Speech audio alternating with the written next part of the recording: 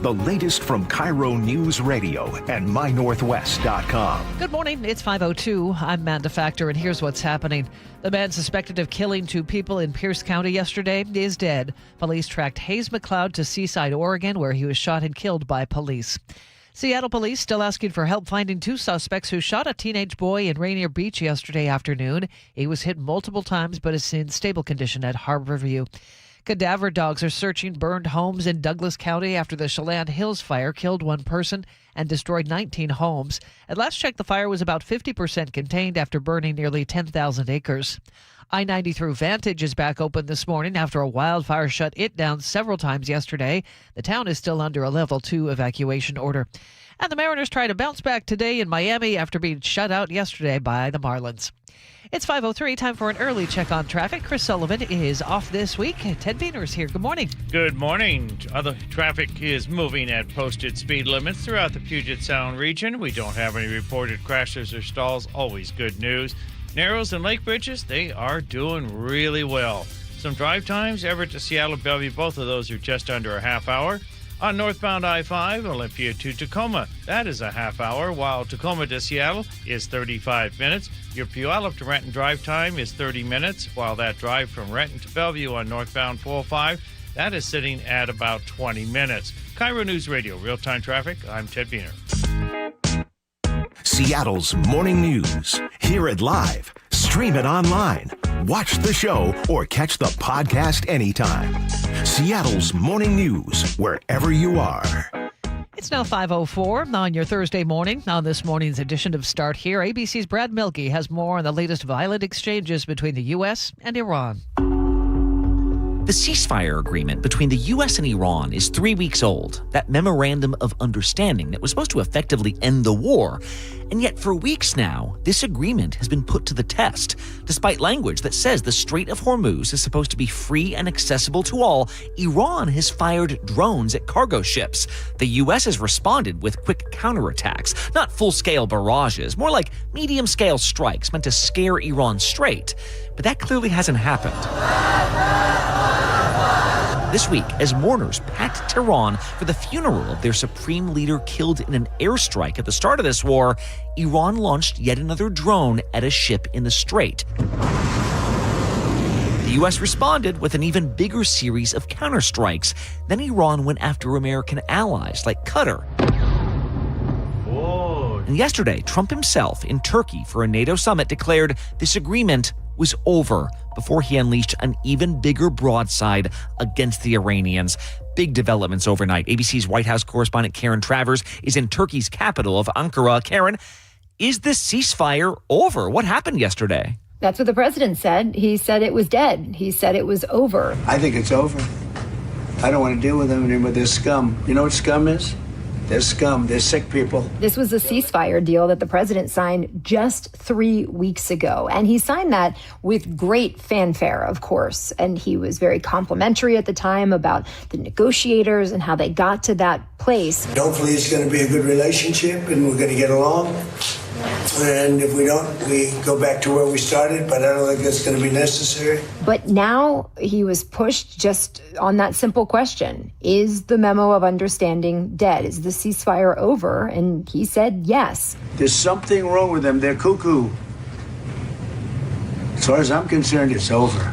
And so now there are a lot of questions, Brad, of course, about what comes next. Right. And the president indicated that he thinks negotiations with Iran are a waste of time. As far as I'm concerned, it's just a waste of time dealing with them. They're liars. He also said that there could still be some engagement between his special envoy, Steve Witkoff, his son-in-law, Jared Kushner, and the Iranians. So there were some mixed messages yesterday from the president. I think they are more rational, but based on their actions over the last week or two, they're not doing a service to the people. This also comes, though, as the president was threatening more strikes against Iran.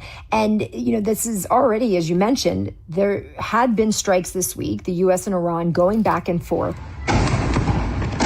That was the third round of attacks since the ceasefire agreement was signed. And, you know, there were a lot of questions about whether the ceasefire was even still in place, given their two sides firing back and forth at each other.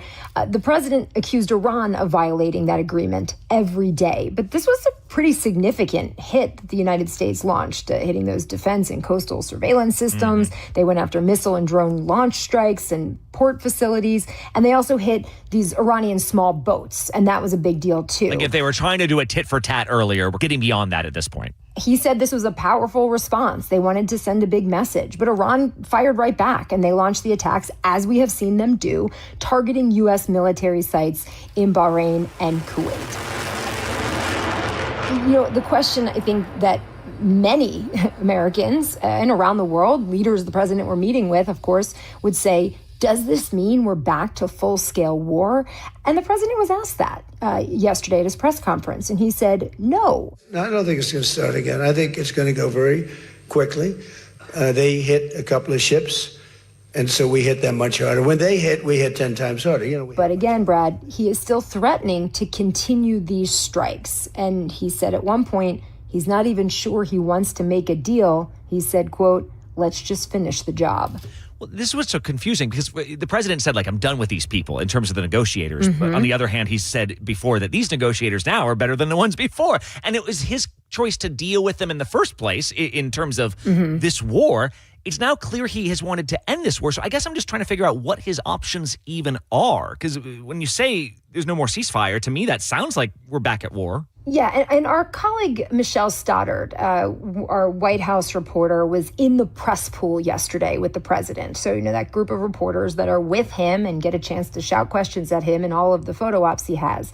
And she asked him yesterday, you know, if you're declaring negotiations are a waste of time, how do you plan to get Iran's nuclear material? How do you get a deal at this point on Iran's nuclear program? Because that's been the stated reason for all of this.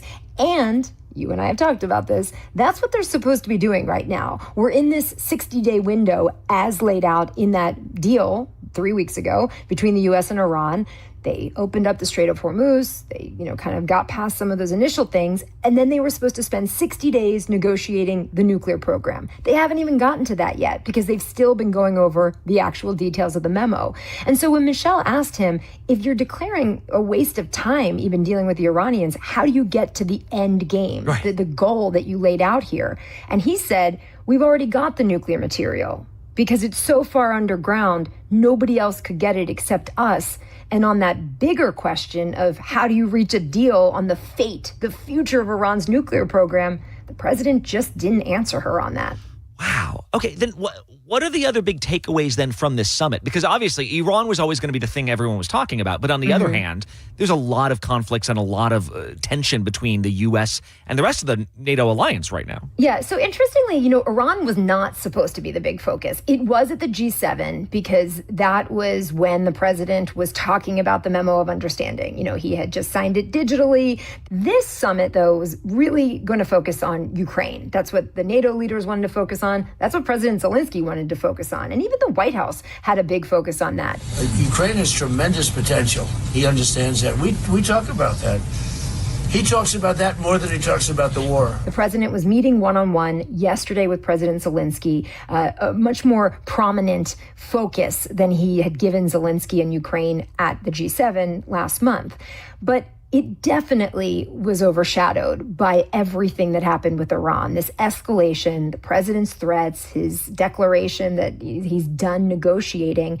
But still, there was progress on the Ukraine issue. We are trying to move this war to the sky from the battlefield. That's why we now begin to control the battlefield. This is very important. Zelensky was coming in with a very specific request. He wanted the United States and European countries to step up their support of air defense systems. Of course, in the last week, we've seen Russia really escalate their strikes on Kyiv, the capital city. They're targeting residential buildings. There have been dozens of civilians that have been killed.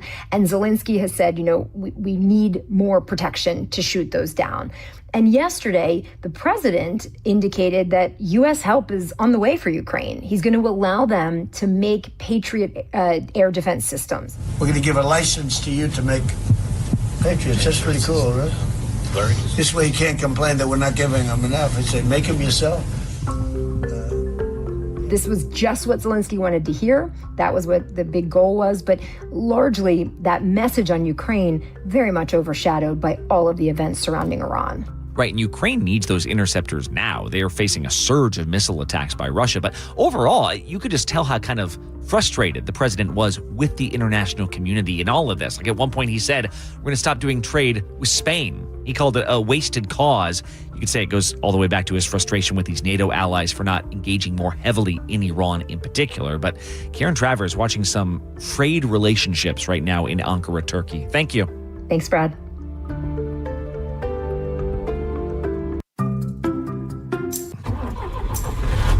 When I was a kid, if you were pulling pranks in a car, you knew you always had a parent right up there in front of you.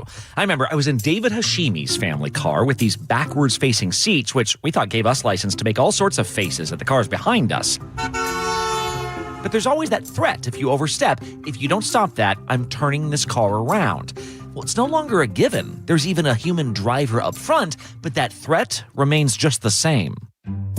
Two 15-year-olds accused of a drunken joyride in a driverless taxi. Earlier this week in San Mateo, California, police got a call from the driverless car company Waymo. Some teenage passengers appear to be shooting out of the window of their autonomous cab. Police later told our ABC station KGO that this was actually a water gun, a toy that shoots pellets, kind of like water-filled paintballs. They had allegedly brought alcohol into the car as well, kind of commandeering this as a driverless joyride. I'm not sure what led to them learning about what was going on in their vehicle, but once they had the information, they did contact us immediately, told us what they saw, told us where the vehicle was. What's remarkable is what happened next. Waymo literally turned this car around. They did say they were able to disable the vehicle and used a ruse just to tell the passengers, oh, the car's having trouble, so that we could set up and get into position. Dispatchers remotely disabled the car and then redirected to an area where several cops were waiting, guns drawn, treating this as a high-risk traffic stop. A canine unit was on hand. Police say the teens cooperated with authorities and that no one was hurt, and they applaud Waymo operations for reaching out. This stop has generated a variety of reactions. Like, on one hand, if the allegations are true, serves you right. On the other hand, technology ethics researchers say it raises perplexing questions, like how closely is Waymo watching you during the ride? If they think you're doing something wrong, can they literally just trap you and drive you to the police? Waymo's terms of service clearly inform customers they are being recorded and that if they detect potentially illegal activity, they can transmit that information to law enforcement. Waymo hasn't commented. Police say Waymo did the right thing to protect the public. In the meantime, just because adults aren't with you in the car no longer means no one is watching. That's ABC's Brad Milkey. It's 5:14. It's going to be a gorgeous day around here. Mostly sunny, 77 for today. Overnight lows in the upper 50s. Tomorrow looks like we'll stay cloudy. That means we'll be cooler, about 71. Cloud Saturday morning, but then back to sunshine and 71. Same deal on Sunday. Looks like we'll see early morning clouds, but sunshine by afternoon and 74. Back up around 80 by Monday. Right now in Seattle, we're starting the day with cloudy skies. It's 58 degrees. Coming up, more on the allegations against Maine senatorial candidate Graham Plattner, who has decided to step out of the midterm race. We'll get to part 2 of ABC's Start Here program next on Seattle's Morning News. Your best source for local news, serving Western Washington and the world with the KIRO Newsradio App. Always streaming live on your smart speakers. You're listening to KIRO Newsradio, Northwest News. This hour of Seattle's Morning News is brought to you by Closets by Design Seattle. Dear Ursula, I have a group of friends who have bonded over... Hi, I'm Ursula Voitin from the G and Ursula Show, and I'm launching a new podcast called Ask Ursula. This is your space. Real life, real questions, whether it's about family, friendships, love, and yes, even the fun stuff like travel and finding your signature scent. Hit me up and ask your questions at mynorthwest.com/Ursula. I look forward to connecting with you. At mynorthwest.com and the G and Ursula YouTube channel. Hey, John, why don't you tell everybody why you started going to Longevity Medical Clinic? No, I don't want to do that. I can tell you, I started going to Longevity Medical Clinic before I started doing these commercials, but that why I went is not important. Oh, it absolutely is. Okay. I'll tell you. I was a Sammamish City Council member, and whenever they had asked me to do the Pledge of Allegiance, I couldn't make it through the whole thing without crying. I know, it's so dumb. I mean, I know I'm patriotic, but what the heck? So I go into Longevity Medical Clinic, and I explained this to them, that there's something wrong with my hormones or something, and they see the testosterone and the estrogen are all out of balance. We balance all that stuff. And I can do the Pledge of Allegiance without crying, but I've also noticed that I deal with stress a lot better, don't I? Yes, you're a lot easier to live with because you're getting more sleep, you have more energy, you're better organized, and I'm not helping you look for your car keys every morning. Right, because now I've taken the steps to take care of my mind and body. I strongly recommend anybody get the free health analysis at lmclinic.com. That's lmclinic.com. There's a sink at the brink and a drain that's a pain. DayandNight.net. Slow drain? Backed up toilet? Call Day and Night to save $100 off any drain cleaning. Hi, I'm Bruce with Day and Night Plumbing and Heating. From a slow drain to a major backup, no drain is too big or too small. Whether we're your first choice or smart second opinion, I guarantee our experts will solve any drain problem, day or night. Now get $100 off any drain cleaning. DayandNight.net. I love days like these at the pool, but my moderate to severe plaque psoriasis can sometimes take me out of the moment. I'm ready to make a splash with clearer skin thanks to Skyrizi, risankizumab Riza. Skyrizi is a prescription-only injection for adults who are candidates for systemic or phototherapy. At 4 months, most people saw 90% clearer skin when measured from head to toe, and many were even 100% plaque-free. People also saw significant improvement in psoriasis symptoms of pain, redness, itching, and burning. Don't use if allergic to Skyrizi. Serious allergic reactions, increased infections, or lower ability to fight them may occur. Before treatment, get checked for infections and tuberculosis. Tell your doctor about any flu-like symptoms or vaccines. Now there's nothing on my skin thanks to Skyrizi, and that means everything. Ask your doctor about Skyrizi, the #1 dermatologist-prescribed biologic in psoriasis. Visit skyrizi.com or call 1-866-SKY-RIZI to learn more.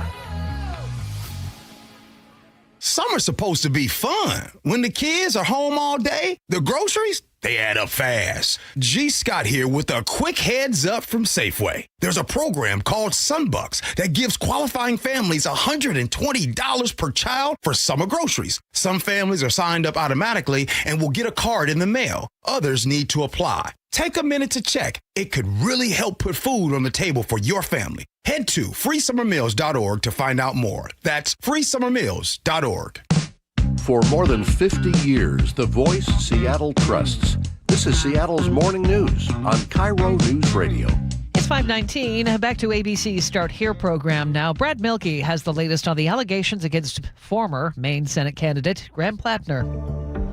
The pressure had been growing for days for Graham Plattner to drop out of the Maine Senate race. Yesterday, as he denied new accusations of sexual misconduct, it seemed destined to happen. The pressure was just too great, and yet hours went by. Nothing changed. Some speculated that the veteran oyster catcher turned Democratic nominee was trying to engineer his exit from this race, telling state party leaders, yeah, I'll step aside if you replace me with someone I like. Others wondered if he was considering maybe sticking it out. Well, finally last night, he made it official. He's gone. But while he still has lots of questions to address about his own history, the questions about this Senate race now turn to Maine Democrats. ABC's Hannah Demasay covers politics. She's been in Maine this week, watching what has really become a train wreck of a campaign. Hannah, can we just start with Plattner himself? What did he say here? Yeah, I mean, the first thing we need to talk about in that video is that he began last night denying the allegations against him, the several allegations of sexual assault with those former girlfriends of his who went to multiple news outlets to share their experience with Plattner. I have faced some very serious allegations, and I just want to make it clear, this is all false. The things that have been claimed did not happen. It's not real. It wasn't until towards the end of the video where we actually heard him withdraw from the race. We believe that for the movement to continue, it can't be me. It's been kind of building up to this moment over the past few days, really, ever since those latest allegations popped up earlier this week. We saw several national Democrats call for him to withdraw from the race. We saw several national campaign finance arms said explicitly, we're not going to finance this race in Maine if you stay in the race, if you continue to be the nominee. He was really left with no other choice. They were kind of squeezing him out. And it was also in that same video where he also said that he was blaming the political establishment, Democrats, for pushing him out of this race. Those in power who have the ability to do so are using these allegations as an excuse to take away all of the things that we need to run a campaign. So it's been a wild 24 hours being here in Maine, especially as voters wait to see what happens next. Well, that's my question for you, Hannah. What does happen next? Because he's also said one of the reasons he was doing this now was he has a deadline. If he can get off the ballot, it's got to happen soon. Who do you put on the ballot, though? What is that process even like? I mean, luckily yesterday, Maine Democrats kind of put forward that next step. They will be holding some type of party convention to help pick their next nominee. A lot of us actually were talking about how this kind of reminds us of 2024 when Biden dropped out of the race and Democrats were scrambling last minute to find a new nominee, which ended up being Kamala Harris. But in Maine, the big difference is they have a lot of options. Maine Democrats have a very large bench to pick from. Troy Jackson, who ran in this past primary cycle, and Shannon Bello, who is the current state secretary of state and who lost in her gubernatorial primary election this past cycle. It needs to be open, transparent, and democratic. It needs to be reflecting the will and the values of the people that built this movement, the people that showed up on June 9th. And this whole entire process, which both Plattner has said and as well as Maine Democrat state leaders have said, they want this to be an open process that includes Maine voters, that this is out in the open. Well, yeah, in fact, Hannah, I know one Maine Democrat said she was Plattner's chosen successor.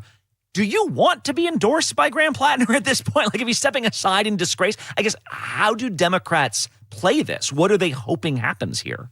I mean, it's kind of the unknown right now. I will say just one thing, though. Most likely people do not want Graham Plattner's endorsement, just given everything that has happened. I know I spoke with one Maine voter, Kat Beatty. She's a mother. She lives in Bangor, Maine. She said that Graham Plattner has kind of tainted this Democratic primary for Maine Democrats. So disappointed. I thought this year we would finally get Susan Collins out of office. She's been in office longer than my kids have been alive. But I guess after last night, she might be a little bit more hopeful because she told us when we spoke with her earlier this week that she would only have more hope that they would flip this seat and take it away from Susan Collins if Plattner was out of the race. Well, and this is what's so difficult is he had basically told Maine voters the whole system is corrupt. You shouldn't trust it. Trust me instead. Now he's stepping aside, saying we're all going to have to rally behind whoever gets chosen here. And yet he's also saying he doesn't trust the system that ousted him. So how united are Maine Democrats going to be here? And again, like you said, this crucial Senate seat. Hannah Damasay up there in Portland, Maine right now. Thank you. Thank you. That's ABC's Brad Milkey. It's 5:24. It's going to be a lovely day around here. Mostly sunny, 77 for today. You might see some clouds here and there to start the day. For tomorrow, we're going to stay mostly cloudy and cooler, 71. Saturday and Sunday look great. Look for morning clouds, afternoon sunshine with highs in the low to mid-70s by Sunday. Right now in Seattle, we have cloudy skies. It's 58 degrees. The day's top stories coming up, and also KIRO Newsradio's James Lynch has this week's Cold Case Project. A family searches for answers 17 years after the murder of a young girl. We'll get to that coming up here on Seattle's Morning News. Running a small business means juggling a lot. Your network has to handle it all. That's where a fiber-only provider falls short. You deserve a partner who gives you a greater advantage. Introducing the Total Solutions Advantage only from Comcast Business. A first-ever combination of the largest, fastest fiber-powered network, the most reliable Wi-Fi, gig speeds with equipment and security included, and a 5-year price lock. Plus, it's all backed by a 30-day money-back guarantee. The Total Solutions Advantage only from Comcast Business. A new standard for small business with reliability, security, and savings in one. When you add it all up, no one does business like Comcast Business. Switch today. Get started for $60 a month for 12 months when you add an advanced solution to a qualifying internet package. Limited time offer. New customers only. Requires 300 megabits per second internet, security edge, and additional qualifying service. 1-year agreement, paperless billing, and autopay with bank account required. Taxes and fees extra. Most reliable Wi-Fi based on Open Signal Awards USA Fixed Broadband Experience Report, May 2025. Hey, how's your money situation? Are you ready for retirement? Well, if you want to know what the pros are doing to make wealth multiply and retire like royalty, then you need to listen to this show, Sound Path Through Retirement, with Ben Koval and Matt Leibarger. Get your money right and tune in every weekend, Saturdays at 10 a.m.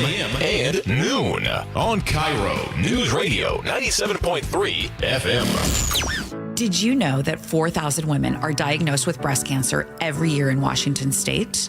I'm Dr. Suzette Miranda with Northwest Hope and Healing. we provide financial support for breast and gynecologic cancer patients in our community. Join us at Life in Color, a summer brunch, auction, and fashion show on August 23rd at the Somme Hotel in Woodinville for an unforgettable afternoon of inspiration. Get your tickets now for Life in Color on August 23rd at nwhopeandhealing.org. That's nwhopeandhealing.org. Hey, it's John Curley with Dr. Kopstein from K2 Vision RLE. Doc, I heard that 50% of Americans have their lenses replaced by the time they're 75. That's exactly right, John. As we near 50, our eye's natural lens starts to become dysfunctional. If you've now added readers to your need for glasses and contacts, it's a sign the quality and function of your natural lens is fading, and it's a steady decline towards cataracts. Don't go another 20 plus years with poor vision, hassling with contacts and readers. Do what I did. Choose a quick, painless refractive lens exchange from K2 Vision RLE and start enjoying great vision now. Our new lens technology is truly amazing. After replacing over 100,000 lenses, we have the experience to guide each patient to their best solution, even if that's recommending you wait a little while before RLE. K2 Vision RLE can restore distance and near vision permanently, plus never develop a cataract. Read the reviews and schedule a free Zoom consultation now at k2visionrle.com. I'm Bradley Johnson with 1-800-DUI-AWAY. Let's talk about summertime. Bikinis, the occasional Speedo, sunshine, and almost always more drinking. But don't let the wine coolers or hard lemonades fool you. Too many drinks at the beach can get you in a whole lot of trouble. You're sporting a farmer's tan, but the police are wearing heavy, dark uniforms. And it's not because they're comfortable. If you don't take preventative measures, your summer tan can become a costly burn. Take a designated driver with that aloe vera and SPF 50. Call 1-800-DUI-AWAY or go to 1-800-DUI-AWAY.com to set up a free private consultation. Jail is no place to ask, missed a spot? Mind getting where I can't reach? Be reasonable this summer. And always remember, 1-800-DUI-AWAY has your back. 1-800-DUI-AWAY! Nick, you know what my dad always used to say? Oh, which thing? Let me guess. If you put anything on a hot dog besides mustard, it's un-American? Okay, that's true. Okay, but no, about the word worry. Remember he used to say about the word worry? Yes, that it's not a verb, but it actually is. I know it's a verb, but Nick, his point was nothing comes from worrying. You can sit here and worry about all the news and all about the chaos in the world. You worry about your health, but nothing comes of it. You have to take action. Right. Like, for instance, you and I, we go into Longevity Medical Clinic. That's an action. It's about taking that action. Like, people can go to Longevity Medical Clinic, take the free health analysis, and then they can find out how they're aging and the things they can do in order to slow down the process to have a big, full, rich life so you can enjoy a hot dog with whatever you want on it. And now worry is a verb. See, there you go. So it all starts for you taking action. I was a patient at Longevity long before I started doing these commercials. So get your free health analysis. Go to lmclinic.com. That's lmclinic.com. Hey, when was the last time you inspected your crawl space or your attic? What's the last time you went in there just to see what kind of shape they're in? Oh, never? Yeah, same. I don't want to go in there. Most homeowners completely avoid those areas, but it is important to check on them regularly. It's why you call Crawl Pros. They'll come out and go where you don't want to. Hey, it's Mike Salk here. And yes, when Crawl Pros came out to my place, they realized we had a little problem with our insulation. So they've set about fixing it, and they did a great job. But if you've got the same problem, they'll also look to see what kind of energy rebates are available. Right now, local utility companies are incentivizing homeowners to make their home more energy efficient with proper insulation. And some homes qualify for several $1,000s in savings with these utility rebate programs. So don't just assume your crawl space and attic are in great condition. Do what I did. Call Crawl Pros today and schedule a free corner-to-corner inspection and find out if you've got water intrusion, mold, rodent issues, or even damaged insulation. Schedule your crawl space and attic inspection at crawlpros.com. For the ones who get it done, Grainger offers the professional-grade products you need, delivered when and where you need them. Call, click Grainger.com, or just stop by. Hey there, Dawn Riding with Olympic Hot Tub. Make this the summer you start to relax and feel better right in your own home. During our All-American Soak, Swim, and Sauna event, enjoy liberating savings on a saltwater hot tub, swim spa, or sauna, with up to 3 years to pay for it interest-free. A soak or swim under the stars, a sauna after a long day. Celebrate feeling better today. OlympicHotTub.com. Better you, better life. Olympic Hot Tub. KIRO Newsradio 97.3 FM Northwest News. Now, the latest from KIRO Newsradio and mynorthwest.com. Good morning. I'm Manda Factor. The man suspected of 2 murders in Tacoma and Puyallup Wednesday morning is dead. Pierce County Sheriff's detective says, the Pierce County Sheriff, that is, says automated license plate readers tracked Hayes McLeod going south and that he was shot and killed by police in Seaside, Oregon. There's still many details we're working to confirm. What we do know so far is that this started when a 35-year-old man was found dead early yesterday morning inside a home in Puyallup. Sheriff's office, anybody inside, make yourself known. With you, Jay. About a half hour later, police say a man was shot and killed near the Hillsdale area. Witnesses tell KIRO 7 TV one victim was staying with McLeod, the other was his uncle. Seattle police still looking for 2 suspects following a shooting that left a teen injured. Here's KIRO News Radio's James Lynch. 911 calls reporting shots fired started coming in about 1 p.m. near the Rainier Beach Safeway on Rainier Avenue South. Detective Brian Pritchard on what investigators know so far. He was involved, the victim was involved in a fight with 2 other individuals before the shots were fired. Those 2 individuals left the scene. The victim, believed to be a student at Rainier Beach High School, was shot multiple times in the torso. He was taken to Harborview Medical Center for treatment. Investigators say he is being less than cooperative. James Lynch, KIRO News Radio. A fast-moving wildfire shut down I-90 in Vantage east of Snoqualmie Pass several times yesterday because of thick smoke that affected visibility. Right now, the freeway's open. The Vantage Highway was closed overnight because of downed power lines. The town itself is still under a Level 2 Be Ready evacuation order as firefighters mop up and utility crews fix those power lines. And families coming back to the charred remains of homes after the Chelan Hills fire swept through Douglas County this week. Jackie Hartz was one of 20 that burned to the ground. Her daughter's next door is damaged to come home to, too. I think it's too many times at this point. We just need somewhere else to... I think at this point it might just be cleaning up and selling. It's just, I can't do it again. One person died trying to drive away from the fire. That fire is now 75% contained. Time for a check on traffic, but before we do that, Ted Beener, did you mention that there are 10 active wildfires in the state right now? At the moment, yeah, 10 active wildfires. We'll be watching. Yeah, it's going to be a pretty smoky, fire-laden, see a summer here, that's for sure.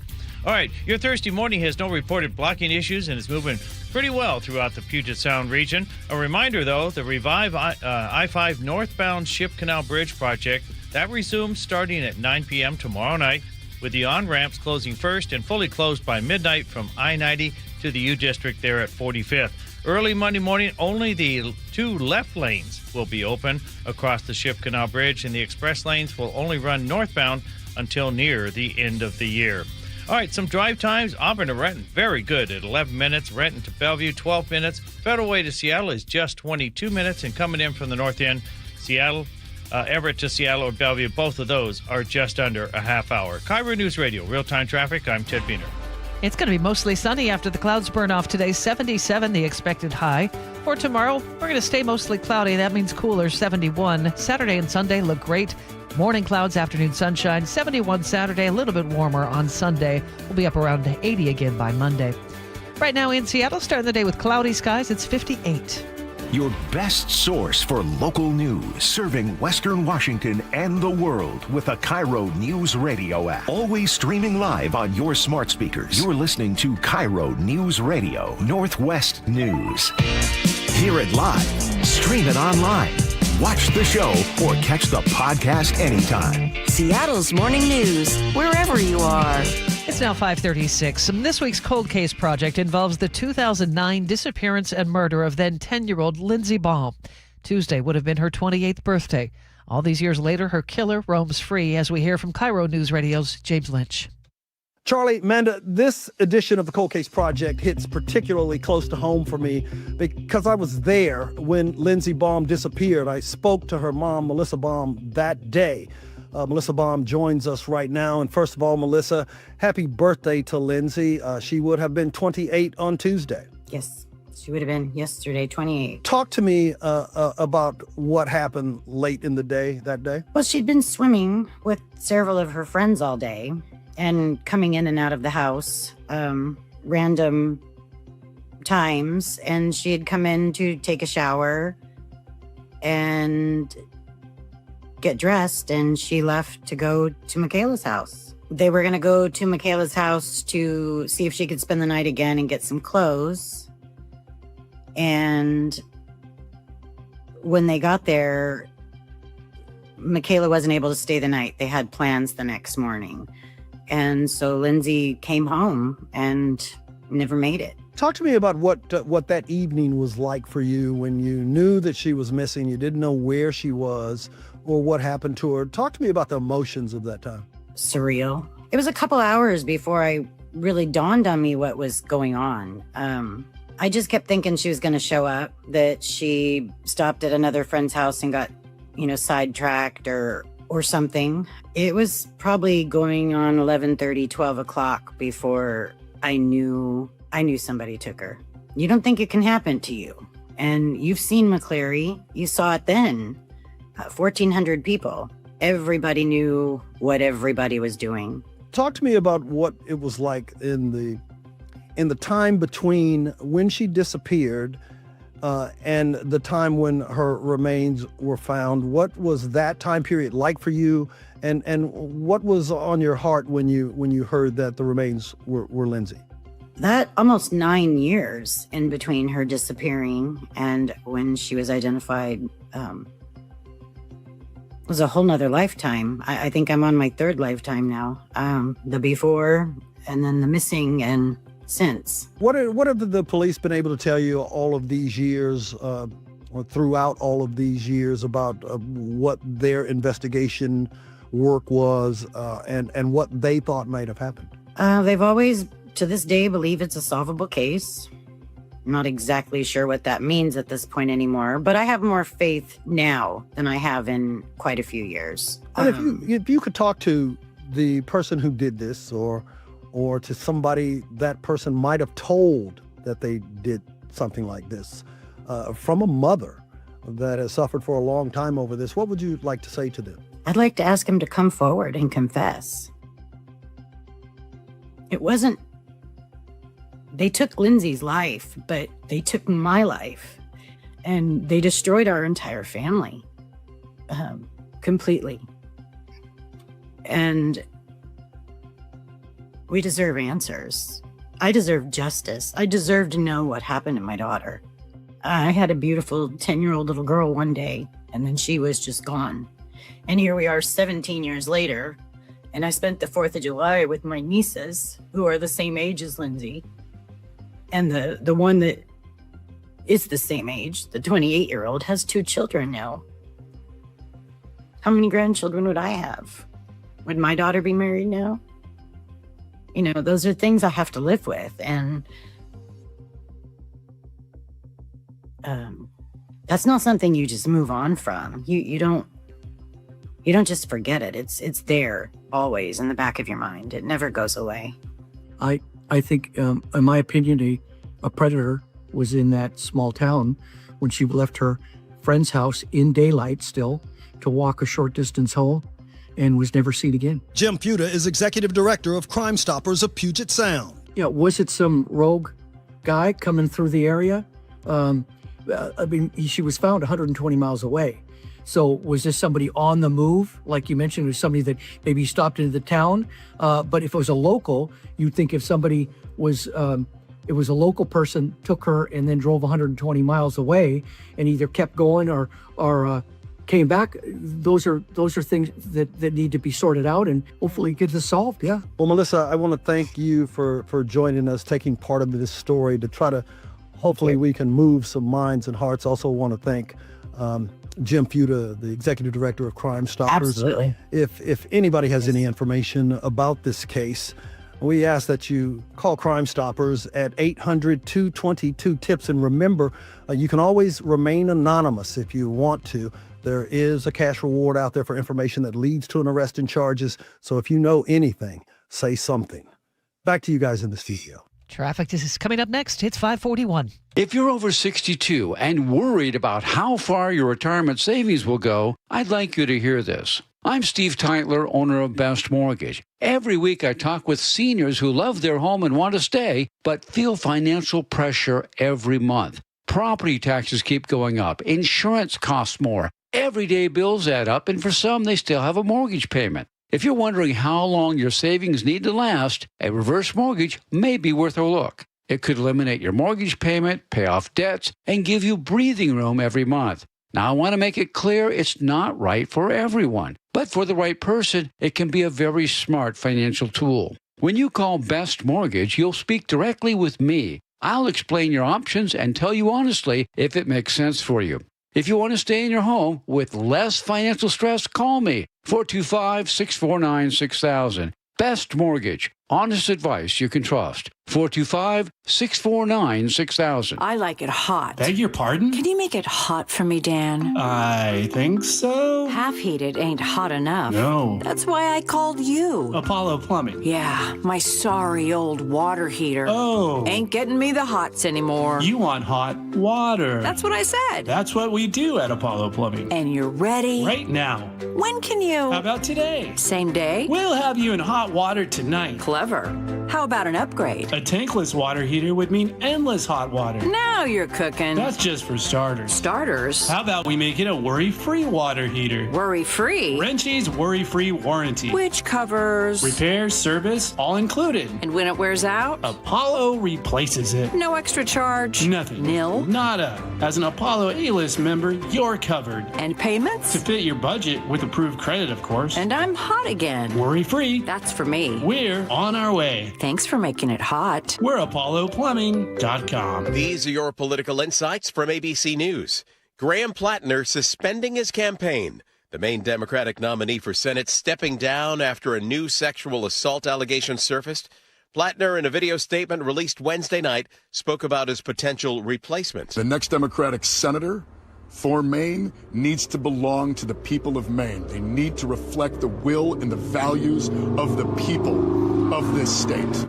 Maine Democrats say they're going to hold a convention to pick a new candidate. Troy Jackson, a progressive former candidate for governor, threw his hat in the ring Wednesday night. The crucial race could determine control of the U.S. Senate. President Trump says he's requesting a Supreme Court rehearing of the birthright citizenship case following the nation's highest court rejecting the president's attempt to end birthright citizenship last week. Chances are slim the Supreme Court has not agreed to rehear a case that's been already argued since 1965. Dave Packer, ABC News. Our forecast, we're starting the day with a few clouds here and there, but they should break up, according to meteorologist Ted Bader, by about 10 or so this morning. Then it'll be nice, mostly sunny, 77 for today. Tomorrow will stay cloudy, 71, and then the weekend looks great. Morning clouds, afternoon sunshine, 71 on Saturday. Should be closer to the mid-70s on Sunday, up around 80 by Monday. Right now in Seattle, it is cloudy. It's 58. And coming up, former State Attorney General Rob McKenna breaks down the latest progress in a battle against Washington's income tax on millionaires. You're listening to KIRO Newsradio. Do you notice sounds coming from your crawl space or attic, or possibly stale or foul odors in your home? This could be that rodents have gotten into your attic and crawl and have made it their home. They tear up the insulation to make nests to have babies. They contaminate it with their biological waste, which can be harmful to your health. And they ruin your home's energy blanket, costing you thousands of dollars a year. If you even think you may have a problem, call Insulation Northwest today, and we will come to your home as soon as tomorrow and perform a free, no-obligation inspection to determine what the problem is. This inspection normally costs $199, but it's yours free just for calling today. If we discover any problem with rodents in your home, we can get them out and keep them out and restore your home's protective insulation blanket back to brand new condition. Let Insulation Northwest give peace and comfort back to you and your family and save you thousands of dollars in energy savings. Call Insulation Northwest today, the real insulation company. InsulationNorthwest.com. Jane is a small business owner. That's right. And tell them what that's like, Jane. Yeah, well, it's like a roller coaster with a lot of ups and downs, and some days things can feel like they're flying off the rails. Yep, it's a lot. But the Total Solutions Advantage only from Comcast Business can help you manage it all. With the largest, fastest fiber-powered network designed for 100% reliability with business internet and wireless connect. Plus gig speeds with security and equipment included. All with a 5-year price lock. Nice. So everything stays on track. Exactly. The Total Solutions Advantage. Get started for just $60 a month for 12 months when you add wireless connect to a qualifying internet package. No one does business like Comcast Business. Limited time offer. Restrictions apply. new customers only. 1-year agreement, paperless billing, and automatic payments with bank account required. $60 offer requires 300 meg internet, security edge, and additional qualifying service. Equipment, taxes, and fees extra. Summer is for sunshine. It's a beautiful day out for baseball here at T-Mobile Park. Summer is for moonshots. He just absolutely obliterates this! Multi-homer game, Cole Young! Summer is for Mariners baseball. Emerson is racing over, slides up! He makes the catch! Incredible! So listen for the cheers and follow your ears to T-Mobile Park. Because where else can you travel to on a ferry boat and then eat crab nachos out of a ferry boat? How sweet it is! It is the sweetest, Rick. Mariners baseball. Tridents up. Don't miss this summer's festivities at T-Mobile Park. After the All-Star break, the Mariners are back in town for a West Coast showdown against the San Francisco Giants, July 17th to 19th, including 2000's Fireworks Night on Friday the 17th, presented by T-Mobile. Get your tickets and check out the full lineup at mariners.com. Seattle's morning news on KIRO Newsradio. Well, it was a big step last week in the effort to repeal Washington's new income tax on millionaires as the group Let's Go Washington submitted signatures to take down Senate Bill 6346. We'll call up former State Attorney General Rob McKenna to weigh in. And Rob, we should probably note at the outset, you are also one of the people behind a lawsuit trying to overturn this tax. But what do you make of the progress with the initiative itself? It was breathtaking. They gathered a huge number of signatures in a short period of time. And I wouldn't be surprised if even more people try to sign the petition, even though it's already been submitted, because there's so much passion around this issue. So it's pretty remarkable that all of those signatures were gathered in the time that they did, and they had well above the number they needed, way more than they needed for this thing to be qualified for the ballot. So they've gotten a bunch of people to sign it. That doesn't necessarily mean it passes in November, but I would imagine organizers are telling you they feel good about this. Well, yes, that's true. And, the number of signatures that were gathered in a short time is just one indicator of that. But the opponents will spend a fortune to try to defeat the initiative. They're going to claim that repealing the income tax will result in devastating cuts to everything they can think of, right?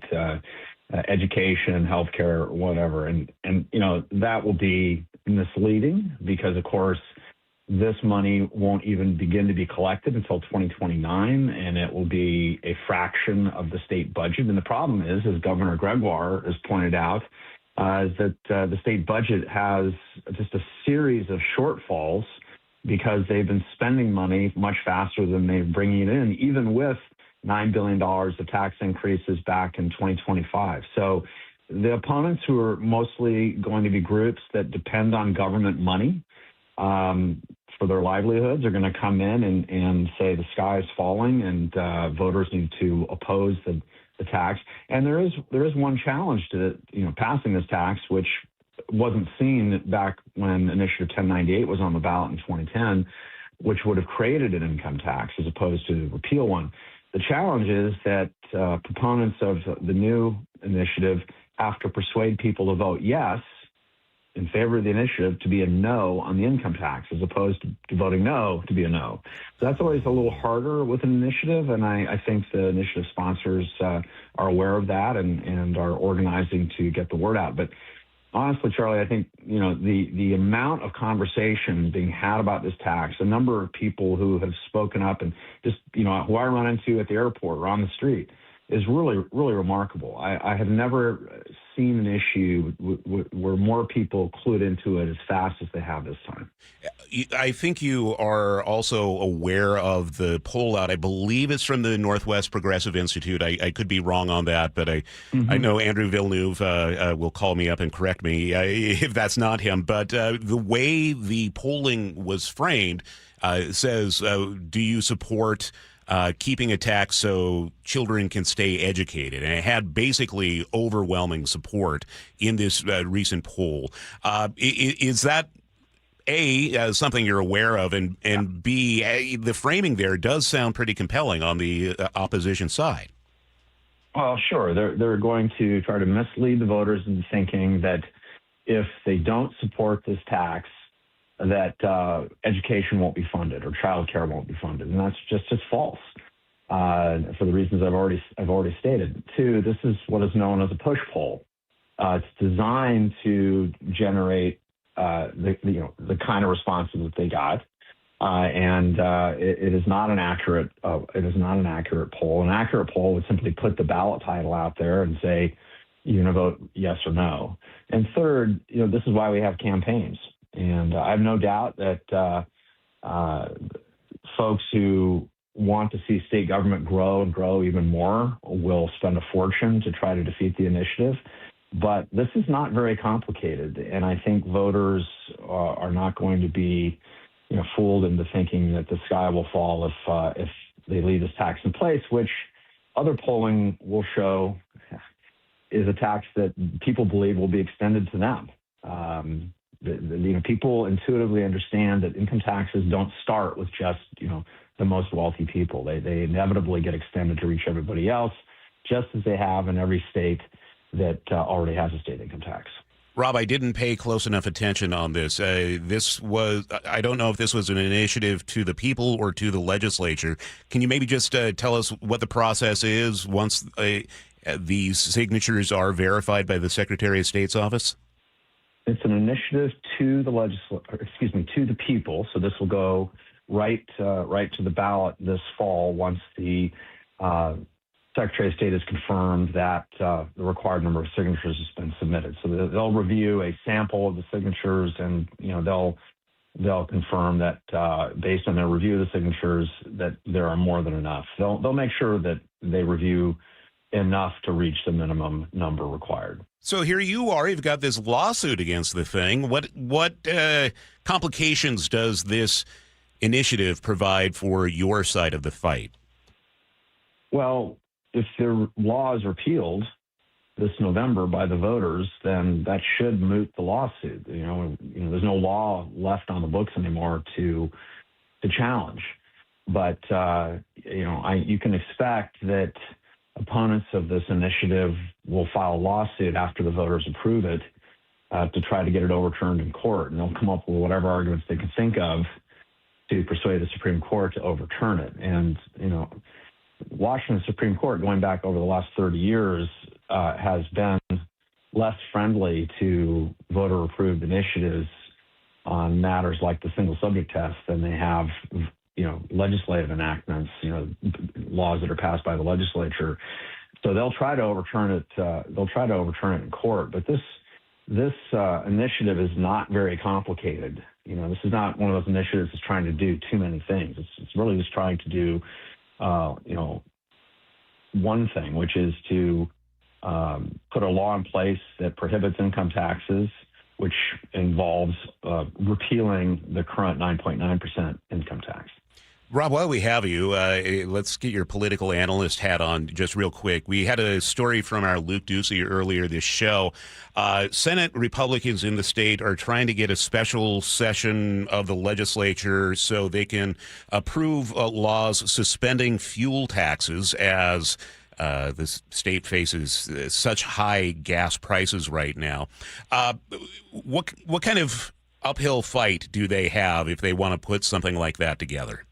It's challenging because the transportation budget of the state is so dependent on the gas tax, on motor vehicle fuel taxes, because it picks up diesel taxes and other kinds as well. So it's a big reach to be able to do that.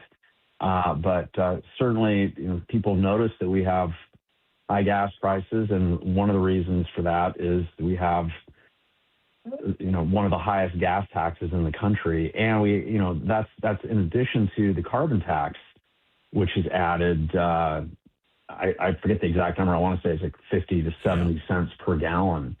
So it's.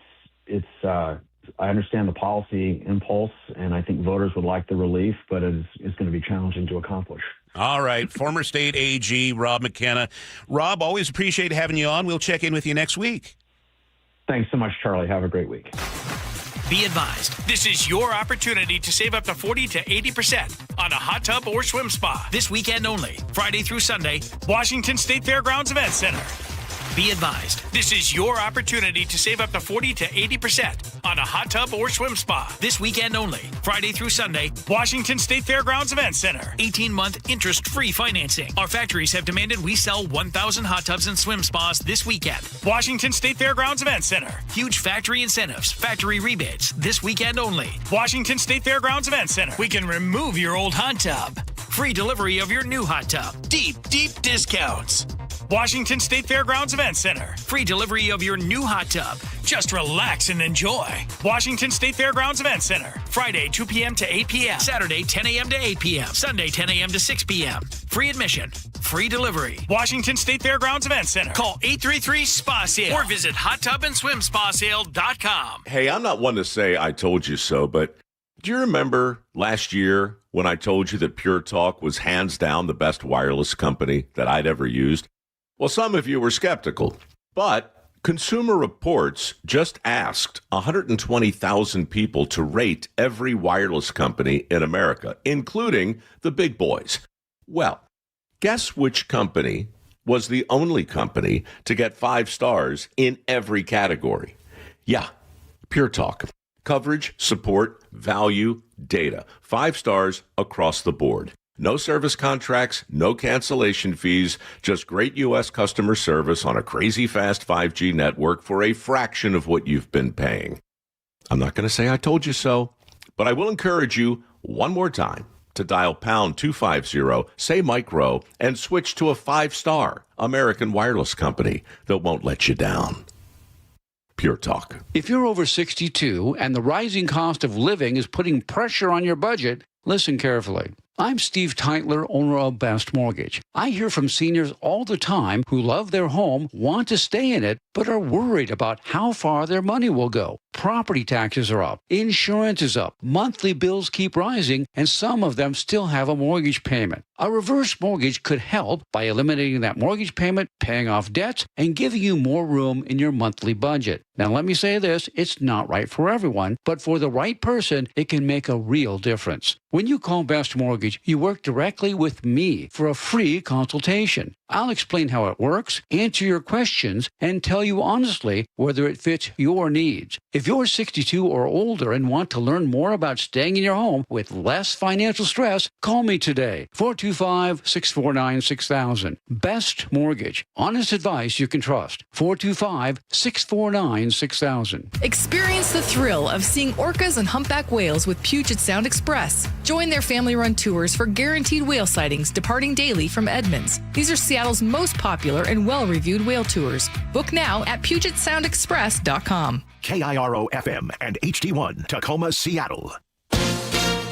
ABC News, I'm Sherry Preston. A new round of airstrikes in the Middle East as Iran and the U.S. escalate tensions once again. The president now back in Washington, where it is unclear exactly where negotiations stand. But what is clear is that this war that the president said would last 4 weeks is now in its 5th month, with strikes resuming, the ceasefire declared dead, no deal on eliminating Iran's nuclear program, and Iran continuing its threats. ABC's Martha Raddatz. President Trump flying the older Air Force One out of Turkey on Wednesday from the NATO summit. Sources say the Secret Service urged him not to take the new Air Force One back due to different security capabilities in that plane, which was a gift from Qatar.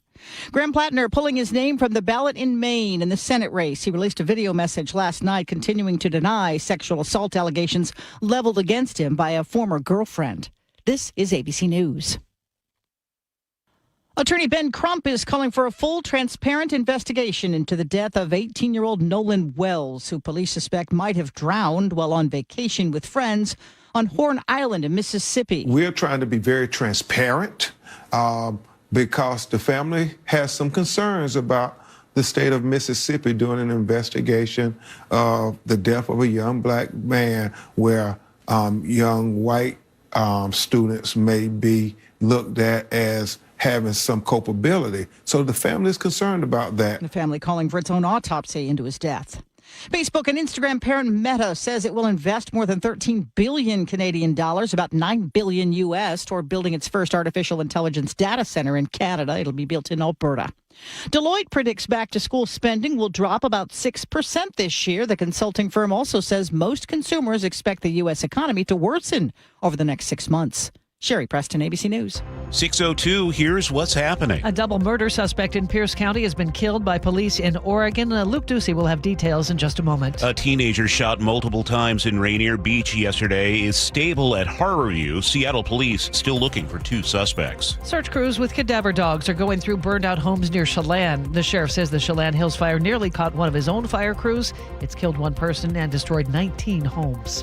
Coming up on 6:03, we check traffic every 10 minutes. Sully is off this morning, so Ted Beener is filling in. Good morning, Ted. Good morning, everybody. This traffic report is brought to you by the KIRO Newsradio App. There are no reported blocking issues in your way for your Thursday morning commute, with traffic moving overall reasonably well. There are some slowdowns in the usual spots, and they include northbound 167 from State Route 18 to 15th Northwest. Northbound 405, it's got some braking from the Renton curves to the Kennydale Hill, and northbound I-5 pauses at times from 320th to South Center. Pierce County's moving well, and the Narrows and Lake Bridges are doing great. Drive times, Everett to Seattle Bellevue, both of those are just under a half hour. Olympia to Tacoma through JBLM is 30 minutes. Tacoma to Seattle, though, that is now up to 48 minutes. Your Puyallup to Renton drive on 167 is 43 minutes, while that drive from Renton to Bellevue on 405, that is 17 minutes. Text APP to 888-973-5476 to download the KIRO News Radio app.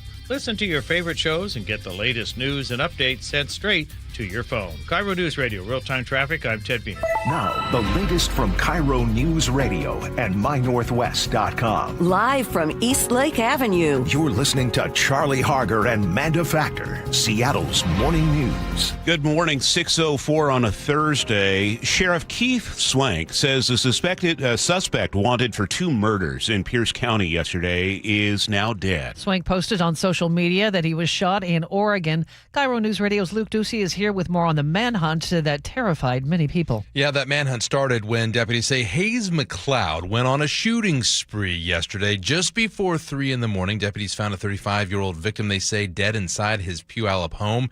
A neighbor, Eric Garcia, told KIRO 7 TV he heard the gunshots inside the home. Yeah, I'm like, whoa, something, I knew it wasn't fireworks. Family members identified that victim as Katewan White, a friend of the suspect. Here's Garcia again. I hear gunshots, and then I can hear a car drive away from the same direction of the shots. You kind of put 2 and 2 together. Yeah, after about 30 minutes, though, investigators say Hayes shot another man in Tacoma. Family says that victim is the suspect's uncle, James Trujillo. That's when Pierce County deputies put out a bulletin to be on the lookout. Spokesperson Carly Capetto. We know that he is evading police. We are concerned that he is armed and dangerous. And last night, Sheriff Keith Swank said police used automated license plate readers to track the suspect, McLeod, driving southbound, and that he was confronted by police in Seaside, Oregon, where he was shot and killed. A lot of details still being investigated. A lot of family members are mourning today. But again, the manhunt for the suspect, Hayes McLeod, Charlie and Manda, is over. Luke Ducey reporting live. It's 6:05. Tacoma police have made an arrest in a deadly shooting on South Tacoma Way. A man was found with gunshot wounds early Monday morning and later died at the hospital. Detectives tracked down a suspect, arrested him yesterday with help from the SWAT team. He's now in the Pierce County Jail on a first-degree murder charge. Seattle Mayor Katie Wilson is rolling out new legislation to crack down on so-called rental junk fees. KIRO News Radio's James Lynch explains. City leaders say hidden fees and charges like payment processing fees, pet fees, and fees for services renters never ask for are making it harder for renters to compare properties and plan budgets. The proposal would limit or ban certain fees and strengthen enforcement with the goal of creating a more fair and predictable rental market. Seattle Mayor Katie Wilson. Irresponsible actors are nickel and diming ordinary people, finding sneaky ways to add on a fee here, a fee there. Even if the proposal becomes law, it's not set to go into effect until sometime next year. At City Hall, James Lynch, KIRO News Radio. The U.S. Department of Justice is threatening to prosecute Washington election officials. Fox 13 Seattle reports the federal government sent a warning letter to Secretary of State Steve Hobbs. The letter accuses the state of illegally allowing non-citizens to vote. Federal prosecutors are threatening criminal charges if the state fails to fix the alleged problem within 5 days. Hobbs says non-citizens are already banned from voting in Washington. His office is calling the letter a needless attempt to revive disproven claims of election fraud. Keeping you informed since 1974. This is the city's longest-running radio news show. Seattle's Morning News on KIRO Newsradio. Well, welcome. It's Thursday, July 9th. Manda is back. I didn't see you for a week. I know. I was just thinking I was about having that. Charlie withdrawals. Well, at least someone does. How was your fourth? We haven't seen you since nice. then? It was nice. Good, Just good. chill, laid back. I slept through everything. I notice you have all your fingers, so congratulations. I do. Thank you. Well, this hour of Seattle's Morning News is sponsored by American Crawl Space and Pest Control. Sully is still off. Ted Beaner is he keep an eye on traffic on the threes. Producer David Burbank in the studio with us, and Nick Krasha is holding it all down on the board and picking the music. We're going to have maybe some Bonnie Tyler, right, Nick? Just for some of your bump music. That was the first thing I heard when I got up this morning. We'll see. Okay. See, Nick doesn't like being bossed around. We'll see, Charlie. All right, Nick. Well, coming up this hour, while Republicans in our state are pushing Governor Ferguson to pause Washington's gas tax, states like Pennsylvania and New Jersey have been presented with another solution, the new Freedom Fuel Network. We'll talk about it with an ABC News reporter. And this hour of Seattle's Morning News is sponsored by American Crawl Space and Pest Control. I-90 is back open this morning after a fast-moving wildfire caused major traffic headaches yesterday.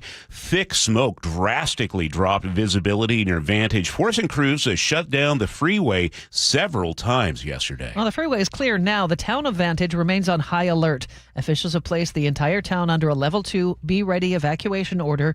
Down power lines also forced crews to close the Vantage Highway overnight.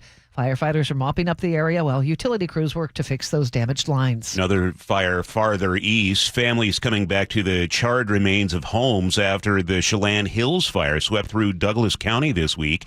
Jackie Hart was one of 20 homes that burned to the ground. Her daughter's next door is too damaged to come home to. I think it's too many times at this point.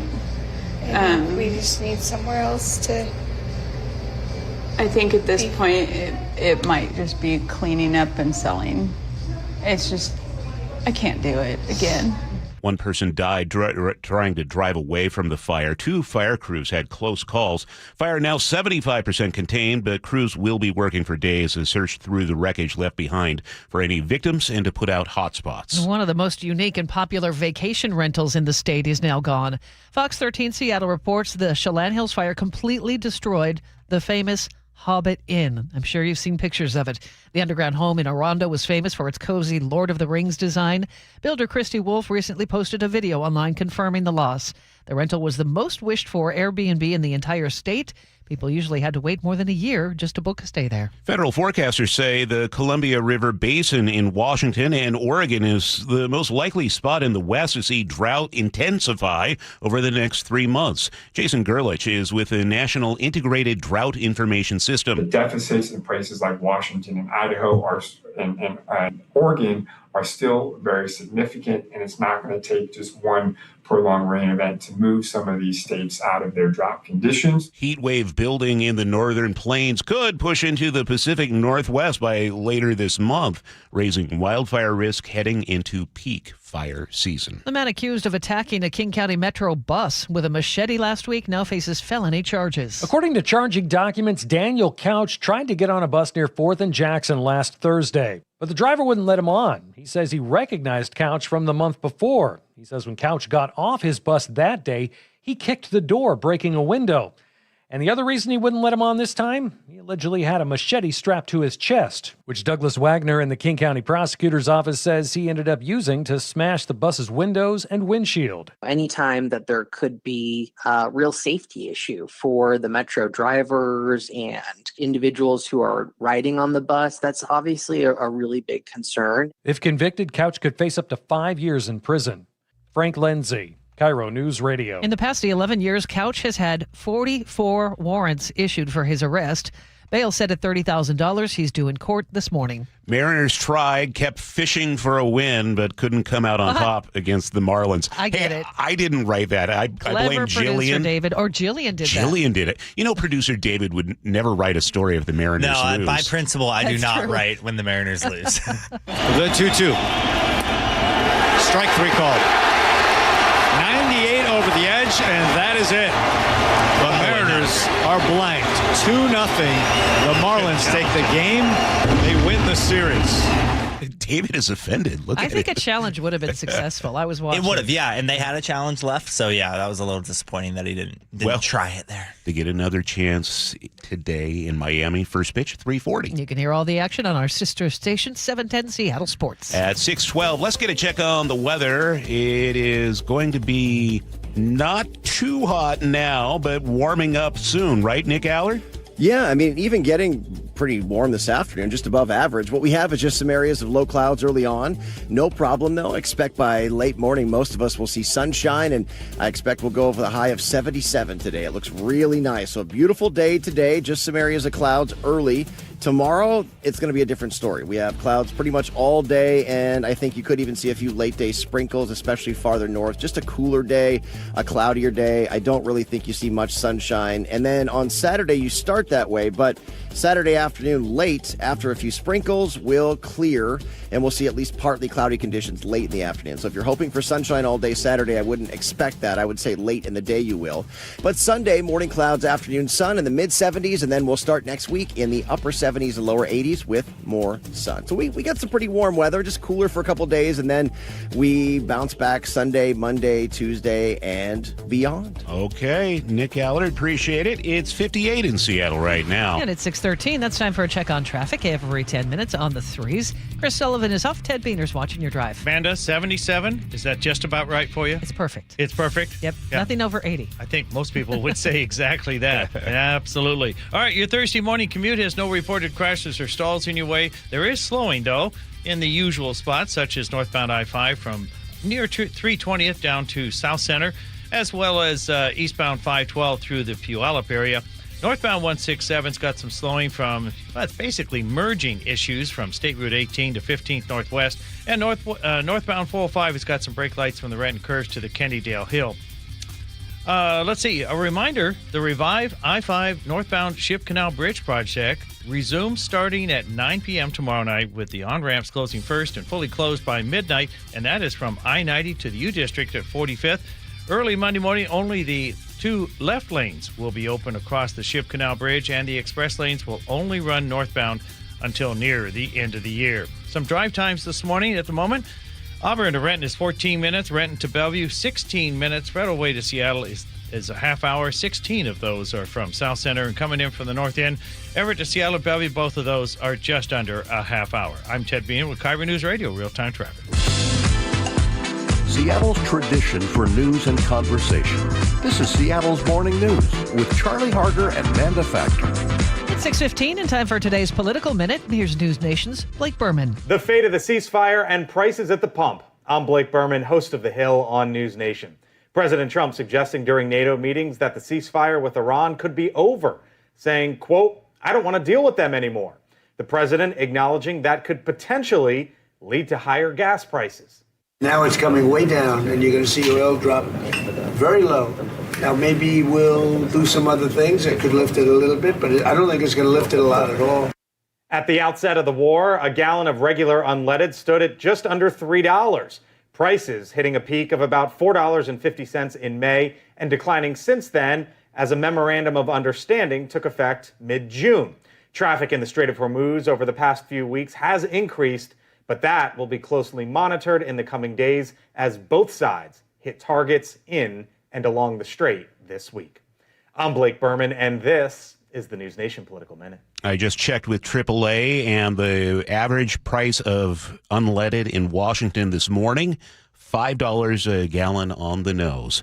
There are frustrations over those high gas prices in our state and around the country. Washington state Republicans have been pushing Governor Ferguson to pause the state gas tax. Well, this month, the White House announced the creation of a so-called Freedom Fuel Network. Let's bring in ABC News reporter Peter Haralambous. Peter, how did this come about and what is it?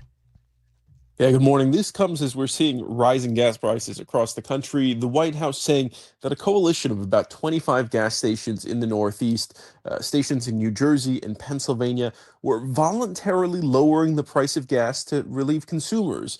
They're selling gas at $3.47 a gallon, a nod to Trump being the 47th president of the United States, though industry experts are really skeptical if this is a viable business strategy or just a kind of promotional effort. Generally speaking, gas stations are a pretty low-margin industry. We're talking about 5 to 10 cents of profit per gallon. The idea that these gas stations could be selling gas voluntarily 35 cents cheaper than that really raises some questions about how they're able to make money about this. Ultimately, the White House is denying that any of these stations are receiving any money or kickbacks from the federal government. Well, this is its own company. Did this expand to any other locations, or are we stuck at 20? Yeah, for now, we're just seeing those announced ones, those about 20 throughout Pennsylvania and New Jersey. We've only seen a few open up thus far. For example, yesterday we saw one open in Philadelphia, and it really remains to be seen if this is going to be something they try to spread out across the country. Ultimately, though, there are very few details about who's actually behind this. There are no businesses in New Jersey or Pennsylvania registered to that name, the Freedom Fuel Network. The only thing we could find was a trademark application for the entity filed the same day that President Trump made his announcement about this. At the time, he suggested that this was a fully kind of voluntary effort taken on by these businesses as an act of goodwill to basically thank consumers, and that he hopes other gas stations across the country will follow their lead. This, of course, comes as President Trump criticizes gas companies for not lowering the price of gas, even though crude oil has gotten cheaper. The DOJ even launching an investigation into oil companies for why that hasn't been passed on to consumers just yet. How'd they get this up and running? Did the company just take over pre-existing gas stations? That's what it certainly looks like. We've gone through all 25 of these stations, and it seems like they basically have found independent operators in that area that could be open for a takeover. Basically, this included them putting up basically temporary signage on top of these pre-existing gas stations. Companies that, are very regional or we're talking one or two in the entire network. Carco, Gas and Go, Upgraded Image. These are companies that, aren't necessarily nationwide gas companies like Gulf or ExxonMobil, and we don't really know how they were recruited into this either. The White House offering very few details, and really at this point there are no public business records that indicate what this is and if it's going to be a long-term thing or just a promotional effort, kind of like what we saw T-Mobile do last month, where they opened up a gas station in Los Angeles and Chicago and sold gas for $1.99 per gallon. That, of course, ended and was really just a marketing stunt. Peter, did I hear you slip into a little bit of a Jersey accent when you said the words New Jersey? Were my ears mistaking me? Maybe a little bit. Where'd you grow up, Peter? Long Island. It's a Long Island accent that just slips. They're very close, and I will say I slip into it a lot, even though I work in the city. I'm still a Long Islander at heart, so you do hear it come out once in a while. It's so funny hearing you, because we're all serious newscasters, of course, but then you can maybe slip into the real accent every now and then. I love it. Water, coffee, those are words where you really hear it. But, things like gas stations and legal fights, which I normally cover, you don't really hear it as much. There you go. ABC's Peter Haralambous. Peter, thanks for your time this morning. Thanks so much. We appreciate it. France looks to continue its track to a third straight World Cup final, but Morocco looks to upset the heavy favorites in their quarterfinal matchup. Both teams also met in the semifinals of the 2022 World Cup, where France came away with a 2-0 victory. But 4 years ago, Morocco's semifinal run was viewed as a surprise. That's not the case this time around, and fans here are expecting another thriller tomorrow afternoon. France-Morocco is going to be one of the best games of the tournament. We're talking about the top team in Africa playing one of the top teams in Europe, and France has a lot of young talent. France is stacked at every single position. They are strong.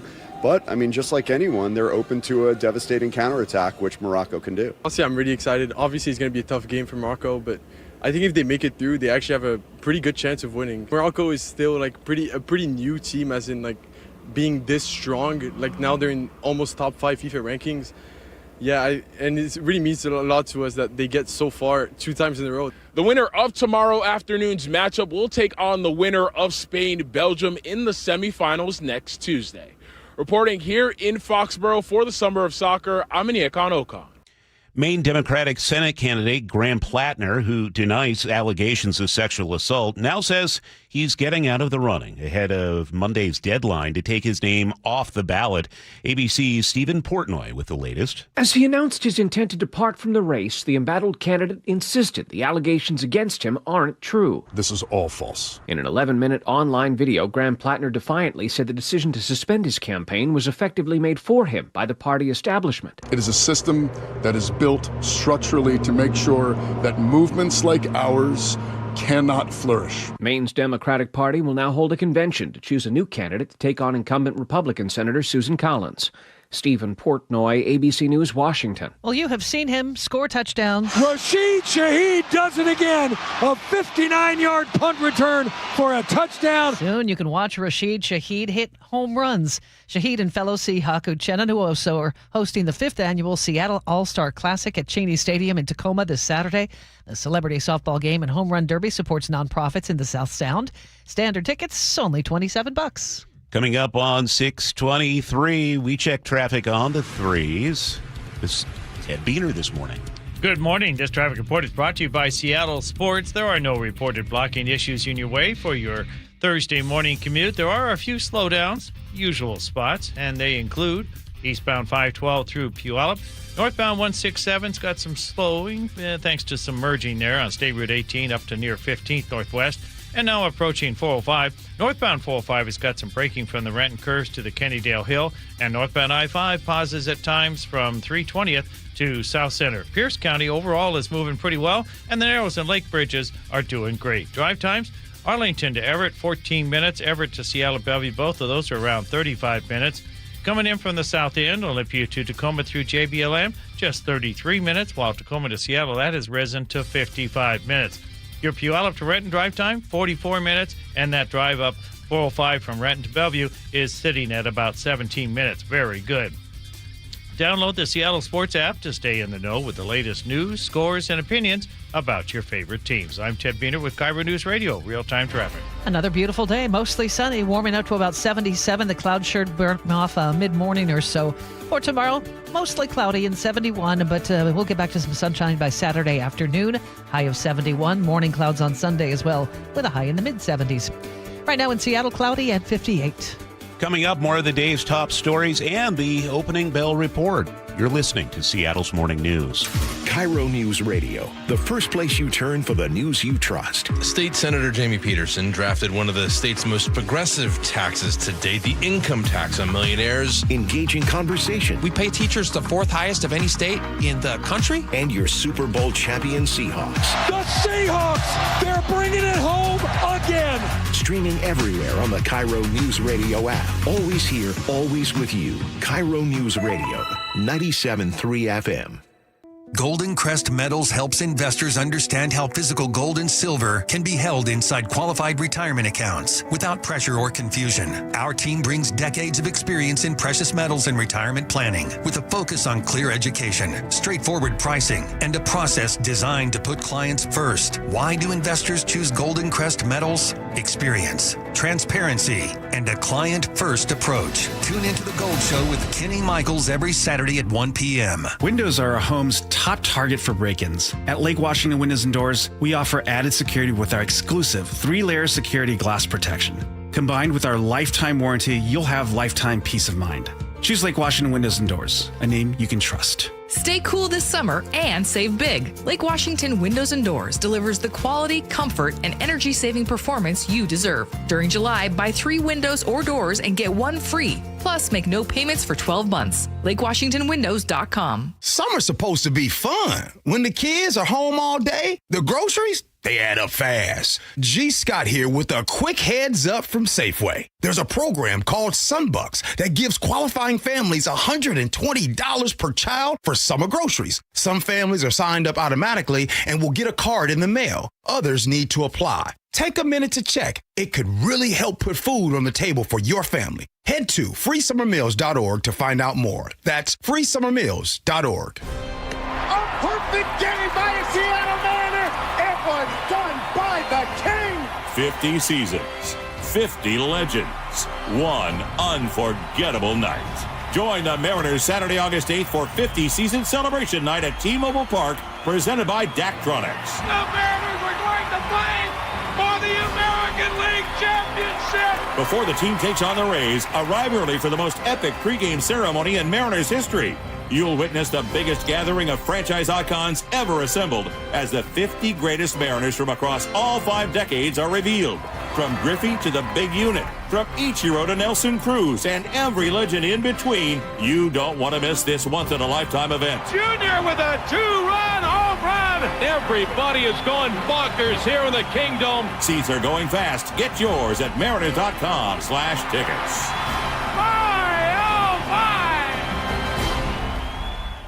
Hi, I'm Marla at Sky Nursery with a heads up that gardening in July has its challenges. Seattle summer drought can cause plants to droop in just a matter of hours, and rabbits and aphids can get a little out of hand in your garden, especially if you have any travel plans this summer. That's where an experienced Sky gardener can make a difference with down-to-earth and sustainable solutions to all manner of gardening quagmires. After all, you deserve to enjoy a beautiful, thriving summer garden without having to learn the hard way first. We can help. Head to skynursery.com. Let's say you get into a car accident. You end up getting hurt. You're missing work, and now the insurance company wants you to handle the paperwork yourself while you're still recovering. Here's what happens when you go it alone. They throw out a lowball offer. You're on defense from minute one, and you're scraping for a fair shake against people who do this for a living. But here's what happens when you call Harold Carr Law Offices. They handle everything. The paperwork, the negotiation, the insurance company, all of it. You focus on getting better. They focus on getting you what you actually deserve. And trust me, that number is almost always higher than what you would have walked away with on your own.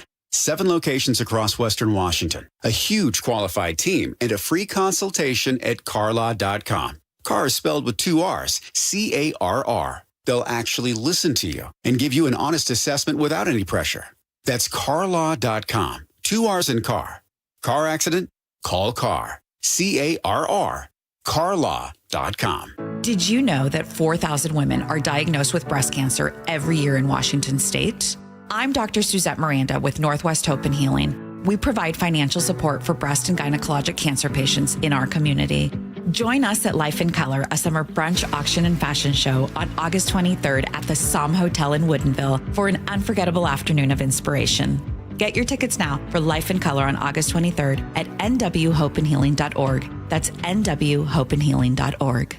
Anthony Hamilton with Tony live in the Tulalip Amphitheater Thursday, September 10th.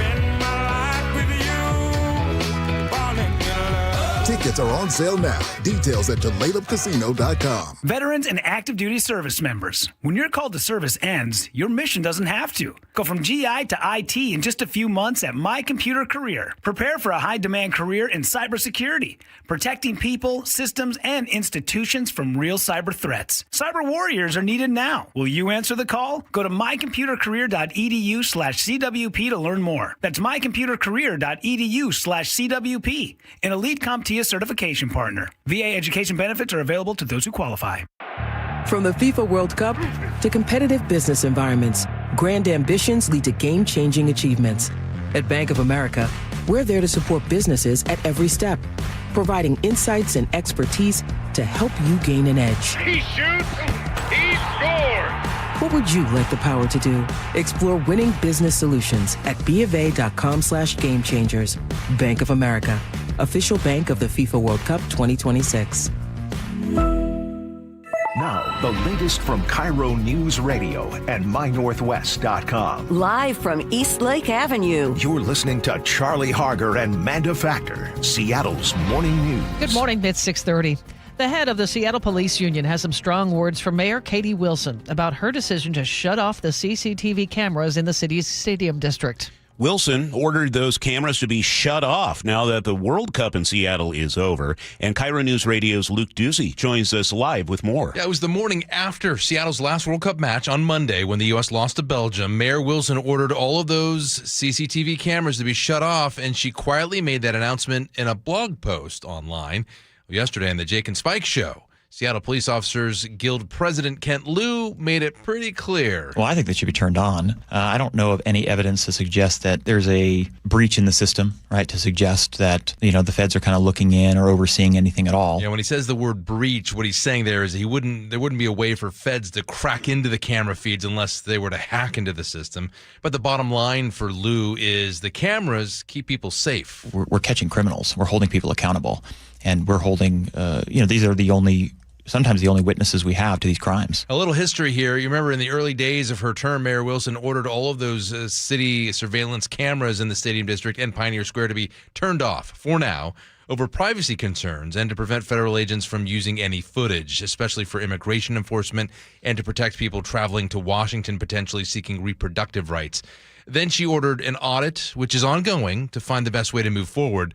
Well, when the World Cup rolled around, there was growing pressure from law enforcement, but also from city council members like Rob Saka for the mayor to turn those cameras back on. It is about readiness. It is about giving law enforcement every single available tool to protect residents, workers, visitors, and families gathering in our great city. And after city council member Bob Kettle told the mayor keeping cameras off perhaps was illegal because they passed a law to use them, Mayor Wilson agreed to turn the cameras back on because the FBI said there were credible threats to security. Now they're off again. Why can't we walk and chew gum at the same time? Why can't we have the cameras open and up and operational, collecting that data, but also conducting an audit at the same time? So the audit is ongoing. Other cameras in the downtown core and the Chinatown International District and North Aurora, we should say that they are on and they will remain operational. Mayor Wilson says she believes she can keep the city safe while still protecting people's privacy. Luke Ducey reporting live. Well, the man suspected of 2 murders in Tacoma and Puyallup yesterday morning is dead, and the Pierce County Sheriff's says automated license plate readers tracked Hayes McLeod going south and that he was shot and killed by police in Seaside, Oregon. Still many details. We're working to confirm. What we know so far is this started when a 35-year-old man was found dead early Wednesday morning inside a home in Puyallup. Sheriff's Office, anybody inside, make yourself known. With you, Jeff. About a half hour later, police say a man was shot and killed near the Hillsdale area. Witnesses tell KIRO 7 TV one victim was staying with McLeod, the other was his uncle. Search crews in Douglas County going through burned down homes and with cadaver dogs. It comes after the Chelan Hills fire killed one person, destroyed 19 homes. Sheriff Tyler Kale tells KIRO 7 TV the flames came dangerously close to one of the fire crews. It was so hot, they told me the windows on the side door windows on the truck actually blew out as a result of it. Fortunately, they had some minor burns and some smoke inhalation, but it wasn't a fatal incident. At last check, the fire was 75% contained. Time for a check on traffic. Now we do that every 10 minutes for you. Chris Sullivan has the day off. Ted Beener is here. Thank you, Amanda. This traffic report is brought to you by Bradley Johnson Lawyers and 1-800-DUI-AWAY. Well, your Thursday morning commute has no reported crashes or stalls in your way. And we do have some slowing, though, in some of the common locations, such as northbound I-5 from the Nisqually River to DuPont, from near 320th to South Center, and now from Albro into downtown. Eastbound 512 slows down the hill through Puyallup.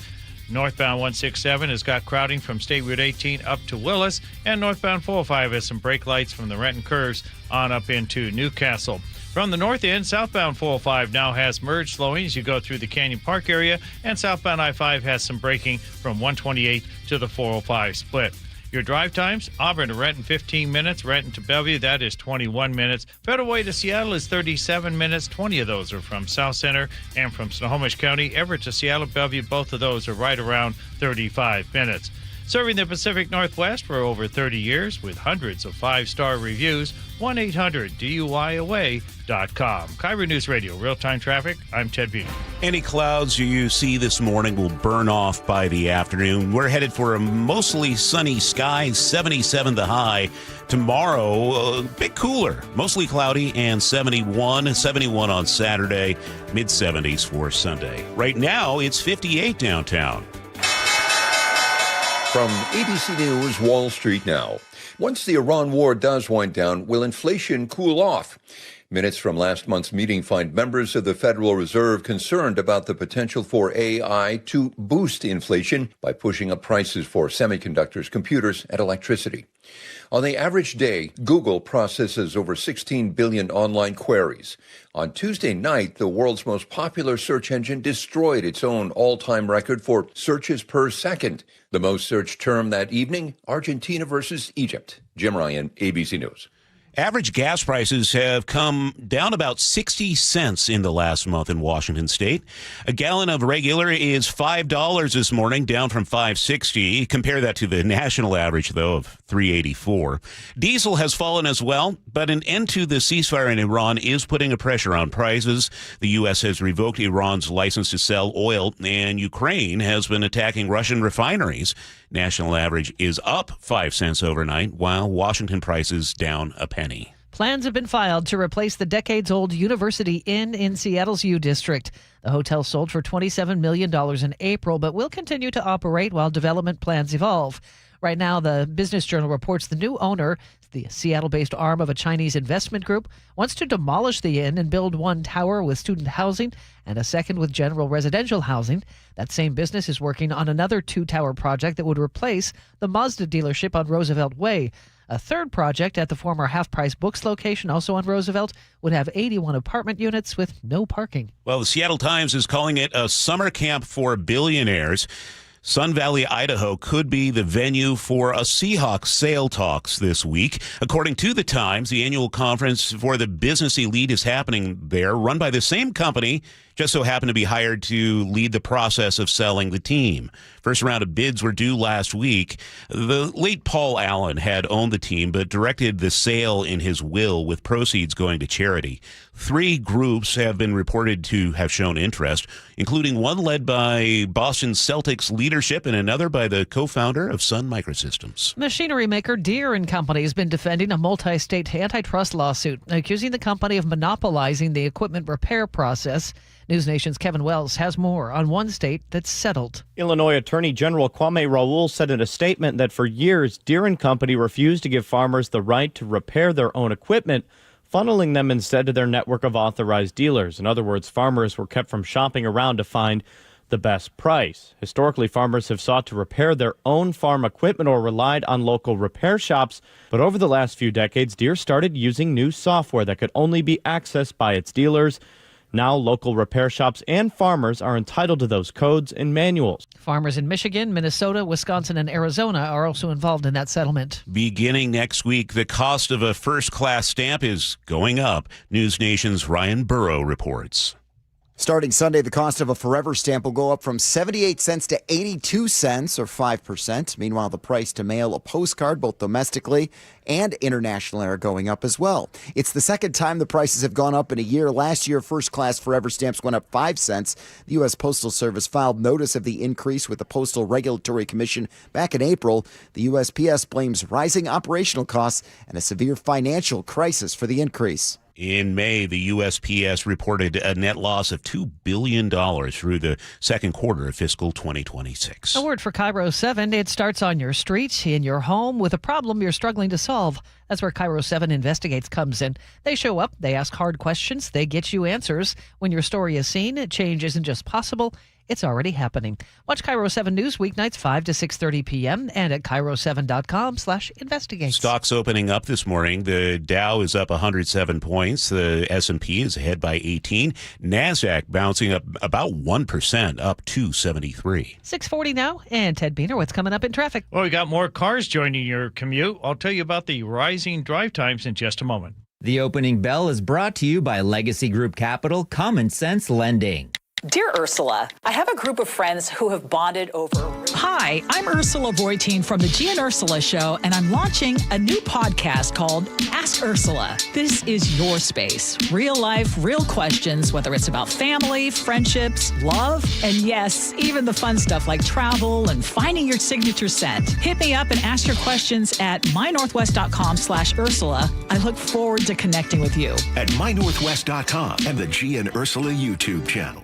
Endless hours of research, seeking referrals, dozens of calls. Hiring the right attorney can be a challenging process during an already difficult time. J.P. Pendergast with Pendergast Law explains. In Washington State, Tom, there are thousands of attorneys to choose from. Referrals and online research can be helpful, but discovering the right attorney requires a conversation. It can be hard to identify integrity and authenticity without that interaction. So, what do you recommend? We encourage anyone looking for personal injury representation to call for a free consultation with our team before making a decision simply based on referrals or online research. Accident victims need an attorney that listens, demonstrates honesty, and is genuinely understanding of their unique circumstances. The care, attention, and preparation that our firm provides throughout the case mirrors the effort involved when taking on the insurance companies. Save time and avoid mistakes after an injury. Contact the caring and compassionate team at Pendergast Law. If you or a loved one has been injured in a car accident, call Pendergast Law. We can help. Nothing worse than clutter. With Closets by Design, everything will finally have its place. 40% off plus an additional 15% off and 18 months 0% financing on approved credit if paid in full. ClosetsByDesign.com or call 1-800-BY-DESIGN. Be advised, this is your opportunity to save up to 40 to 80% on a hot tub or swim spa. This weekend only, Friday through Sunday, Washington State Fairgrounds Event Center.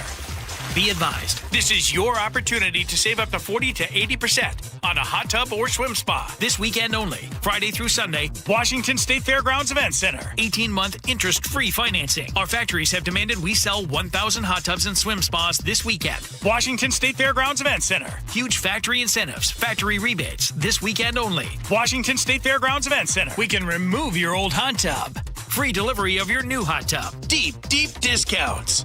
Washington State Fairgrounds Event Center. Free delivery of your new hot tub. Just relax and enjoy. Washington State Fairgrounds Event Center. Friday, 2 p.m. to 8 p.m. Saturday, 10 a.m. to 8 p.m. Sunday, 10 a.m. to 6 p.m. Free admission. Free delivery. Washington State Fairgrounds Event Center. Call 833-SPA-SALE or visit hottubandSwimSpaSale.com. It's 6:43. We check traffic every 10 minutes on the threes with Ted Beener this morning. And let's make that happen. Your Thursday morning commute has no reported crashes or stalls in your way, but we do have more cars that have hit the road. We got some slowing, and those include areas like northbound I-5 from Marvin Road up to DuPont, from 320th to South Center, and from Albro into downtown. Northbound 167 has crowding from State Route 18 up to Willis, and northbound 405 has got more brake lights now from the Renton curves into Newcastle. Coming in from the north end, southbound 405 has got some merge slowing through the Canyon Park area and again around the 522 interchange, and southbound I-5 has braking from 128 to the county line. Drive times, Arlington to Everett, 14 minutes, but Everett to Seattle Bellevue, both of those are now close to 40 minutes. Coming in from the south end, Olympia to Tacoma through JBLM is now 35 minutes, while Tacoma to Seattle has bumped up to an hour. Your Puyallup to Renton drive time, 45 minutes, and that drive from Renton to Bellevue, that is up to 25 minutes. And a reminder, the revived I-5 northbound Ship Canal Bridge project resumes starting at 9 p.m. tomorrow night. First, they're going to be closing up those on-ramps, and the highway will be fully closed by midnight from I-90 to the U-District up to 45th. Early Monday morning, only the two left lanes will open across the Ship Canal Bridge, and the express lanes, they're only going to run northbound until close to the near the end of the year. I'm Ted Beener with KIRO Newsradio Real-Time Traffic. And our forecast, very nice. Clouds this morning, but they should burn off by 10 or 11 or so. Mostly sunny after that, and 77 for today. Tomorrow looks like we're staying cloudy, 71, and then the weekend, morning clouds, afternoon sunshine, low 70s on Saturday, mid-70s on Sunday, and pushing 80 on Monday. Right now in Seattle, cloudy and 58. Coming up, there's one generation of Americans that appears to be shrinking, according to some new census data, and economists are concerned about what it could mean for the future of the U.S. economy. We'll hear more from News Nation's Anna Koyman coming up on Seattle's Morning News. This is Justin Shirley, CEO of State Roofing and Exteriors. Our summertime savings event means zero down, zero payments, and zero interest for up to 24 months, backed by our unbeatable warranties. Call 866-ROOF-ROOF or visit stateroofing.com today. 1-877 Cars for Kids. KARS Cars for Kids. Ready to get rid of that old car? Donate it to Cars for Kids. Call 877 Cars for Kids to reach a friendly live agent. Donation is super easy, and your car can be picked up as soon as tomorrow. Call us now or go to carsforkids.org. 1-877 Cars for Kids. Donate your car today. Did you know you can donate real estate too? Wow, Sarah, these window coverings are gorgeous. Did you guys do this yourself? No way, it's all Hunter Douglas. My local expert came to our home, brought samples, and helped us see everything in our actual light, then measured perfectly and handled the installation. If you're planning a remodel, moving into a new home, or simply ready to elevate how your space feels, Westco Blinds, your neighborhood Hunter Douglas expert, offers custom, beautifully crafted window treatments thoughtfully designed for life. Whether it's blinds, shades, shutters, or drapes, our products fit your windows perfectly. And with smart home options, you control the light and privacy with a tap or on schedule. Hunter Douglas window treatments are an investment in quality, backed by a lifetime limited warranty and ongoing support from your trusted local expert, Westco Blinds. Call now to schedule your free in-home design consultation. Call 206-285-5455, 206-285-5455, 206-285-5455. I like it hot. Beg your pardon? Can you make it hot for me, Dan? I think so. Half heated ain't hot enough. No. That's why I called you. Apollo Plumbing. Yeah, my sorry old water heater. Oh. Ain't getting me the hots anymore. You want hot water. That's what I said. That's what we do at Apollo Plumbing. And you're ready? Right now. When can you? How about today? Same day? We'll have you in hot water tonight. Clever. How about an upgrade? A tankless water heater would mean endless hot water. Now you're cooking. That's just for starters. Starters? How about we make it a worry-free water heater? Worry-free? Wrenchie's worry-free warranty. Which covers? Repair, service, all included. And when it wears out? Apollo replaces it. No extra charge? Nothing. Nil? Nada. As an Apollo A-list member, you're covered. And payments? To fit your budget with approved credit, of course. And I'm hot again. Worry-free. That's for me. We're on our way. Thanks for making it hot. We're ApolloPlumbing.com. Hey, how's your money situation? Are you ready for retirement? Well, if you want to know what the pros are doing to make wealth multiply and retire like royalty, then you need to listen to this show, Sound Path Through Retirement, with Ben Koval and Matt Leibarger.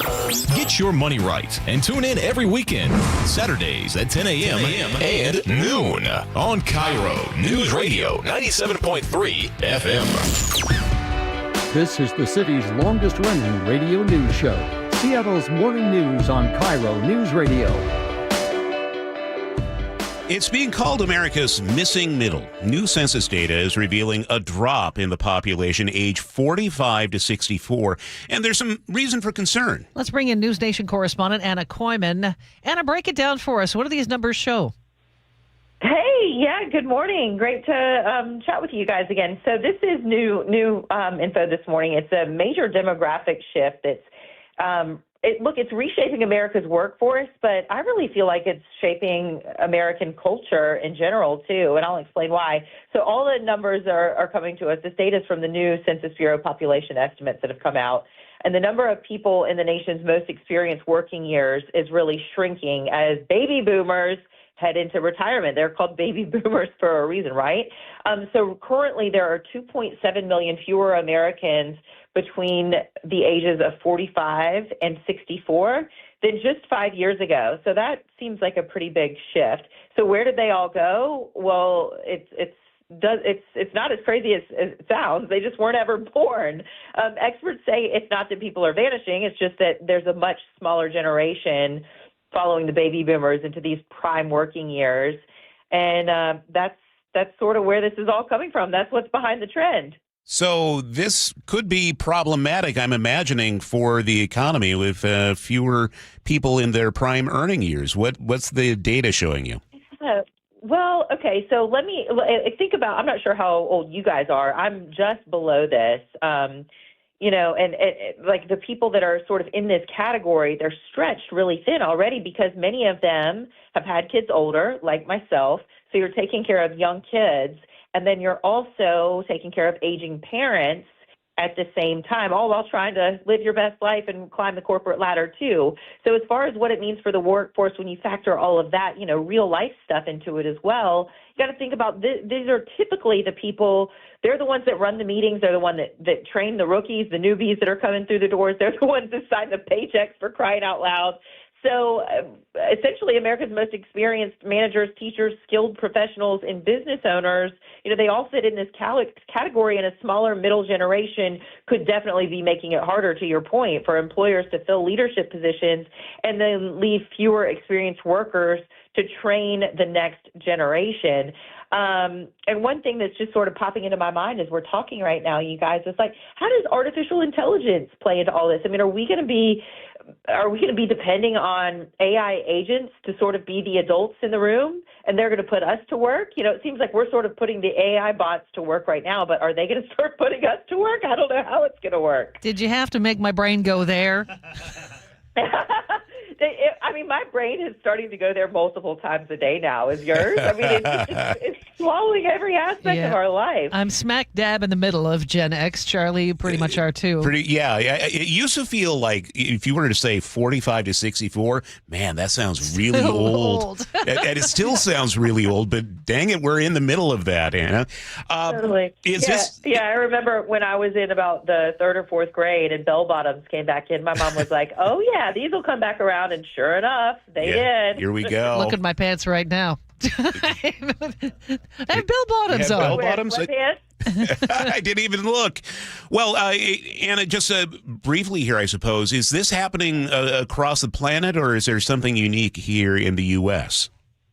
Well, the data that I have right now that I can speak to is that the shift isn't hitting everywhere equally, at least in this country. So what we're seeing from the numbers that just came out from the Census Bureau is that the Northeast saw the biggest decline, and then there's only one region that has a little bit of growth. And can you guess what that is while we're playing games here? I'm going with the South.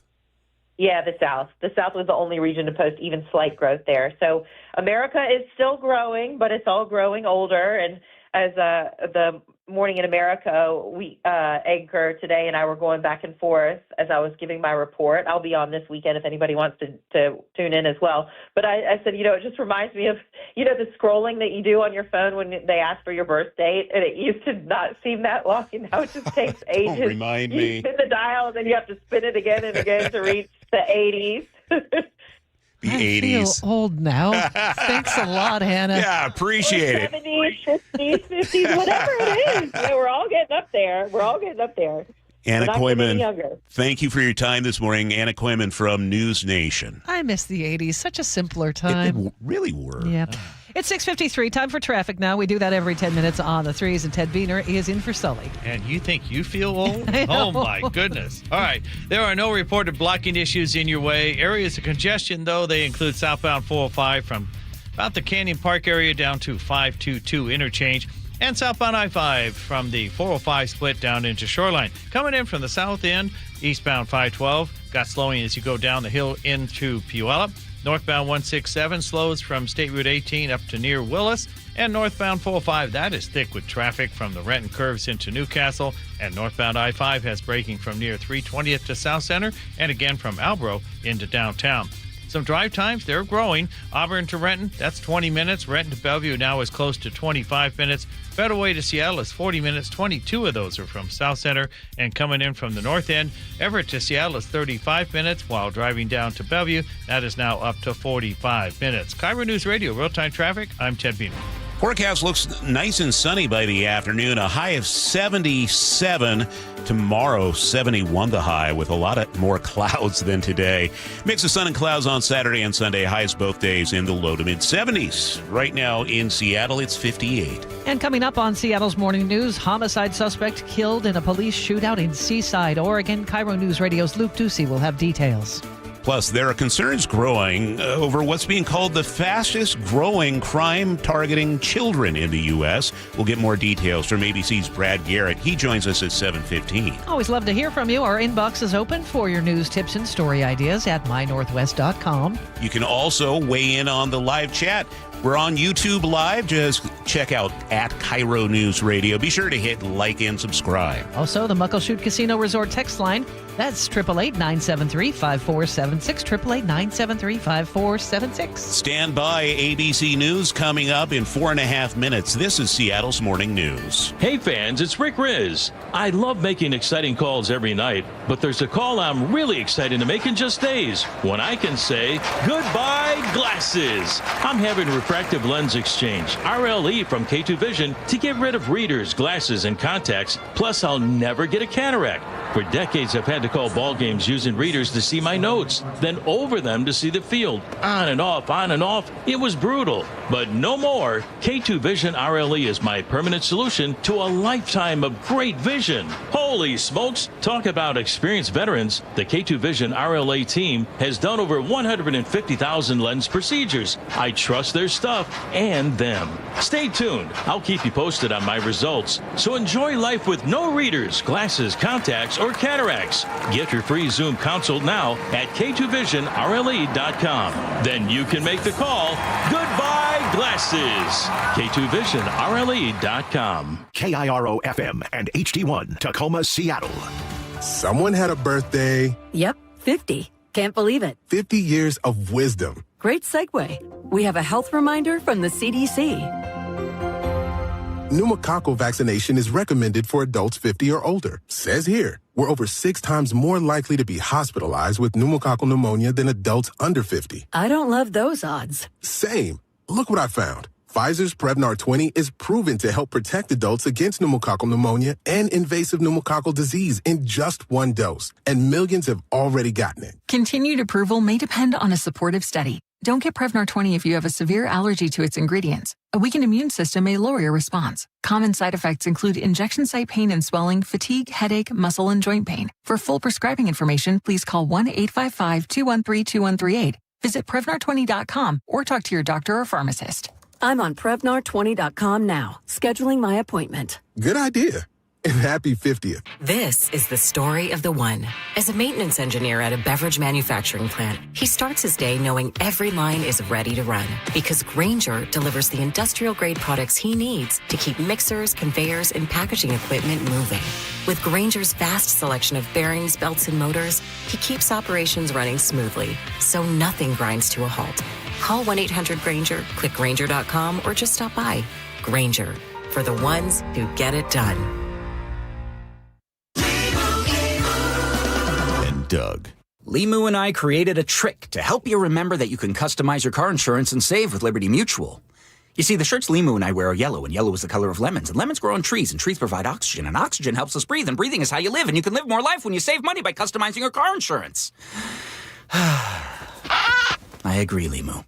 It's really quite simple. Only pay for what you need at libertymutual.com.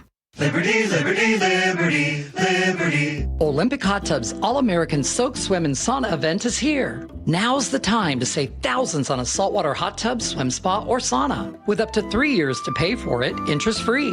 OlympicHotTub.com. Better you, better life. Summer's supposed to be fun. When the kids are home all day, the groceries, they add up fast. G. Scott here with a quick heads up from Safeway. There's a program called Sunbucks that gives qualifying families $120 per child for summer groceries. Some families are signed up automatically and will get a card in the mail. Others need to apply. Take a minute to check. It could really help put food on the table for your family. Head to freesummermeals.org to find out more. That's freesummermeals.org.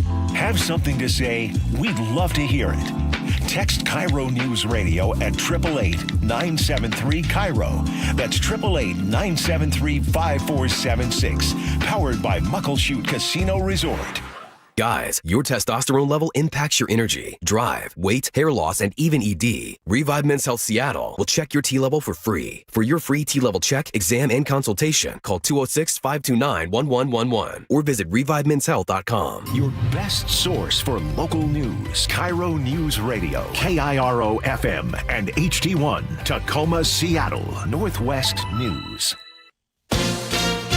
ABC News, News. I'm Sherry. Preston, gas prices up. The national average jumping 6 cents per gallon overnight, according to Gas Buddy, the result of renewed tensions in the Middle East and what appears to be the beginning of another bottleneck in the Strait of Hormuz. In the last 24 hours, Kepler tells ABC News it has seen 25 ships cross. Now, that is lower than what we've seen in previous days, which were more like about 40. Even a limited disruption here in the Strait can have an outsized impact on the pricing, on freight costs, and on the market price for oil. ABC's Rebecca Jarvis. President Trump saying at the NATO summit he thinks the ceasefire with Iran is over and that he's not even sure if he wants it anymore. The war with Iran now in its 5th month. This is the final day of the Ayatollah's funeral in Iran. Graham Plattner, the Democrat on the ballot against Senator Susan Collins in Maine, is no longer there. He pulled his name from contention following accusations of sexual assault, which he denies. This is ABC News. Postmortem tests suggest Dallas Cowboys defensive end Marshawn Kneeland was suffering the effects of traumatic brain injury when he took his own life in November. ABC's Jim Ryan has more. From youth all the way to the NFL, Marshawn Kneeland spent 17 of his 24 years playing football. It all ended the night of November 6th in a police chase. Oh, yeah, dude. He got above 160 when I was chasing him. And Kneeland then taking his own life. Researchers are not drawing a cause and effect conclusion, but have found evidence of stage 1 chronic traumatic encephalopathy, CTE, in Kneeland's brain tissue, the result of repeated blows to the head during a lifetime of playing football. Jim Ryan, ABC News. A study of nearly 20,000 NFL players followed for an average of just over 26 years shows although they had lower overall mortality rates than the general population, they were nearly 4 times more likely to die from neurodegenerative diseases, including Parkinson's, dementia, and ALS, Lou Gehrig's disease. I'm Sherry Preston, ABC News. At 7:02, here's what's happening. The man suspected of killing 2 people in Pierce County yesterday is dead. Police tracked Hayes McLeod to Seaside, Oregon, where he was shot and killed. Luke Ducey will have more details. Seattle police asking for your help finding 2 suspects who shot a teenage boy in Rainier Beach yesterday. He was hit multiple times, but is in stable condition at Harborview. A new report says Seattle has the highest nighttime home break-in rate of any major U.S. city. Spokane ranks number 3.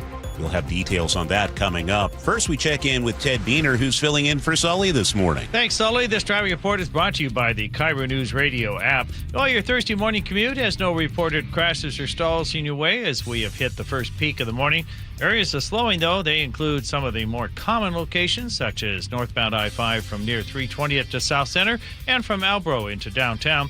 Eastbound 512 slows as you go down the hill through Puyallup. Northbound 167 has got crowding from State Route 18 to Willis and approaching 405. And northbound 405 has got brake lights from the Renton curves into Newcastle. Coming in from the north end, southbound 405, that is more challenging now as you go from Canyon Park to the 160th interchange. Southbound I-5 has got braking at times from 128th into Shoreline. Drive times, Arlington to Everett, 14 minutes. Everett to Seattle is close to 40 minutes, while to Bellevue, that is approaching 50 minutes. From the south end, Olympia to Tacoma through JBLM is close to 35 minutes, while Tacoma to Seattle, that has risen to 1 hour and 5 minutes. Your Puyallup to Renton drive time is 46 minutes, and that drive from Renton to Bellevue is sitting at 23 minutes at the moment. Text APP to 888-973-5476 to download the KIRO News Radio app. Listen to your favorite shows and get your latest news and updates sent straight to your phone. I'm Ted Beener with KIRO News Radio Real-Time Traffic. Now, the latest from KIRO News Radio and MyNorthwest.com. Live from East Lake Avenue. You're listening to Charlie Harger and Manda Factor, Seattle's morning news. Good morning. It's 7:04. Sheriff Keith Swank says a suspect wanted for 2 murders in Pierce County yesterday morning is now dead. Swank posted on social media he was shot by police in Oregon. KIRO News Radio's Luke Ducey is here with more on the manhunt that had many people terrified. Now, that manhunt started when deputies say the suspect, Hayes McLeod, went on a shooting spree just before 3 a.m. Deputies found a 35-year-old victim dead inside his home in Puyallup. A neighbor, Eric Garcia, told KIRO 7 TV he heard gunshots. Yeah, I'm like, whoa, something, I knew it wasn't fireworks. The family members identified that victim in the Puyallup as Kate Wan White, a friend of the suspect. I hear gunshots, and then I can hear a car drive away from the same direction of the shots. You kind of put 2 and 2 together. And about 30 minutes later, investigators say Hayes shot another man in Tacoma. Families says that the victim is the suspect's uncle, James Trujillo. That's when Pierce County deputies put out a bulletin to be on the lookout. Spokesperson Carly Capetto. We know that he is evading police. We are concerned that he is armed and dangerous. Now, if you're watching on our YouTube feed, I have Sheriff Keith Swank's tweet up right now. He put this out yesterday afternoon. He said police used automated license plate readers to track McLeod driving south. And you can see on the tweet itself, he said police shot and killed the suspect in Seaside, Oregon. A lot of details still being investigated. A lot of family members are hurting this morning. But again, the manhunt for the suspect, Hayes McLeod, is now over. Luke Ducey reporting live. It's now 7:05. A man is in the Pierce County Jail this morning on a first-degree murder charge. Tacoma police arrested him yesterday for a deadly shooting on South Tacoma Way. That happened early Monday morning when a man was shot and killed. Detectives brought in the SWAT team to help track down and arrest the suspect. Police are looking for a suspect in a stabbing near the University of Washington. KIRO 7 TV's Lindsay Sheldon has more. Sent out a notice a little after 7 o'clock last night after police say somebody in an alley was stabbed near 47th Street between University Way and Brooklyn Avenue.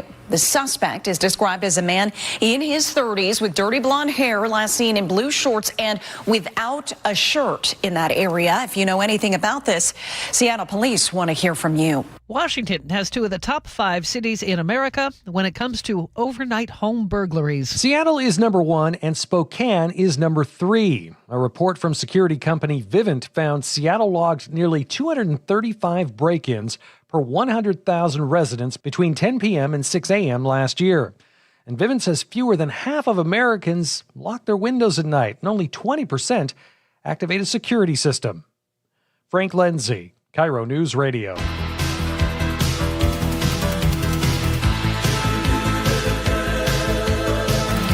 Keeping you informed since 1974. This is the city's longest-running radio news show. Seattle's Morning News on KIRO News Radio.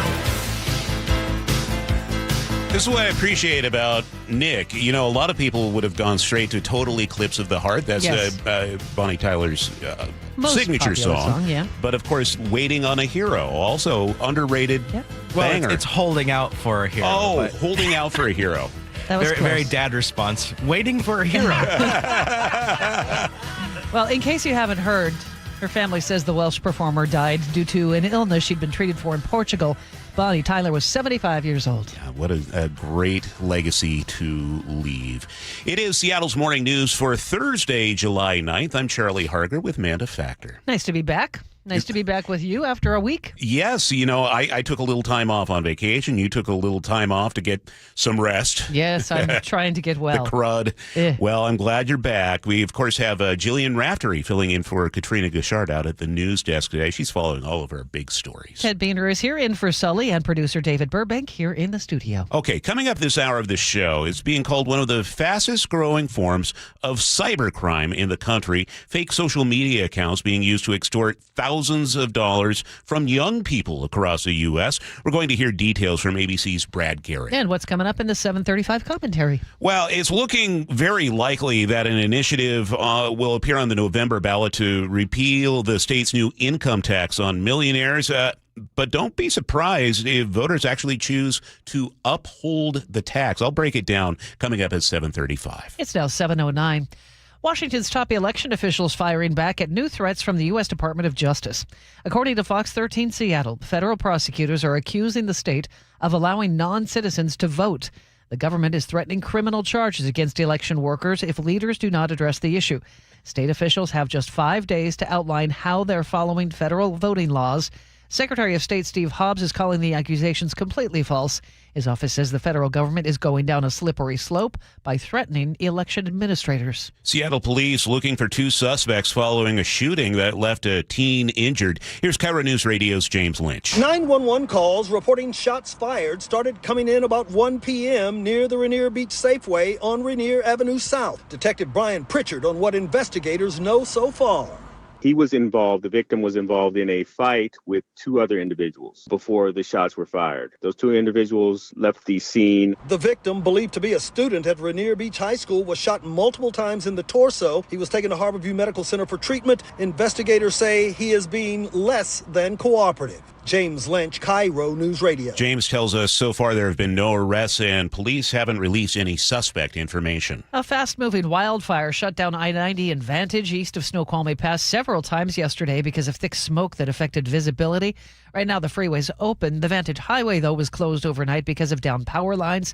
The town itself is still under a Level 2 Be Ready evacuation order as firefighters mop up and utility crews try to fix those power lines. Meantime, the Chelan Hills fire is 75% contained in Douglas County. Crews are cleaning up and launching a criminal investigation into a potential human cause. KIRO 7 TV's Brooke Griffin says the fire caused extensive damage in just a few days since it exploded to life on the 4th of July. Claiming around 20 homes and numerous garages, well houses, sheds, and barns, along with pets as well.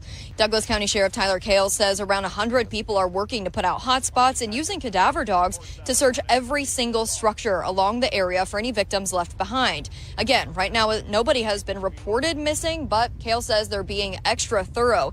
Washington U.S. Senator Patty Murray is warning that the Trump administration's Forest Service overhaul could shut down research stations in Wenatchee and Seattle, leaving the state more vulnerable to wildfires. The management of our forests is absolutely critical to our state, to our region, to our country, and it is being dismantled right now by this administration. Murray spoke at a roundtable at a fire station in Everett. The Forest Service announced in March it's moving its headquarters to Salt Lake City. Going to be another 7 years before the Fishing Wars Memorial Bridge in Tacoma reopens. City estimates the bridge connecting the city to Fife won't be ready until 2033. News Tribune reports the Federal Highway Administration closed it in 2023 because of too much debris and buildup. Original plan was to clean everything up by this year, but crews found more damage than they bargained for. Well, he had one of the signature plays in the Seahawks Super Bowl win. Turning upfield, it's Chenna and he scores! Touchdown, Seahawks! Now Nwosu is taking his skills to the baseball diamond. Nwosu and fellow Seahawks Rashid Shaheed are hosting the 5th annual Seattle All-Star Classic Saturday at Cheney Stadium in Tacoma. Standard tickets for the Celebrity Softball Game and Home Run Derby cost $27, supporting nonprofits in the South Sound. At 7:12, let's get a check on the weather. KIRO 7 pinpoint meteorologist Nick Allard here. Hypothetical, Nick, but let's say today is your 14th birthday and you're headed to Wild Waves with a buddy. Sure. Would you be enjoying such a day? I'm just speaking hypothetically, of course. Hypothetically, I don't think it's possible to not have a good time when you're 14 at Wild Waves, even if it's snowing outside. So I think you're doing just fine.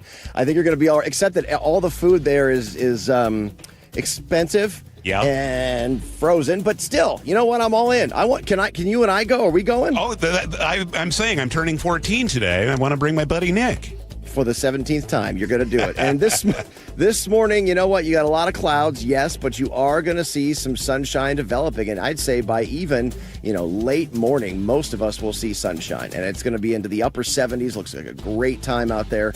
So if you're going to Wild Waves, Enchanted Village, you'll be right there at about 77 to 79. Tomorrow, you're not going to see much sunshine. Good choice to go today because you have a lot of clouds tomorrow, maybe a few sprinkles to the north later. And even on Saturday morning, you wake up to a lot of clouds, maybe a few spots with sprinkles or drizzle. And then late in the afternoon Saturday, you see some sunshine in the low 70s. Sunday, you get the sunshine earlier and you warm up a little more to about 74. And then through at least Wednesday of next week, we're going to have highs back to about 80 or so. It does get warm again, but we just have to go through these ups and downs with the clouds. That's not so bad. And if you're going to Wild Waves, like I said, you're going to enjoy it either way. Okay, maybe we can hit the roller coaster too, Nick. That's my favorite. I'm such a roller coaster guy. I would love that. 58 right now in Seattle. Happy birthday, Sam. Yeah. You now have a 14-year-old and an adult daughter? I do. All right. Feel every bit and of 51. You're still alive. Okay. Yeah. Happy birthday, Sam. It's time for a check on traffic now. We do that every 10 minutes, and Ted Beaner's in for Sully. All right, this traffic report is brought to you by Lake Washington Windows and Doors. The good news, there are no reported blocking issues in your way here this morning at the moment. Areas of congestion, though, they include southbound 405 from Canyon Park to the 160th interchange, and southbound I-5 has slowing at times from the 405 split into Shoreline. Coming in from the south end, eastbound 512, that's got some braking down the hill as you go through Puyallup. Northbound 167 slows from State Route 18 to near 15th Northwest and again approaching 405. Northbound 405 is busy from the Renton curves up into Newcastle. And northbound I-5 has got occasional braking from near 320th and Federal Way all the way up to South Center and again from Albro into downtown. Drive times, Auburn to Renton is 20 minutes. Renton to Bellevue is 25 minutes. Federal Way to Seattle, that is up to 50 minutes. 24 of those are from South Center. And coming in from Snohomish County, Everett to Seattle is 40 minutes, while down to Bellevue, that is up to near 50 minutes. Save big during July. Buy 3 windows or doors and get 1 free from Lake Washington Windows and Doors. Plus, make no payments for 12 months. Visit lakewashingtonwindows.com. KIRO News Radio, real-time traffic. I'm Ted Beater. Reliable, refreshing, and ready every morning. Seattle's Morning News. 7:15 now. A new round of summer scorchers for some parts of the country as we get into the dog days of summer. Here's ABC News Chief Meteorologist Ginger Z. Most of the state of Florida finds themselves in a heat advisory. It's the extreme heat warning that we're still watching from Savannah up to Wilmington for some of the biggest numbers. 110 to 116 could be the feels likes again today. And this has been cumulative all week. We've just been kind of suppressing that air and hitting it right over the southeast. Dallas 101 today. Houston 103 the feels like tomorrow 105. So 77 and sunny today. I think I'll take that. Yeah, perfection. It's 7:16. It is being called the fastest growing crime targeting children in the U.S. Cyber criminals are using fake social media accounts to coerce and manipulate victims, usually young boys, into sharing explicit information and photos. National Center for Missing and Exploited Children now sounding the alarm about these cyber crimes. We get the latest now from ABC News crime and terrorism analyst Brad Garrett. Brad, give us a little background here. What's happening? So let's take the typical teenage boy. He's online on social media, encounters an attractive female, starts interacting I believe we just lost. with her. Now, are you still there? Yeah, we have a shaky connection, Brad. We will try to reestablish that connection as we can try to grab Brad on the phone, perhaps. This is Seattle's Morning News. With about half of Seattle renters struggling to afford their housing, Seattle Mayor Katie Wilson says it's time to end hidden junk fees. A new proposal backed by council members, tenant advocates, and housing groups would target extra charges tacked onto rent bills from application add-ons to surprise monthly fees. Here's Seattle City Attorney Erica Evans. Let me be clear, to those bad landlords, you exploit our renters, we'll see you in court, and you're going to be the one to pay. Supporters say the change would bring predictability and transparency for Seattle tenants. If passed, the proposal will go into effect next year. Washington High School seniors could soon face a new graduation requirement. State Superintendent Chris Rakedahl proposing mandatory year-long course designed to prepare students for life after high school. Rakedahl spoke to the G and Ursula show. They're asked to fill out applications. They're asked to fill out agreements of debt, whether it's a car, whether it's their first rental, whether it's going to school on a home loan, credit card debt. There's a ton of things that students are exposed to that we just think we can finally help with. Proposal now under review by the State Board of Education. If approved, lawmakers would still need to sign off before the requirement could take effect. It's 7:18. We have reestablished our connection with ABC News crime and terrorism analyst Brad Garrett. Before we got disconnected, Brad, we were talking about how cyber criminals are using fake social media accounts to target young boys in particular. Tell us more. Okay, so what happens is the teenager goes online. He goes to social media. He encounters an attractive female. They interact for a while. She ends up at some point sending explicit photographs of herself. Now, clearly, he's not really dealing with her, but he doesn't know that.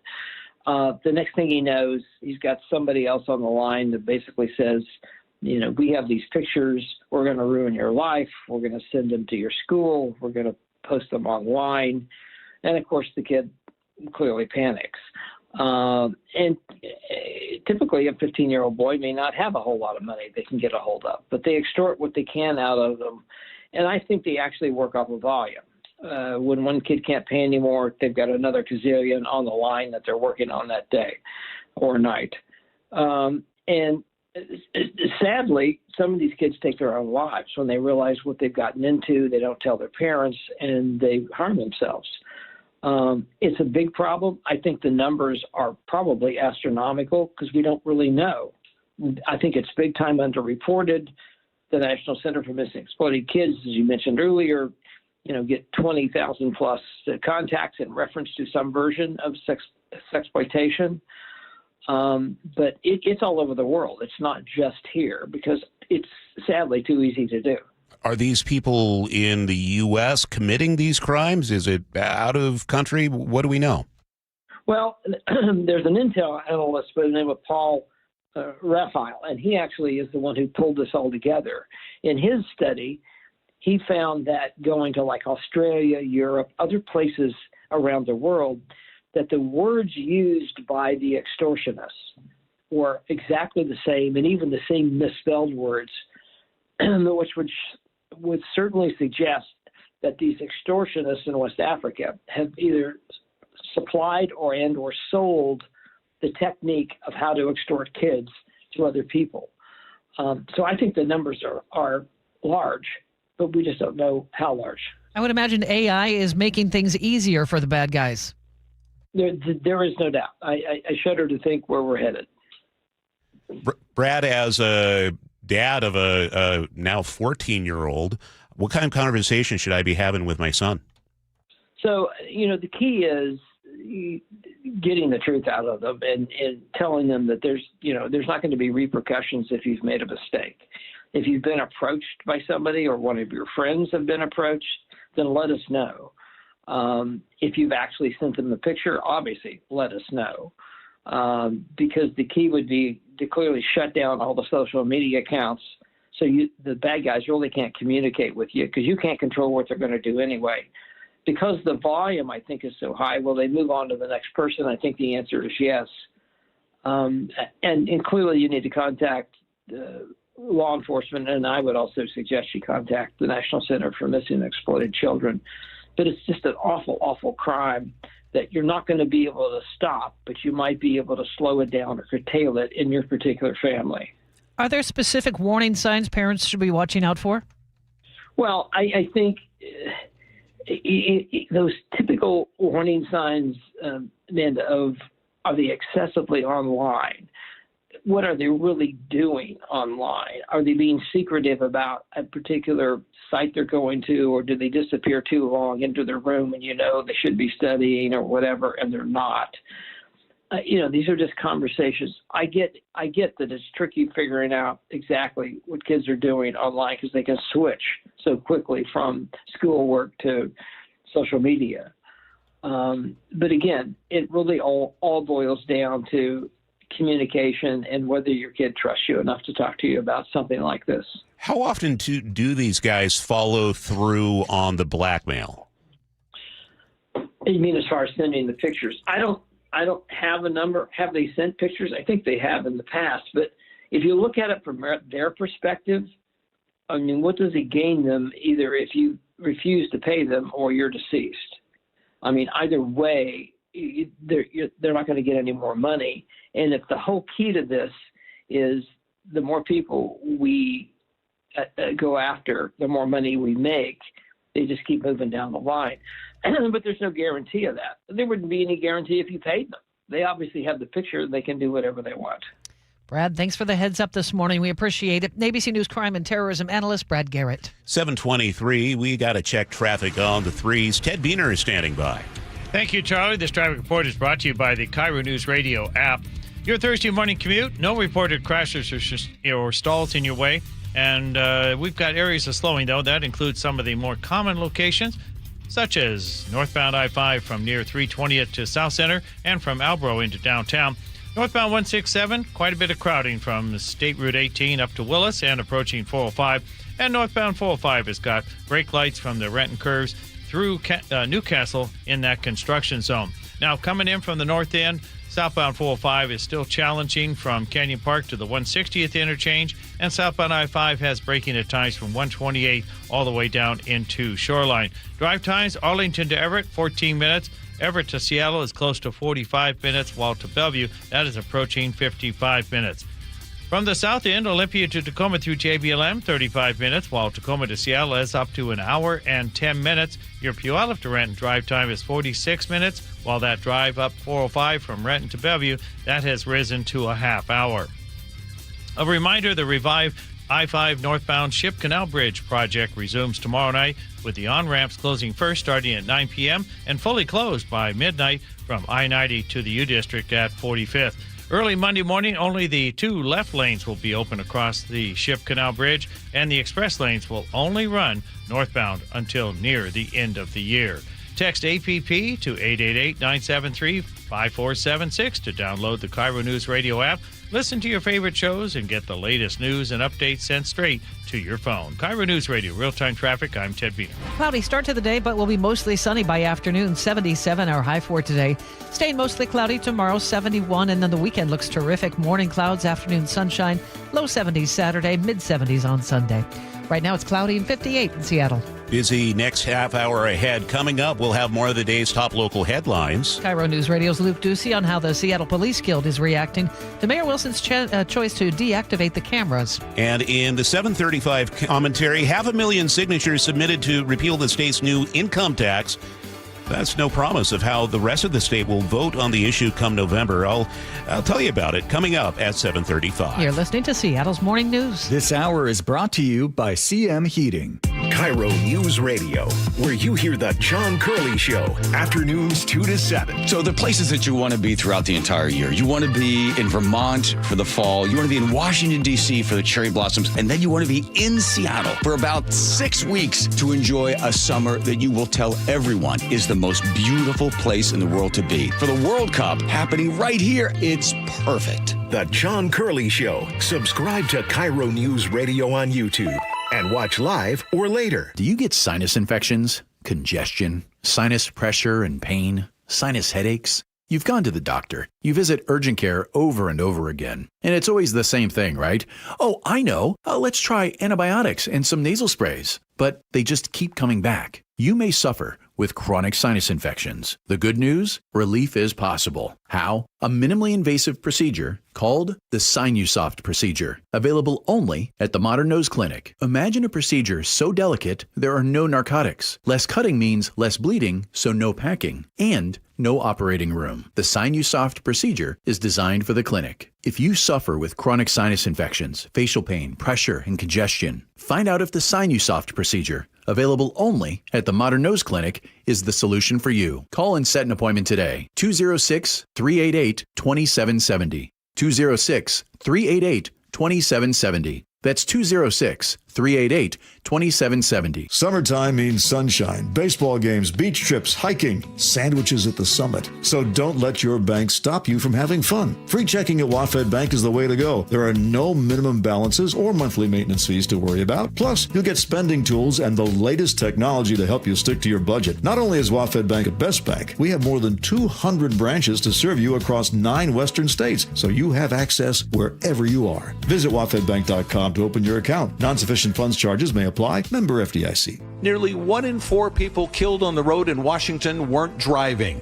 Pedestrians on our roads are incredibly vulnerable, whether they're facing drunk, drugged, drowsy, or distracted drivers. Pedestrians are defenseless on our streets. That's why Davis Law Group fights for pedestrian accident victims and their loved ones after a crash. Davis Law Group delivers. So if you or a loved one have been injured, call Davis Law Group today at 206-888-8888 or visit davislawgroupseattle.com. You're in charge of ordering boxes. Small boxes, big boxes, really big boxes. You're in charge of tape, labels, mailers, bubble wrap, extra bubble wrap, just for fun. You're in charge of warehouse cleaning and safety supplies. Good thing there's Uline. Thousands of quality products for your business and warehouse needs, always in stock, ready to ship same day, and backed by Uline's legendary 24/7 customer service. Uline makes it easy because you already do enough. Uline, we warehouse for you.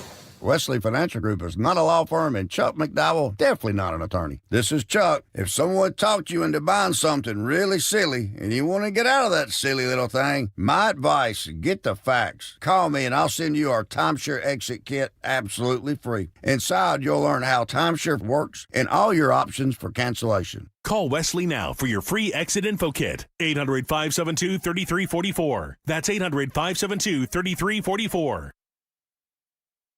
Finding great candidates to hire can be like, well, trying to find a needle in a haystack, but not with ZipRecruiter. Its powerful technology actively finds and invites qualified candidates to apply to your job. So while other companies might deliver a lot of hay, ZipRecruiter finds you the needle in the haystack. See why 4 out of 5 employers who post a job on ZipRecruiter get a quality candidate within the first day. Try ZipRecruiter for free at ZipRecruiter.com/free. That's ZipRecruiter.com/free. ZipRecruiter. Summer is the time to feel and look your best, but I'm not talking about your abs or tan. Guys, I'm talking about your hair.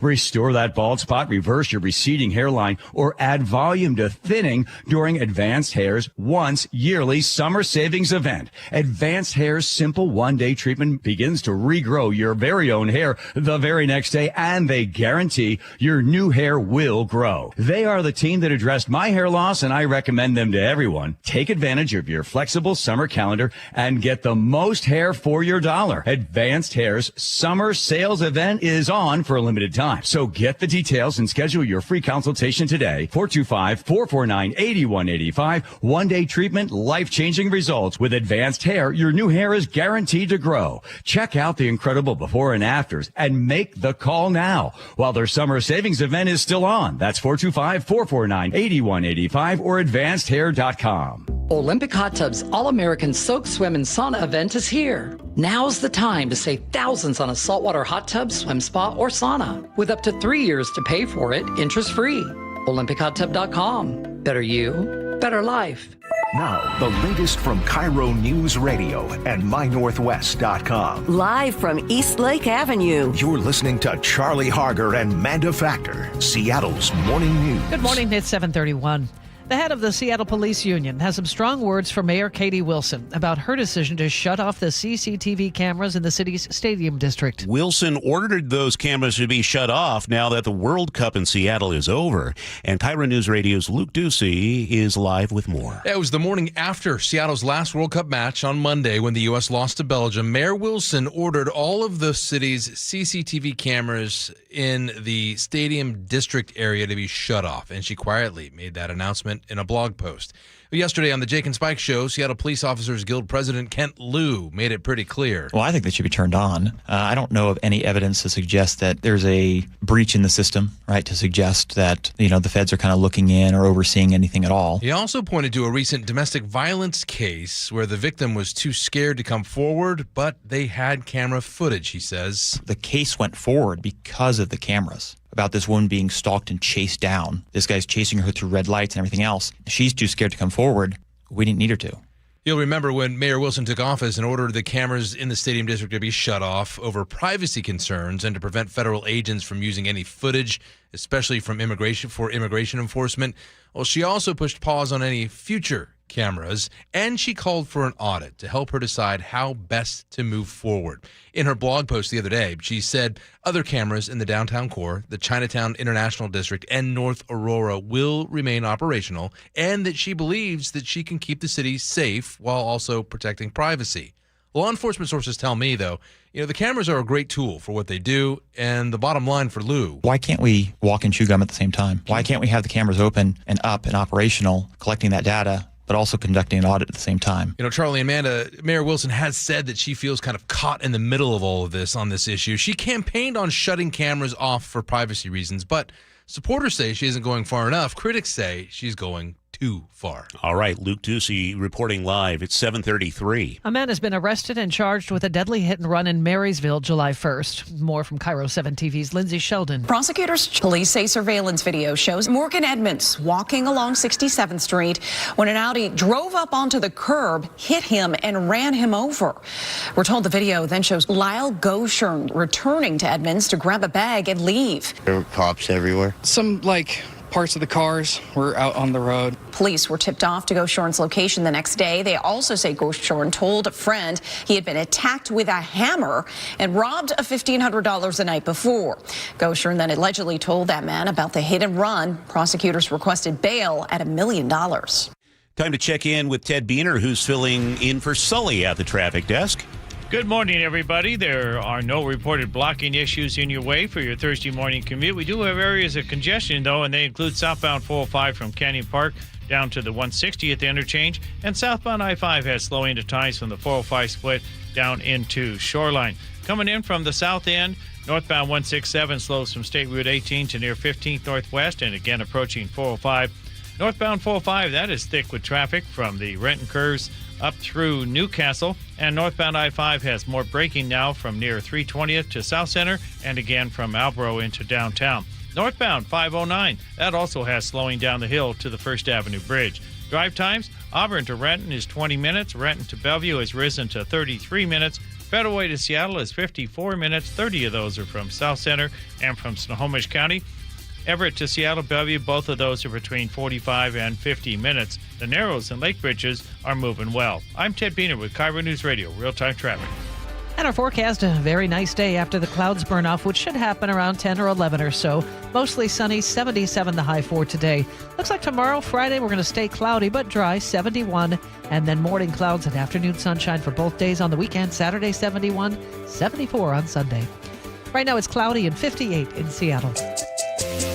Seattle's morning news. Always live, always connected. Stream, watch, subscribe, and share at mynorthwest.com. Time for the 7:35 commentary. I've followed Washington state politics for as long as I can remember. Seriously. In 1984, nobody else in my fourth grade classroom at Nacelle Elementary cared that Booth Gardner beat John Spellman in the governor's race. I cared a lot. I was a weird kid. I've made peace with it. In all those years, one rule has never budged. Washington may be solid blue, but voters here hate an income tax. They've been asked 11 times since 1932. The one time it passed, the state Supreme Court tossed it within a year. So last week, when Let's Go Washington turned in more than 511,000 signatures to put the income tax repeal on the November ballot, I figured the reflex would kick in one more time. Rejection number 11. Easy call, right? Well, I'm not so sure anymore. And I'd rather tell you that now and take the angry text messages today than have you asking in November why I didn't level with you. Today's commentary is analysis, not a prediction, but I think initiative supporters have a lot more to be concerned about than they're letting on. Let's start with the poll. A coalition supporting the tax showed voters the proposed ballot language and asked how they'd vote. Well, 57% said no. Only 38% yes. The 19-point hole for the repeal side, and that's before anybody spent a dime on ads. Okay, some cleanup while I'm at it. Yesterday, I blindsided Rob McKenna with that poll on the air. I half remembered it from an email, and I framed it so sloppily, it sounded like a push poll, and Rob called it one. Well, fair enough. That is the pitch I threw to him. I also attributed the poll to the Northwest Progressive Institute. Wrong again. Andrew Villeneuve, who runs NPI, reached out to me. That man may listen to this show more closely than my own family does. NPI is part of the coalition, but the poll came from a firm called GBAO. And here's what I understand now that I didn't yesterday. That poll, the one that sounded like a push poll, well, that's a ballot title test. The coalition was shopping for the most devastating sentence they could put in front of voters, and it looks like they found it. See, Washington law now requires a disclosure on measures like this. It'll be written by the Attorney General's office, and there's a fixed formula. And the wording they landed on, this is what you're going to see on the ballot. This measure would decrease funding for K through 12 education, healthcare, human services, and higher education. Again, that sentence will get printed on every ballot mailed to every voter in the state. Not an attack ad, not a push poll, on the ballot right above the bubbles. Never mind that the tax money doesn't actually start flowing for a couple more years. A voter at a kitchen table doesn't know that. They read that sentence and figure the school money vanishes the second they fill in yes. Takes a lot of advertising to erase words printed on the paper in the voters' hands. And that's just headwind number one. Democratic turnout this fall will be enormous, running on national anti-Trump energy. Make the millionaires pay their fair share is a bumper sticker that writes itself. And the yes-no framing is genuinely confusing. If you want to kill the tax, you vote yes. If you want to keep it, You vote no. Got all that? Neither did I on the first pass, and I do this for a living. Oh, and the tax faces a court challenge no matter what voters do. And 5 state Supreme Court seats are on the ballot this year. Governor Ferguson's appointees are collecting endorsements from every corner of the Democratic establishment. A friendlier bench for the state means a harder road for the challengers. Now, the repeal side isn't totally cooked, not yet. 10 income tax rejections across nearly a century is a deep reflex. The 2010 version, taxing only high earners, lost badly in a year Democrats otherwise did fine around here. Those 511,000 signatures didn't come from country clubs this time around. I saw the gatherers at multiple Walmarts and hardware stores, and they weren't short on takers. And the legal team is bipartisan and good at what they do. McKenna, a Republican, next to Phil Talmadge, a Democrat, and he's also a former state Supreme Court justice. He doesn't hate income taxes. He just thinks this one's unconstitutional. And 4 months is a lifetime in politics. Many things could happen on the national stage. But I've been watching this state say no to an income tax since I was 10 years old at Nasell Elementary. This is the first time, however, that I've wondered whether no is still the default answer. That's the 7:35 commentary for Thursday, July 9th. You can text your thoughts to the Muckleshoot Casino and Resort text line 888-973-5476 and leave a comment at mynorthwest.com. It's 7:40. Ted, what's coming up in traffic? Well, again, we got more cars as we approach our second peak of the morning. Rising drive times. Tell you more about it in just a moment. Joe Fallon did something smart. He saved hundreds on auto insurance switching to Progressive. With that money, he commissioned a portrait of himself. Does Joe already know what he looks like? Yes. Do guests know what he looks like?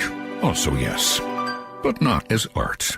It's Joe's savings, and if he wants to spend it on a velvet painting of himself with a white tiger at his feet, we say, roar, Joe, roar. Switch and see if you could save with Progressive and treat yourself. Progressive Casualty Insurance Company and Affiliates. This is the story of the one who keeps multiple buildings running smoothly day after day. Plumbing that flows, HVAC that hums, cleaning supplies that keep surfaces sparkling. That's why she counts on Grainger. With easy reordering online and 24/7 support, Grainger helps her keep the products she needs on hand. So shelves stay stocked and buildings stay ready. Call 1-800-GRAINGER, click Grainger.com, or just stop by. Grainger, for the ones who get it done. At Guardian Roofing, Gutters, and Insulation, we understand improving your home is an investment in your family, and we're here to help make it easier. With our flexible financing, keeping your family safe, comfortable, and dry has never been more affordable. For more than 20 years, Guardian has earned the trust of thousands of homeowners across the Pacific Northwest with a reputation for quality that lasts. So why wait? Start guarding your home today. Call or visit GuardianRoofing.com. Summer's here, and it's the perfect time to tell you that Integrity Roofing and Construction has been serving and supporting our Puget Sound communities for 10 years. If your roof is aging, storm damaged, or just ready for an upgrade, now's the perfect time to schedule your free consultation. With products that last longer and perform better, Integrity's team brings full transparency so you know exactly what your home needs before you spend a dime. And Integrity has locations from Issaquah to Sequim to Everett and Gig Harbor. Visit IntegrityRC.com. That's IntegrityRC.com right now. Integrity Roofing and Construction, where doing the right thing matters. It's 7:43. We check traffic on the threes. Here's Ted Beener. Thanks, you. This traffic report is brought to you by Bucky's Complete Auto Care. Well, your Thursday morning commute has no reported crashes or stalls in your way as we approach the second peak of the morning. We do have areas of slowing, and they include some of the more common locations, such as northbound I-5 from near 320th, close to 200th, and from mid-Boeing Field into downtown. Eastbound 512, that still has some slowing as you go down the hill through Puyallup. 167, got crowding from State Route 18 to Willis, and again approaching 405. And northbound 405 has got plenty of brake lights from I-5 through Newcastle through that construction zone. From the north end, southbound 405 is challenging from Canyon Park to the 160th interchange, and southbound I-5 has braking at times from near 164th down into Shoreline and again across the Ship Canal Bridge. Drive times, Arlington to Everett, just 14 minutes, but Everett to Seattle Bellevue, both of those are close to 50 minutes. Olympia to Tacoma through JBLM is 35 minutes, while Tacoma to Seattle, that's now an hour and 10 minutes. Your Puyallup to Renton drive time, 44 minutes, and that drive up 405 from Renton to Bellevue, that has risen to 36 minutes. For 50 years, Bucky's Complete Auto Repair has earned local trust with honest pricing and guaranteed repairs. That's why they're Carfax preferred. No gimmicks, just great service. Bucky's.com. KIRO News Radio, real-time traffic. I'm Ted Biener. Forecast calls for a high of 77 and sunny today. Clouds tomorrow. Highs will be in the low 70s. Right now in Seattle, it's 58. Well, we told you Seattle's mayor has deactivated the security cameras along the downtown corridor now that World Cup festivities has wrapped up. G. Scott has a few thoughts. He's going to come in early and join us live next here on Seattle's Morning News. Word here for Closets by Design. I think the dogs are very glad we had Closets by Design over. Every afternoon I'm at home. I'm writing the commentary for the next day, and the dogs, Juno, Ralph, Daisy, they just flop out on the floor next to me. Daisy especially. She is always flopped out. It wasn't as easy for the dogs to do that when we had it a combination of a home office and guest bedroom. It still is. But now we have a wall bed designed by Closets by Design and a beautiful built-in desk. It has made that room so much bigger and so much more efficient. It's all custom built by Closets by Design in Kent. They do so many things: entertainment centers, mud rooms, laundry rooms.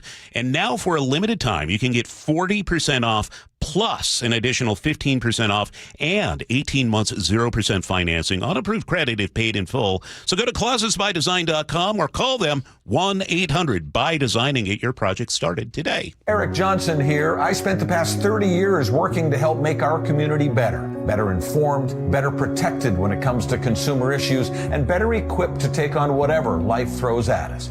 That's why I love the free Washington Accident book series from Davis Law Group. These books keep us better informed about the law, better able to protect ourselves on and off the road, and better off when all is said and done after an accident. Chris Davis didn't have to write these books. He did it because he saw a need.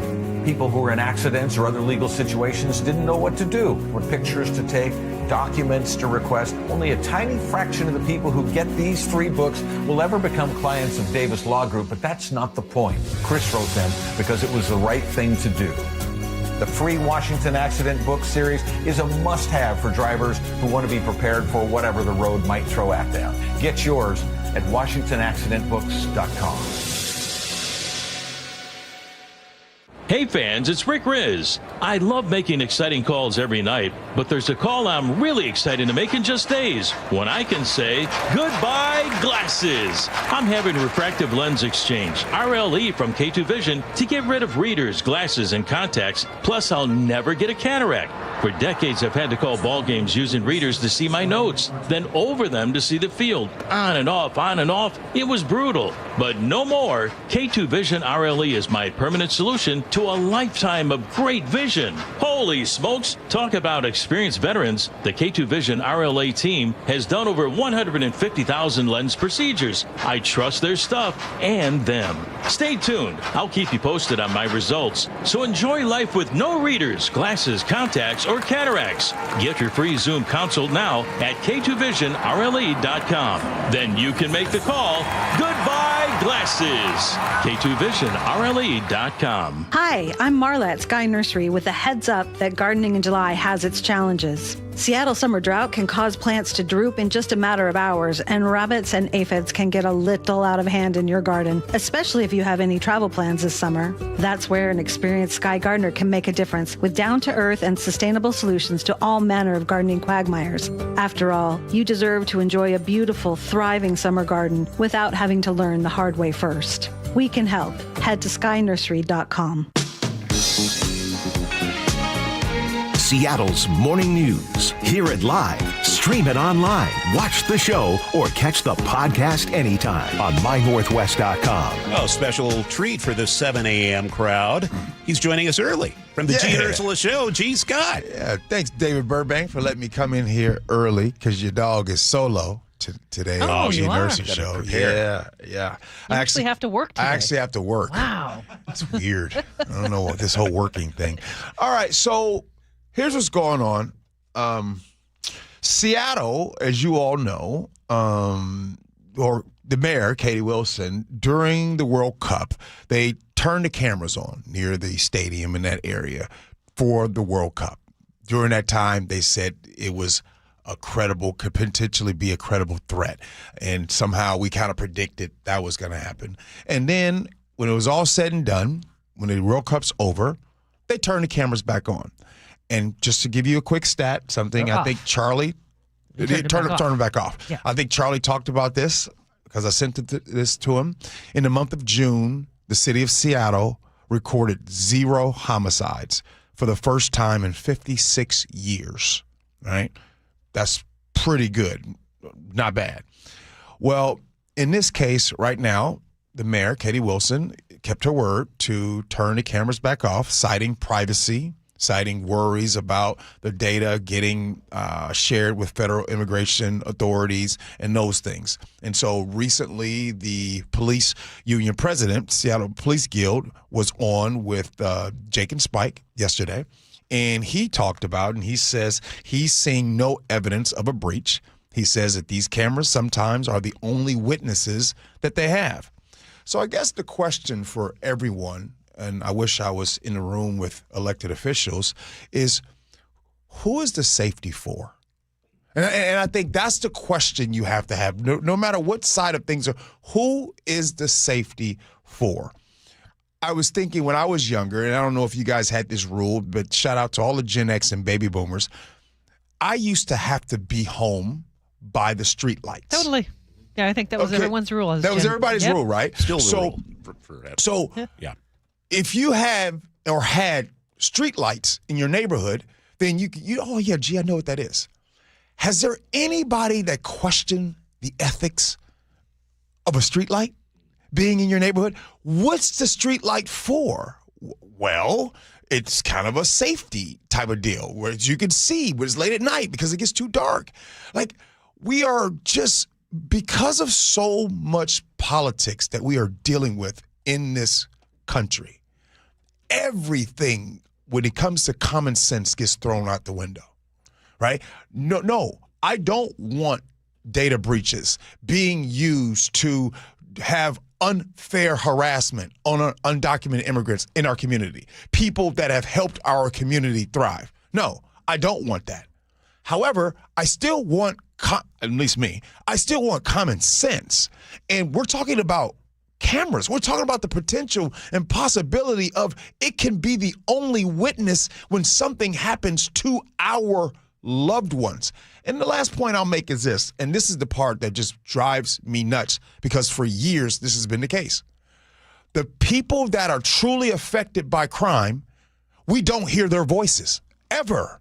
We only hear the people, either they're afraid of crime, so they want to put out their agenda, or they're people who have never been impacted, who've never lived in these neighborhoods and been in these conditions. So it just drives me nuts that this is happening. I think about the situation just yesterday where the guy accused of murdering people in 2 different locations in Pierce County, Seaside Police catch him on a flock camera. Yep. They confront the guy. He's taken, he is shot and killed by police, but that's how they found the guy so quickly. If that camera had not been around, would that guy still be on the run today? Yes. Most likely he would be. So what do we tell? I guess this is the thing, because I know there are people with a lot of different political opinions. It's interesting to watch, very liberal, very conservative, and kind of a patchwork of people who hate these cameras.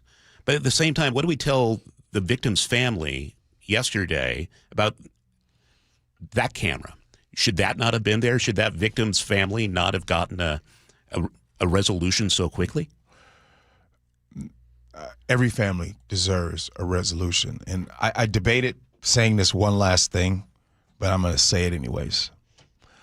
In my lifetime, I've met the grandma who says, oh my goodness, my grandchild is gay. Before then, I never understood it. But now I have an understand because now I have someone in my family that's gay.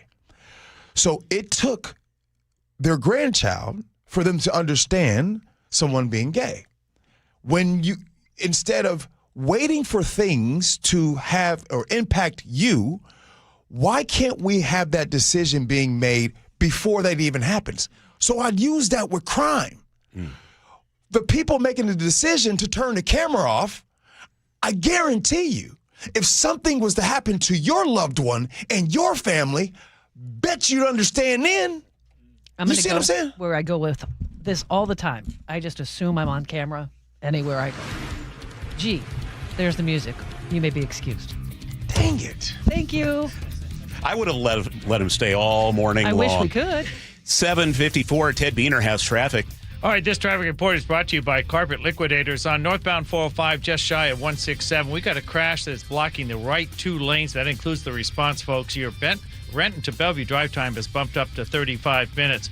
Otherwise, we do have areas of congestion. That includes southbound 405 from Canyon Park through the 160th interchange, and southbound I-5 has slowing at times from the 405 split down into Shoreline, and now from 85th to the Ship Canal Bridge. Coming in from the south end, northbound 167 slows from State Route 18 to near 15th Northwest, and again approaching 405 and 405. That is thick with traffic all the way up into Newcastle. And northbound I-5 now has more braking from Midway to South Center, and again now from Boeing Access Road into downtown. Northbound 509 also has slowing down the hill to the First Avenue Bridge. Why pay retail? Save big with the largest carpet and hardwood flooring selection at Carpet Liquidators. 7 locations. They got you covered at Carpet Liquidators. KIRO News Radio, real-time traffic. I'm Ted Beener.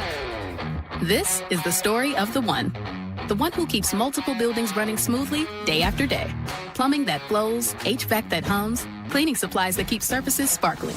That's why she counts on Grainger. With easy reordering online and 24/7 support, Grainger helps her keep the products she needs on hand.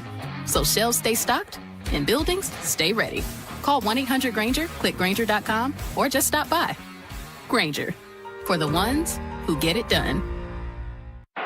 From the FIFA World Cup to competitive business environments, grand ambitions lead to game-changing achievements. At Bank of America, we're there to support businesses at every step, providing insights and expertise to help you gain an edge. He shoots, he scores! What would you like the power to do? Explore winning business solutions at BofA.com/gamechangers. Bank of America, official bank of the FIFA World Cup 2026. Get in the zone, AutoZone. Annie's first oil change wasn't as hard as she thought because she went to AutoZone, where a friendly AutoZoner helped her find the right oil and save on an oil filter. He explained the job and showed her free how-tos on AutoZone.com. When she was done, AutoZone recycled her old oil for free. Get a free oil filter and more during the Celebrate Free event at AutoZone, now through July 27th. Get in the zone, AutoZone. Restrictions apply. This is the story of the one. As a maintenance engineer at a beverage manufacturing plant, he starts his day knowing every line is ready to run because Grainger delivers the industrial-grade products he needs to keep mixers, conveyors, and packaging equipment moving. With Grainger's vast selection of bearings, belts, and motors, he keeps operations running smoothly, so nothing grinds to a halt. Call 1-800-GRAINGER, click Grainger.com, or just stop by. Grainger, for the ones who get it done. Not all roofs are created equal, and not all warranties are either. This is Justin Shirley, CEO of State Roofing and Exteriors. Right now, take advantage of free lifetime Golden Pledge warranties on all GAF shingle installations. And save up to $3,000 or choose 0 down, 0 payments, and 0 interest up to 24 months. Summertime savings won't last forever. Protect your home with a roof you can count on for decades. Call 866-ROOF-ROOF or visit stateroofing.com today. Held to a higher standard since 1968. Hey, it's G. Scott. Let's talk real for a sec. Summer is supposed to be about sunshine and kids having fun. But when the kids are home all day, that grocery bill, yeah, it grow fast. That's why I want you to know about Sunbucks and why our friends at Safeway are helping get the word out. If your family qualifies, you can receive $120 per child to spend on groceries this summer, food in your cart, and a little less pressure on that budget. And let me be clear about this. There's no catch, no judgment. This program is simply about making sure kids have enough to eat when school is out. Here's the important part. Many families are enrolled automatically, and a card may already be headed to your mailbox. But some families do need to apply depending on income and where you live. So take a couple minutes and check. Visit freesummermeals.org. That's freesummermeals.org. Safeway, looking out for your family this summer. Once again, that's freesummermeals.org. Step inside and let the excitement take you places. This is Muckleshoot Casino Resort, the ultimate spot for action that reaches incredible heights, luxury that knows no bounds, and live entertainment that always thrills. It's all at one incredible destination. So when you look for the best, look nowhere else. Muckleshoot Casino Resort, the biggest and best in the Northwest. Muckleshoot. KIRO FM and HD1 Tacoma, Seattle. ABC News, I'm Sherry Preston. Former Olympic canoeist David Hearn pleading not guilty in the felony charge of damaging the Lincoln Memorial reflecting pool. Hearn's attorney in Washington saying the charges against him are based on a concocted narrative that should alarm every American. There were a few dozen protesters outside the courthouse to show their support. Another stretch of scorchingly hot weather in the southeast and the Great Plains, says ABC's Ginger Z. A place like Billings, Montana could go up to 109 by Sunday. That is something they have never done in recorded history. Those records began in the late 1800s. We'll get there, but I first want to start with who got added. Tulsa and Oklahoma City now in the heat advisories. Today, though, most of the state of Florida finds themselves in a heat advisory. It's the extreme heat warning that we're still watching from Savannah all the way up to Charleston. New airstrikes against Iran after President Trump declared the memorandum of understanding and the ceasefire over. This is ABC News. Looking for some one-of-a-kind movie memorabilia? ABC's Danny New has a preview of a new sale that's taking bids now. Many of the items from cinema's biggest hits ever are now going up for auction. For example, the hoverboards from Back to the Future Part 2. Brian Chanis from Heritage Auctions gave me a virtual tour of some of the biggest pieces of movie history that you can now bid on over the next week or so. After the Wicked craze of the last few years, maybe you fancy one of the hats the Wicked Witch of the West wore on screen in The Wizard of Oz. And speaking of headgear, how about Willy Wonka's golden top hat in Willy Wonka and the Chocolate Factory? Singer Bonnie Tyler has died. Her chart-topping power ballad Total Eclipse of the Heart came out in 1983 and has had 1 billion downloads since then. She earned 3 Grammy nominations, represented Britain at the Eurovision Song Contest in 2013. Bonnie Tyler was 75 years old and had been suffering an intestinal illness at a Portuguese hospital. Sherry Preston, ABC News. At 8:02, here's what's happening. A double murder suspect in Pierce County killed by police in Oregon. Luke Ducey will have the update. Teenagers shot multiple times in Rainier Beach yesterday. Stable at Harborview. Seattle police still looking for 2 suspects. State Schools Chief Chris Rakedahl wants high school seniors to take a mandatory year-long course preparing for life after graduation. We need to check traffic. We do that every 10 minutes. Sully is off today, so we check in with Ted Beener. All right, thanks, Charlie. Northbound 405, just shy of 167. We got a crash over on the right-hand side of the roadway, and the response team, they're blocking the right 2 lanes. So take it easy going through there. Your Renton to Bellevue drive time, that has bumped up to just shy of 40 minutes at this point. Otherwise, we don't have any other reported blocking issues in your way for a Thursday morning commute. We do have areas of congestion, though. They include southbound 405 from Kenny Park to the 160th interchange, and southbound I-5 has slowing at times from the 405 split into Shoreline and from 85th across the Ship Canal Bridge. Coming in from the south end, northbound 167 slows from State Route 18 to near 15th Northwest and again approaching 405. Northbound 405, that is thick with traffic from the Renton curves on up through Newcastle. And northbound I-5 has got braking from Midway to South Center. And again, looks like from about mid-Boeing Field down into downtown Seattle. Drive times, Auburn to Renton is 22 minutes. Federal Way to Seattle, that is now an hour. 35 of those are from South Center. And from Snohomish County, Everett to Seattle is close to an hour, while down to Bellevue, that is 50 minutes. KIRO News Radio, real-time traffic. I'm Ted Beener.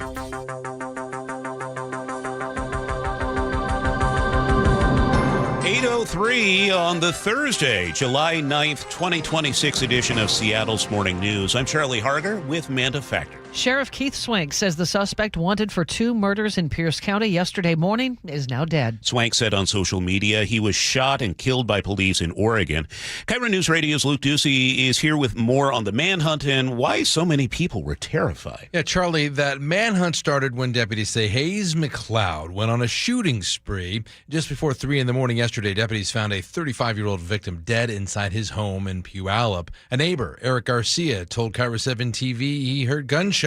Yeah, I'm like, whoa, something, I knew it wasn't fireworks.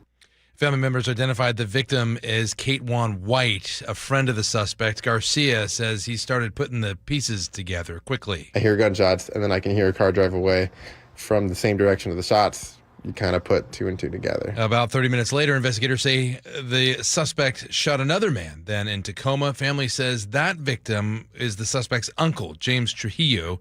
That's when Pierce County deputies put out a bulletin to be on the lookout. Spokesperson Carly Capetto saying this. We know that he is evading police. We are concerned that he is armed and dangerous. And one of the things we've been showing you is Sheriff Keith Swank's tweet on our YouTube feed this morning because we want you to see and read along that he said police used automated license plate readers to track McLeod driving south, the suspect. And you can see in the tweet, he said police shot and killed the suspect in Seaside, Oregon.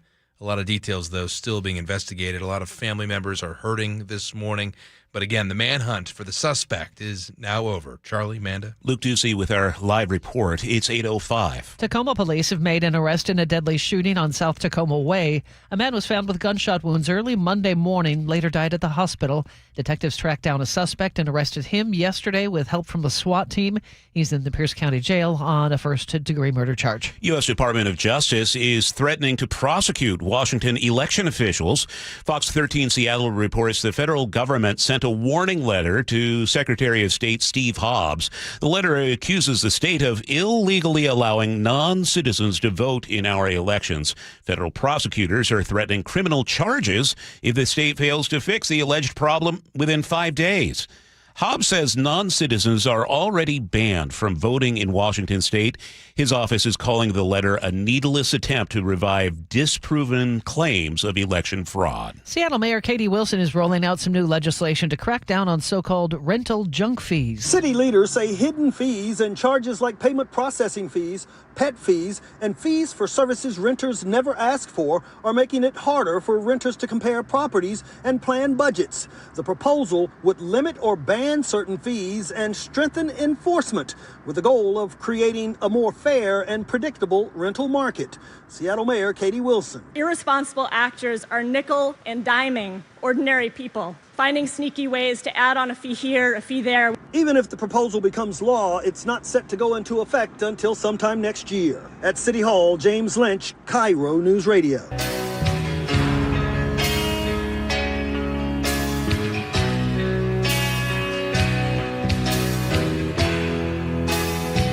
Keeping you informed since 1974. This is the city's longest-running radio news show.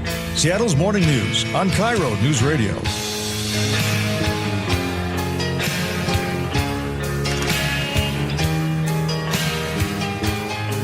Your eyes are pretty bright, Manda. Oh, I thank you. Turn around, bright eyes. It's a total eclipse of the heart. Bonnie Tyler passed away overnight, leaving behind a great song collection. Yeah. She was 75, died in Portugal overnight. Well, this is Seattle's Morning News for Thursday, July 9th. He's Charlie Harger. I'm Manda Factor. Ted Beener is watching traffic in for Sully today. We have producer David Burbank in the studio. Of course, Nick Frasia is running the board, picking the tunes, and Jillian Raftery filling in for Katrina Gouchard today. Coming up this hour, if you haven't noticed, oil prices are surging this week as the violence between the U.S. and Iran has reignited. How will that impact prices at the pump? We're going to ask Patrick DeHaan, head of petroleum analysis at Gas Buddy. And KIRO News Radio's James Lynch will have this week's Cold Case Project. Family still searching for answers. 17 years after the murder of a young girl, James will have the details coming up. It's now 8:08.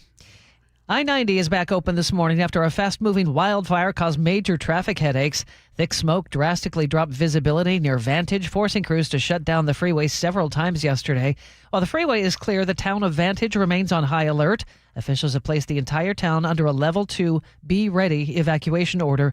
Downed power lines also forced crews to close the Vantage Highway overnight. Firefighters are mopping up the area while utility crews try to fix those damaged lines. To the east of that scene, families are coming back to the charred remains of homes after the Chelan Hills fire swept through Douglas County this week. Jackie Hartz was one of 20 that burned to the ground. Her daughter's next door is too damaged to come home to. I think it's too many times at this point.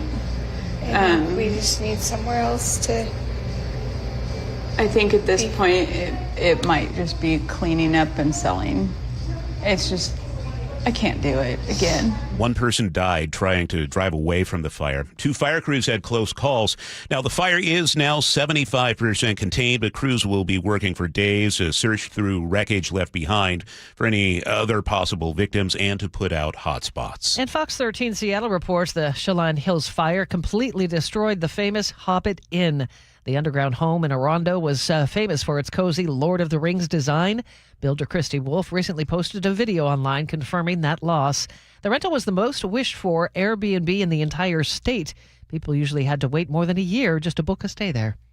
Teenage boy is wounded. 2 suspects on the run after a shooting yesterday afternoon in Seattle's Rainier Beach neighborhood. Happened around 1 p.m. near Rainier Avenue South and South 51st. 3 people got into an argument that ended in the gunfire. The boy was hit multiple times in the upper torso. Sergeant Patrick Michaud says they need your help to identify the suspects and the vehicle they took off in. Our description on suspects is not very good right now because of the victim's hesitation to speak with us. That's why we're asking for some additional help from the public. Boy was taken to Harborview, where at last check he was in stable condition. Washington's top education official wants high school seniors to graduate with more than just a diploma.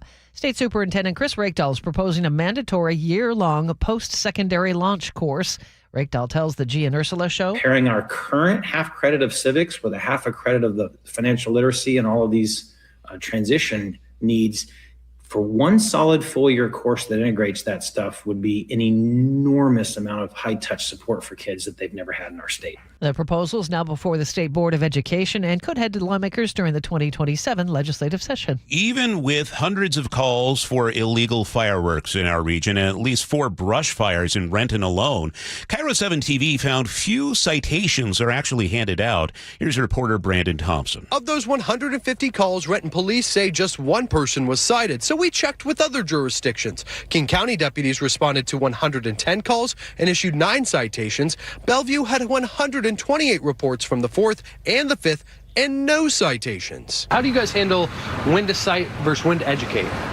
We always like to start with education. Education goes a long way, kind of balances the trust with the community. Bellevue echoed the emphasis on education. The sheriff's office says sometimes the people are not there when deputies arrive. Fines can go up to $1,000 for lighting illegal fireworks. You may have to pay for any damage related to them. And the Mariners kept fishing for a win, but they couldn't come out on top against the Marlins. The 2-2. Strike 3 called. 98 over the edge, and that is it. The Mariners are blanked. 2-0. The Marlins take the game. They win the series. Well, I have another chance today in Miami. First pitch 3:40, and you can listen on our sister station, 710 Seattle Sports. At 8:12, let's get a check on the weather. Here's KIRO 7 TV pinpoint meteorologist Nick Allard. Well, we have a lot of clouds now, but you will see a lot of sunshine. Absolutely a lot. Temperatures are going to warm up from the 50s now into the upper 70s this afternoon around Seattle South. You just have to wait a little bit for the clouds to clear, but they will. Tomorrow, though, I don't really think they will, and I think you're going to be into the low to mid 70s, maybe even only around 70, depending on where you are. So it's just not going to be very warm compared to today. And it just stays cloudy with a few late day sprinkles possible. I think even wake up to that on Saturday. And then late in the afternoon, we see sunshine developing after, clouds and maybe a little drizzle getting to about 71. Sunday, we see the sunshine earlier getting into about 74. And then we're near 80 to start next week with more sunshine. Right now in Seattle, it's 59. It's 8:13. Time for a check on traffic. Once again, we do that every 10 minutes. Chris Sullivan has the day off. Ted Biener is here. And I've got an update on a couple of blocking issues. One on northbound 405, just shy of 167. A crash, and the response team there continues to block the right two lanes. Your South Center to Bellevue Drive, that is 45 minutes. And on the text line, we have a report of a stall blocking the right lane on southbound 405 at the Woodinville exit. Otherwise, your Thursday morning commute has no other reported crashes or stalls in your way as we move through the second peak of the morning. Areas of slowing, they include some of the more common locations, such as northbound I-5 from Midway to South Center and from Mid-Boeing Field into downtown. Northbound 167 has got a lot of crowding as you go from State Route 18 up towards Willis. And northbound 405 has got brake lights from I-5 into Newcastle, and that's through that construction zone. From the north end, southbound 405 has got a lot of slowing from Canyon Park to the 160th interchange, and again from 85th to 520. Southbound I-5 has braking from the 405 split into Shoreline, and again from about 85th to the Ship Canal Bridge. Drive times, Arlington to Everett, 14 minutes. Everett to Seattle is an hour, while down to Bellevue, that is close to 15 minutes.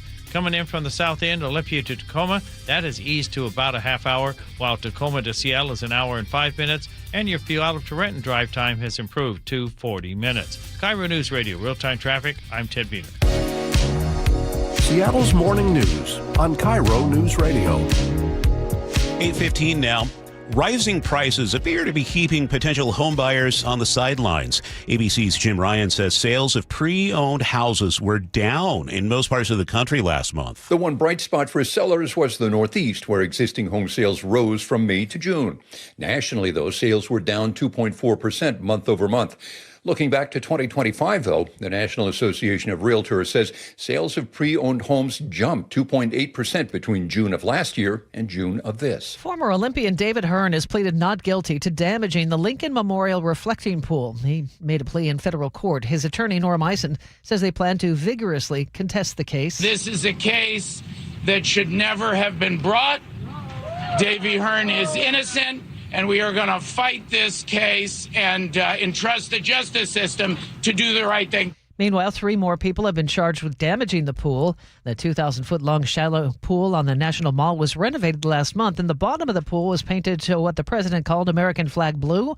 Soon after the renovations, the paint started peeling, which President Trump has blamed on vandalism. The United States has stepped up military strikes in Iran after it says Iran broke a ceasefire by attacking commercial vessels in the Strait of Hormuz.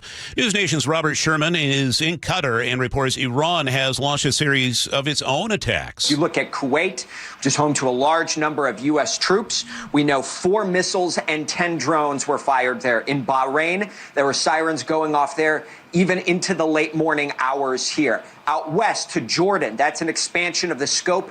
8 missiles fired there over the last few hours. Qatar, where we are, we all woke up to the sound of security alerts in the early morning hours here. Again, a newer expansion of the scope than we have seen in recent weeks. All of this has prompted the U.S. Embassy in Jordan to issue warnings, as we hear from ABC's Britt Clennett. The U.S., it has a significant military footprint in Jordan. We know that. Troops, aircraft, and a key air base that's been central to planning operations against Iran. So any escalation here in the region automatically raises the risk profile there. A security alert, it usually means diplomats, they're being told to limit movement, stay away from certain areas, while Washington reassesses the threat.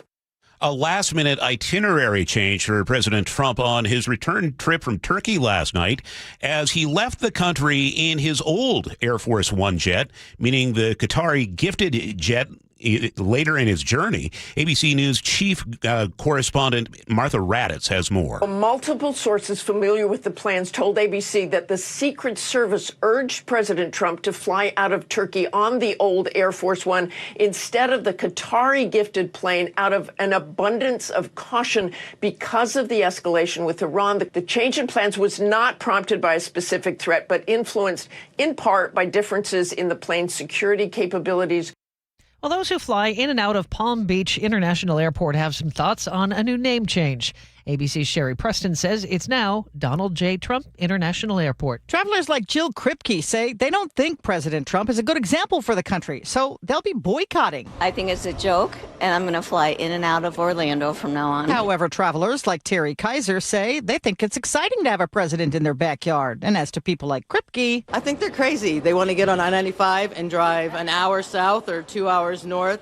Go right ahead. Palm Beach International has officially begun transitioning its airport codes from PBI to DJT. Sherry Preston, ABC News. Graham Plattner bowed out of the Maine Senate race last night following a series of accusations from former girlfriends accusing him of non-consensual sexual behaviors. Plattner denies those charges, and he called them categorically untrue, but said that he was ending his campaign anyway because he didn't want to be a distraction. We believe that for the movement to continue,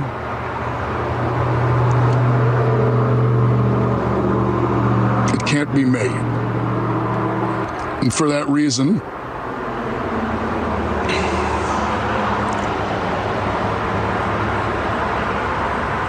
we are suspending campaign operations. His decision comes in time for Maine Democrats to pick a new candidate to face off against incumbent Republican Senator Susan Collins. Protest in Houston, Texas, after a father of 3 was shot and killed by ICE agents.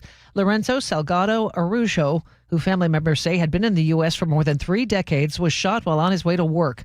Homeland Security officials say Araujo was trying to ram agents with his car and that officers shot in self-defense, but they provided no evidence to back up that claim. We get more from ABC's John Quinones. Growing outrage in Houston after a man was shot and killed by ICE agents earlier this week.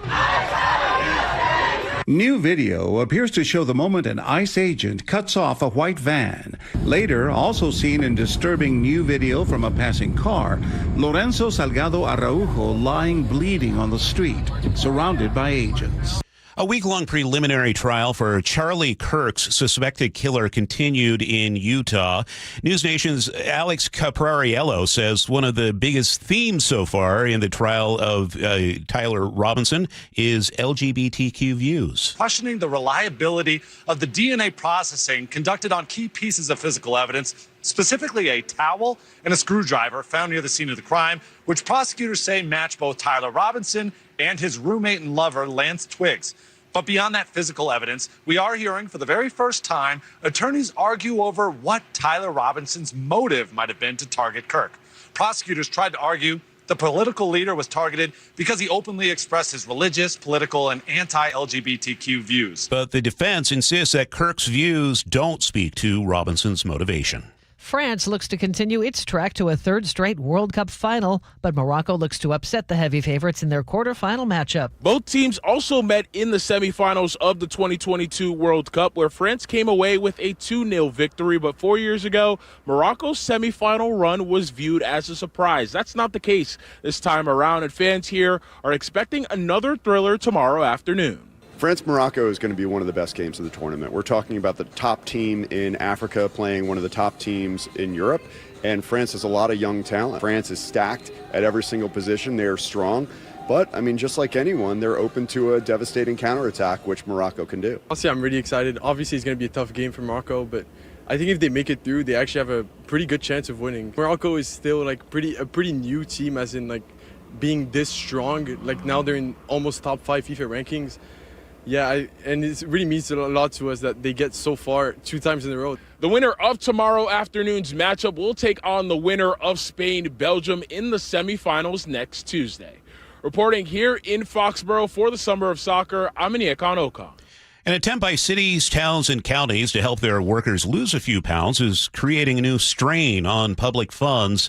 ABC's Jim Ryan says that may mean changes to future health plans. A few years ago, the city of Fort Worth started offering GLP-1 drugs to employees as part of their insurance coverage. Now, that one category alone is actually over 40%. Kristen Smith is Fort Worth's Director of Human Resources. I describe it as a runaway train. And now cities nationwide are taking a closer look at weight loss drugs. drugs. The most immediate way to reduce the spend in this category is to change the coverage. Translation, to drop the coverage of GLP-1s. Jim Ryan, ABC News in Dallas-Fort Worth. It's 8:23. That's time for a check on traffic once again. And for that, we head over to Ted Biener.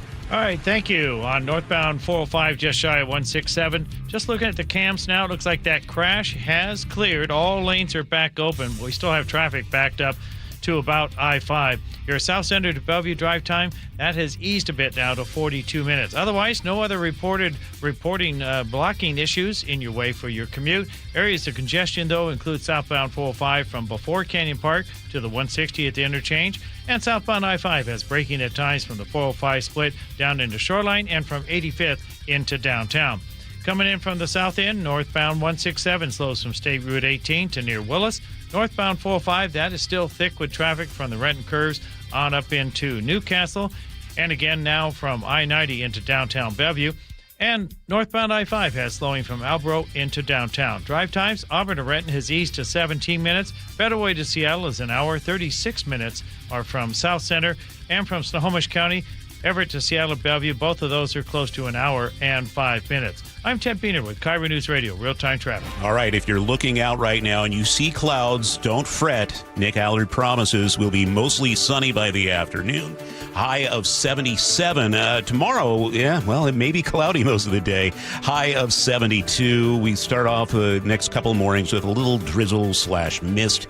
Afternoon, partly sunny. Low 70s for the high. Right now, downtown, it is 57. And coming up, KIRO News Radio's Luke Ducey on how the Seattle Police Guild is reacting to the mayor's choice to deactivate those CCTV TV cameras now that the World Cup is over. Also, ABC's Peter Haralambos on the opening of more than 20 new Freedom Fuel gas stations on the East Coast. You're listening to Seattle's Morning News on KIRO News Radio. Well, mornings fall apart when closets don't work, the pantry's jam, your garage useless, and most homes are just never designed for real life. Charlie Harger here for Closets by Design. It's not just closets. We're talking garages, pantries, laundry rooms, home offices, wall beds, all custom built. Everything finally has a place in your home. For a limited time, it's 40% off plus an additional 15% off and 18 months 0% financing on approved credit if paid in full. Go to closetsbydesign.com or call 1-800-BY-DESIGN to get your project started today. KIRO News Radio, where you turn for the news you depend on. A political shakeup for Democrats that represent Seattle. Traffic. Right now, Auburn to Renton at 25 minutes. That's a good 10-minute delay. Conversation. 3 people on the floor can't cover 20 aisles of plexiglass. They're doing their best. It just doesn't work. And your Super Bowl champion Seahawks. And the party begins. Broadcasting live from the KIRO News Radio YouTube channel. KIRO News Radio 97.3 FM. D.R. Horton's National Red Tag Sales Event starts this Friday, July 10th. Stop by any of its participating communities and find select Red Tag homes at incredible pricing. Visit drhorton.com. D.R. Horton, America's builder, an equal housing opportunity builder. Wow, Sarah, these window coverings are gorgeous. Did you guys do this yourself? No way, it's all Hunter Douglas. My local expert came to our home, brought samples, and helped us see everything in our actual light, then measured perfectly and handled the installation. If you're planning a remodel, moving into a new home, or simply ready to elevate how your space feels, Westco Blinds, your neighborhood Hunter Douglas expert, offers custom, beautifully crafted window treatments thoughtfully designed for life. Whether it's blinds, shades, shutters, or drapes, our products fit your windows perfectly. And with smart home options, you control the light and privacy with a tap or on schedule. Hunter Douglas window treatments are an investment in quality, backed by a lifetime limited warranty and ongoing support from your trusted local expert, Westco Blinds. Call now to schedule your free in-home design consultation. Call 206-285-5455, 206-285-5455, 206-285-5455. If your home is 20 years old or more, it might be time to have your roof inspected. Your roof is your home's first line of defense, and at Guardian Roofing, Gutters, and Insulation, we'll help it last as long as possible. Our trained and licensed crew will evaluate your roof, repairing when we can and offering replacement options only when necessary. Plus, every new install comes protected with a full year of free maintenance on us. Visit GuardianRoofing.com today. Let's say you get into a car accident. You end up getting hurt. You're missing work, and now the insurance company wants you to handle the paperwork yourself while you're still recovering.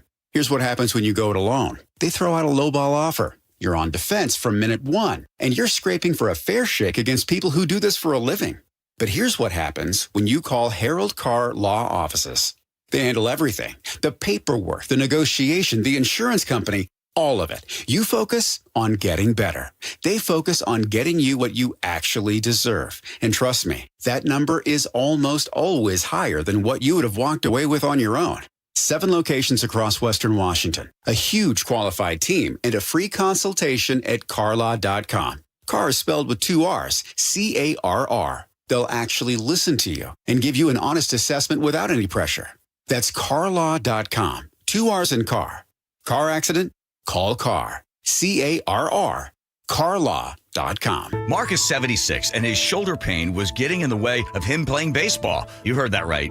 Baseball. Yeah, there's a whole league here of old guys pretending like we're kids. The pain from severe arthritis just wasn't going away. It was like a nerve-type pain, and I couldn't sleep at night. That's when Mark decided to see Dr. Mark Wagner, MD, at Seattle Sports and Regenerative Medicine for stem cell therapy. Well, if I can avoid surgery anytime, you'd probably be better off. Mark is back out on the diamond playing baseball. So I moved into this retirement community, and I talked about my shoulder, and these old people here, they got all excited about it, and 2 of them now have gone to see Mark Wagner. They don't like driving into Seattle, so I drive them in. He more than recommends Dr. Wagner. He chauffeurs. So whether it's a hip like mine or a shoulder, elbow, ankle, wrist, or knee, before choosing surgery, see Dr. Mark Wagner first. He's the most experienced in the Northwest with over 20,000 stem cell procedures. Go to drmarkwagnermd.com. Be advised, this is your opportunity to save up to 40 to 80% on a hot tub or swim spa. This weekend only, Friday through Sunday, Washington State Fairgrounds Event Center.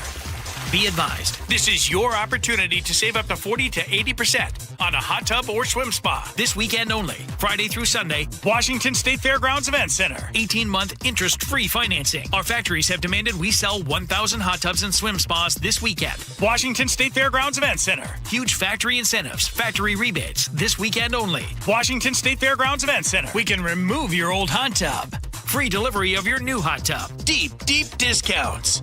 Washington State Fairgrounds Event Center. Free delivery of your new hot tub. Just relax and enjoy. Washington State Fairgrounds Event Center. Friday, 2 p.m. to 8 p.m. Saturday, 10 a.m. to 8 p.m. Sunday, 10 a.m. to 6 p.m. Free admission. Free delivery. Washington State Fairgrounds Event Center. Call 833-SPA-SALE or visit hottubandSwimSpaSale.com. Nearly half the homes in Western Washington are not properly insulated or not insulated at all. Sound like your home? Then call for your free inspection. InsulationNorthwest.com.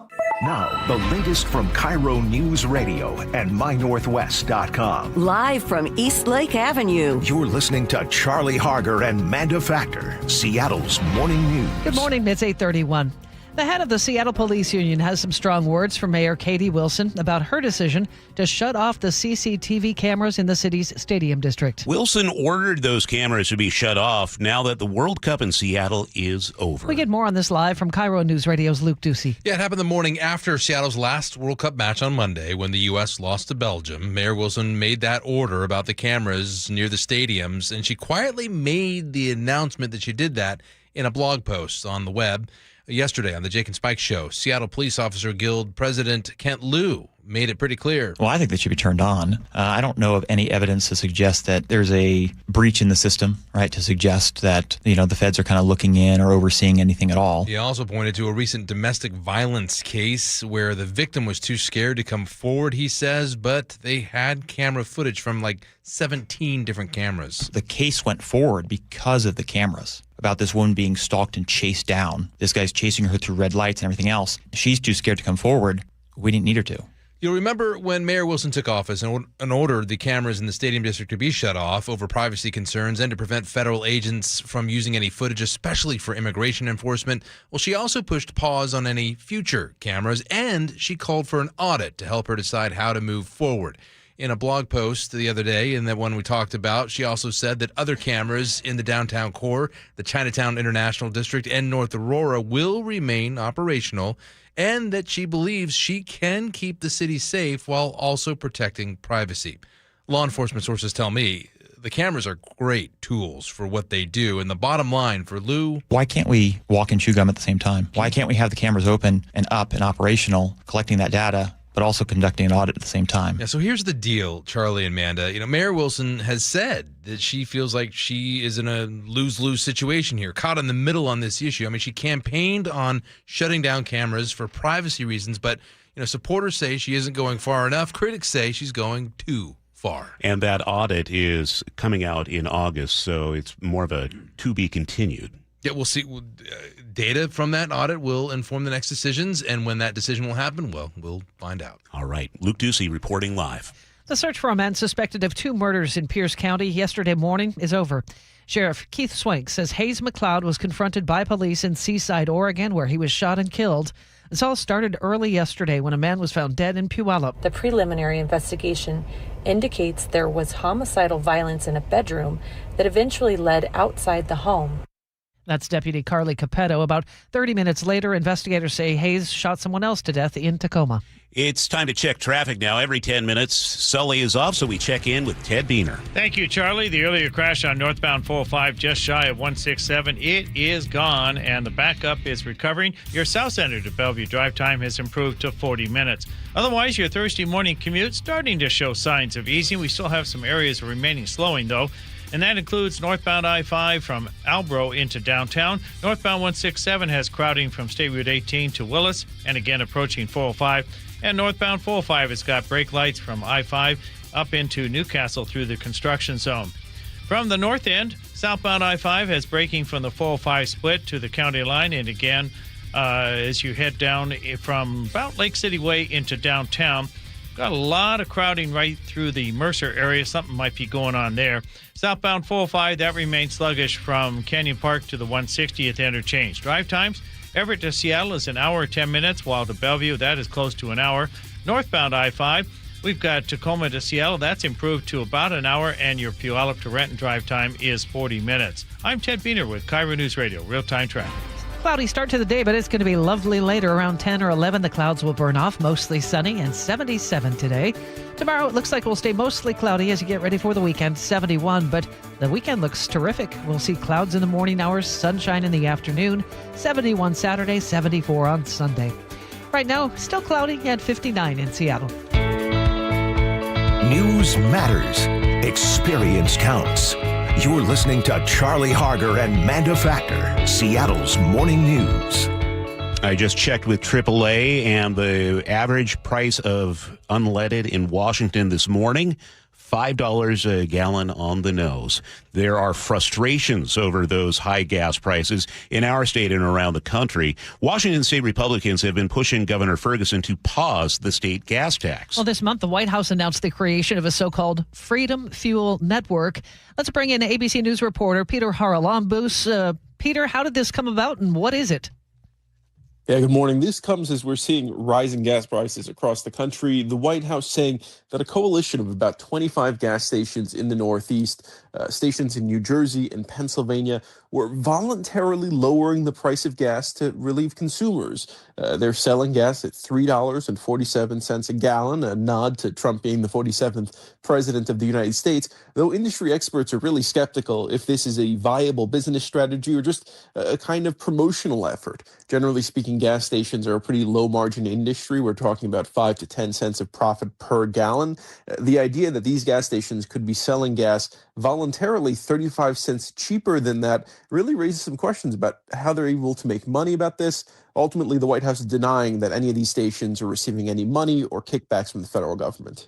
Well, this is its own company. Did this expand to any other locations, or are we stuck at 20? Yeah, for now, we're just seeing those announced ones, those about 20 throughout Pennsylvania and New Jersey. We've only seen a few open up thus far. For example, yesterday we saw one open in Philadelphia, and it really remains to be seen if this is going to be something they try to spread out across the country. Ultimately, though, there are very few details about who's actually behind this. There are no businesses in New Jersey or Pennsylvania registered to that name, the Freedom Fuel Network. The only thing we could find was a trademark trademark application for the entity filed the same day that President Trump made his announcement about this. At the time, he suggested that this was a fully kind of voluntary effort taken on by these businesses as an act of goodwill to basically thank consumers, and that he hopes other gas stations across the country will follow their lead. This, of course, comes as President Trump criticizes gas companies for not lowering the price of gas, even though crude oil has gotten cheaper. The DOJ even launching an investigation into oil companies for why that hasn't been passed on to consumers just yet. How'd they get this up and running? Did the company just take over pre-existing gas stations? That's what it certainly looks like. We've gone through all 25 of these stations, and it seems like they basically have found independent operators in that area that could be open for a takeover. Basically, this included them putting up basically temporary signage on top of these pre-existing gas stations. Companies that, are very regional or we're talking one or two in the entire network. Carco, Gas and Go, Upgraded Image. These are companies that, aren't necessarily nationwide gas companies like Gulf or ExxonMobil, and we don't really know how they were recruited into this either. The White House offering very few details, and really at this point there are no public business records that indicate what this is and if it's going to be a long-term thing or just a promotional effort, kind of like what we saw T-Mobile do last month, where they opened up a gas station in Los Angeles and Chicago and sold gas for $1.99 per gallon. That, of course, ended and was really just a marketing stunt. Peter, did I hear you slip into a little bit of a Jersey accent when you said the words New Jersey? Were my ears mistaking me? Maybe a little bit. Where'd you grow up, Peter? Long Island. It's a Long Island accent that just slips. They're very close, and I will say I slip into it a lot, even though I work in the city. I'm still a Long Islander at heart, so you do hear it come out once in a while. It's so funny hearing you because we're all serious newscasters, of course, but then you can maybe slip into the real accent every now and then. I love it. Water, coffee, those are words where you really hear it. But, things like gas stations and legal fights, which I normally cover, you don't really hear it as much. There you go. ABC's Peter Harlambas. Peter, thanks for your time this morning. Thanks so much. He was a good sport about that. He really was. You know who else is a good sport? Probably Ted Beener. What's coming up in traffic, Ted? Well, things are starting to ease, and I'll tell you the improving drive times in just a moment. It is summertime, which means sunshine, baseball games, beach trips, hiking, fun with the family. And Brad, I'll bet it's easier to pay for with free checking from WaFd Bank. That's right, Dave. Set your financial goals and stick to them with free checking. No minimum balances or monthly maintenance fees to worry about. Hey, you'll also get spending tools to help you stay on top of your budget. Not only is WaFd Bank rated the best bank, we have more than 200 branches to serve you across 9 western states. And tell me more about this card control feature I've heard so much about. Dave, you can view transactions for individual cards, set controls and alerts, and if you forget your card at the restaurant, you can instantly turn it off while you go back to get it. You'll also have access to free tools like Zelle, mobile check deposit, and when those unfortunate times happen, submit fraud disputes right inside the WaFd mobile app. And don't forget, you can choose from some great-looking debit cards, including Seattle Kraken and Seattle Seawolves cards. So visit WaFdBank.com and open your account today. Non-sufficient funds charges may apply. Member FDIC.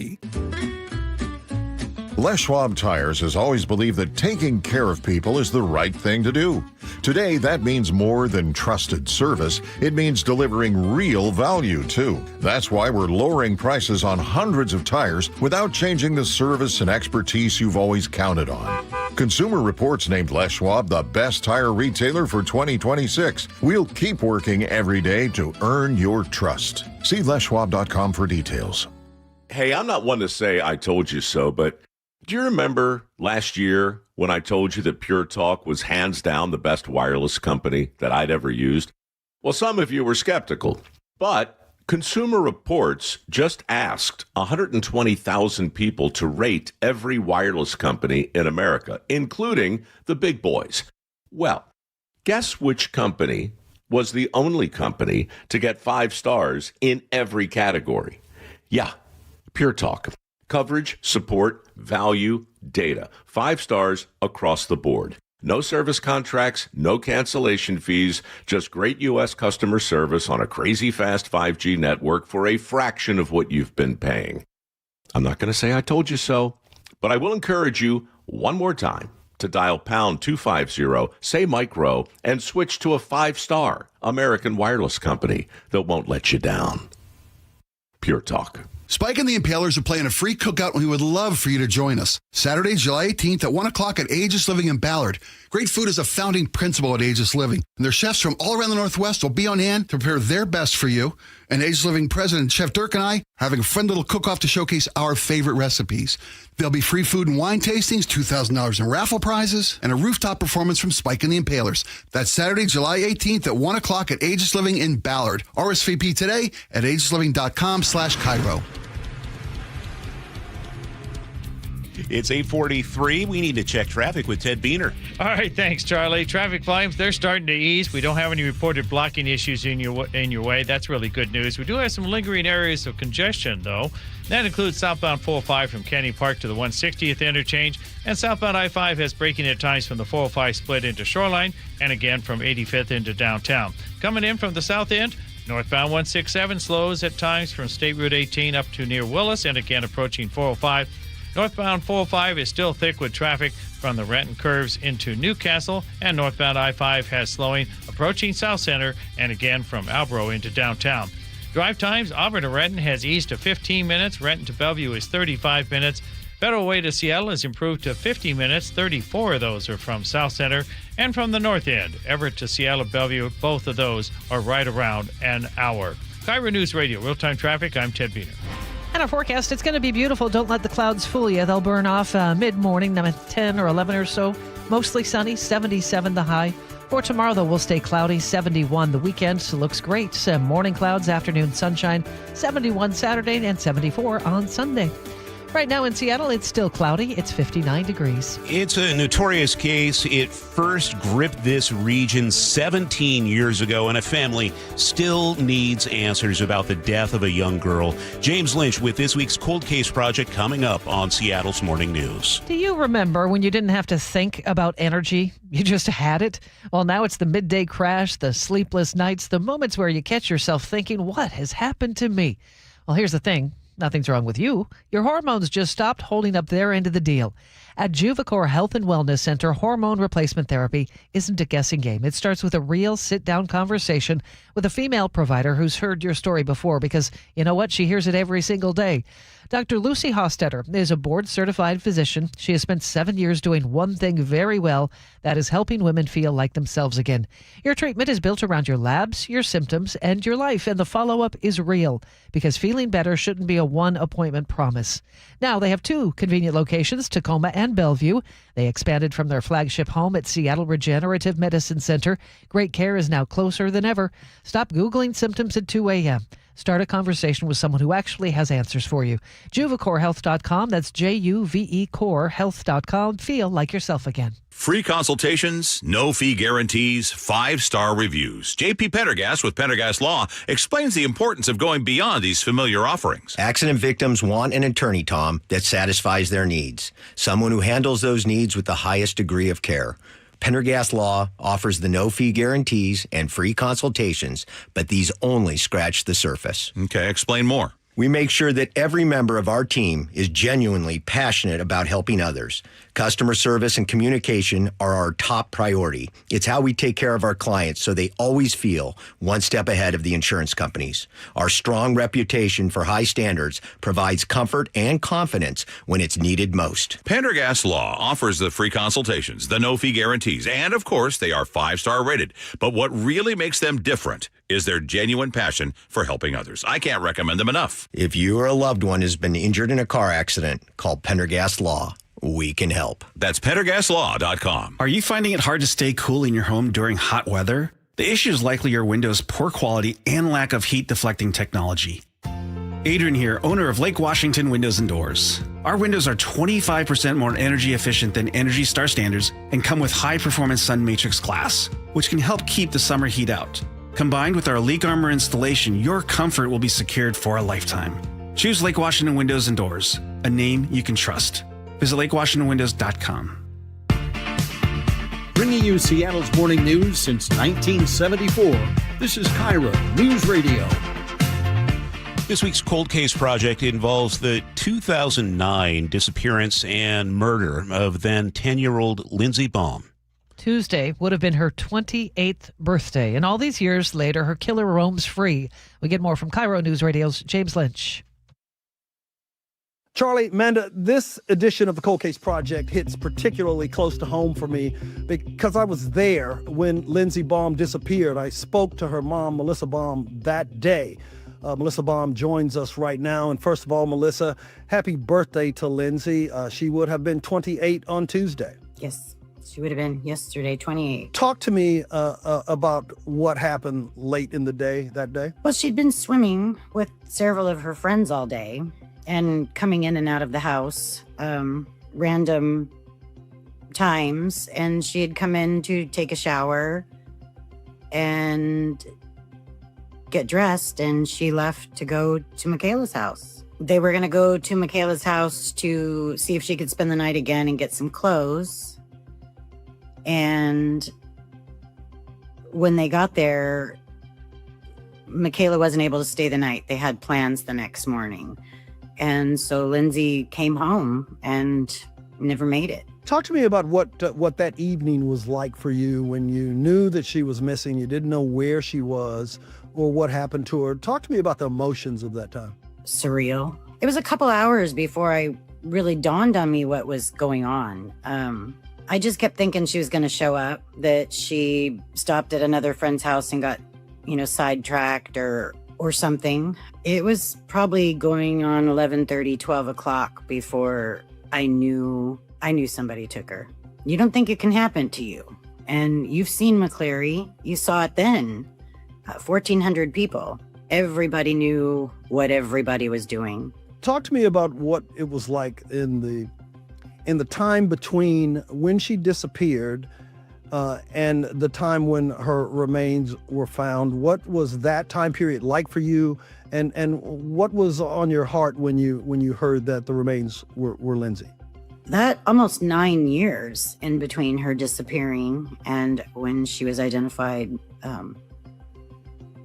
was a whole nother lifetime. I think I'm on my third lifetime now. The before and then the missing and since. What have the police been able to tell you all of these years, or throughout all of these years, about what their investigation work was and what they thought might have happened? They've always, to this day, believe it's a solvable case.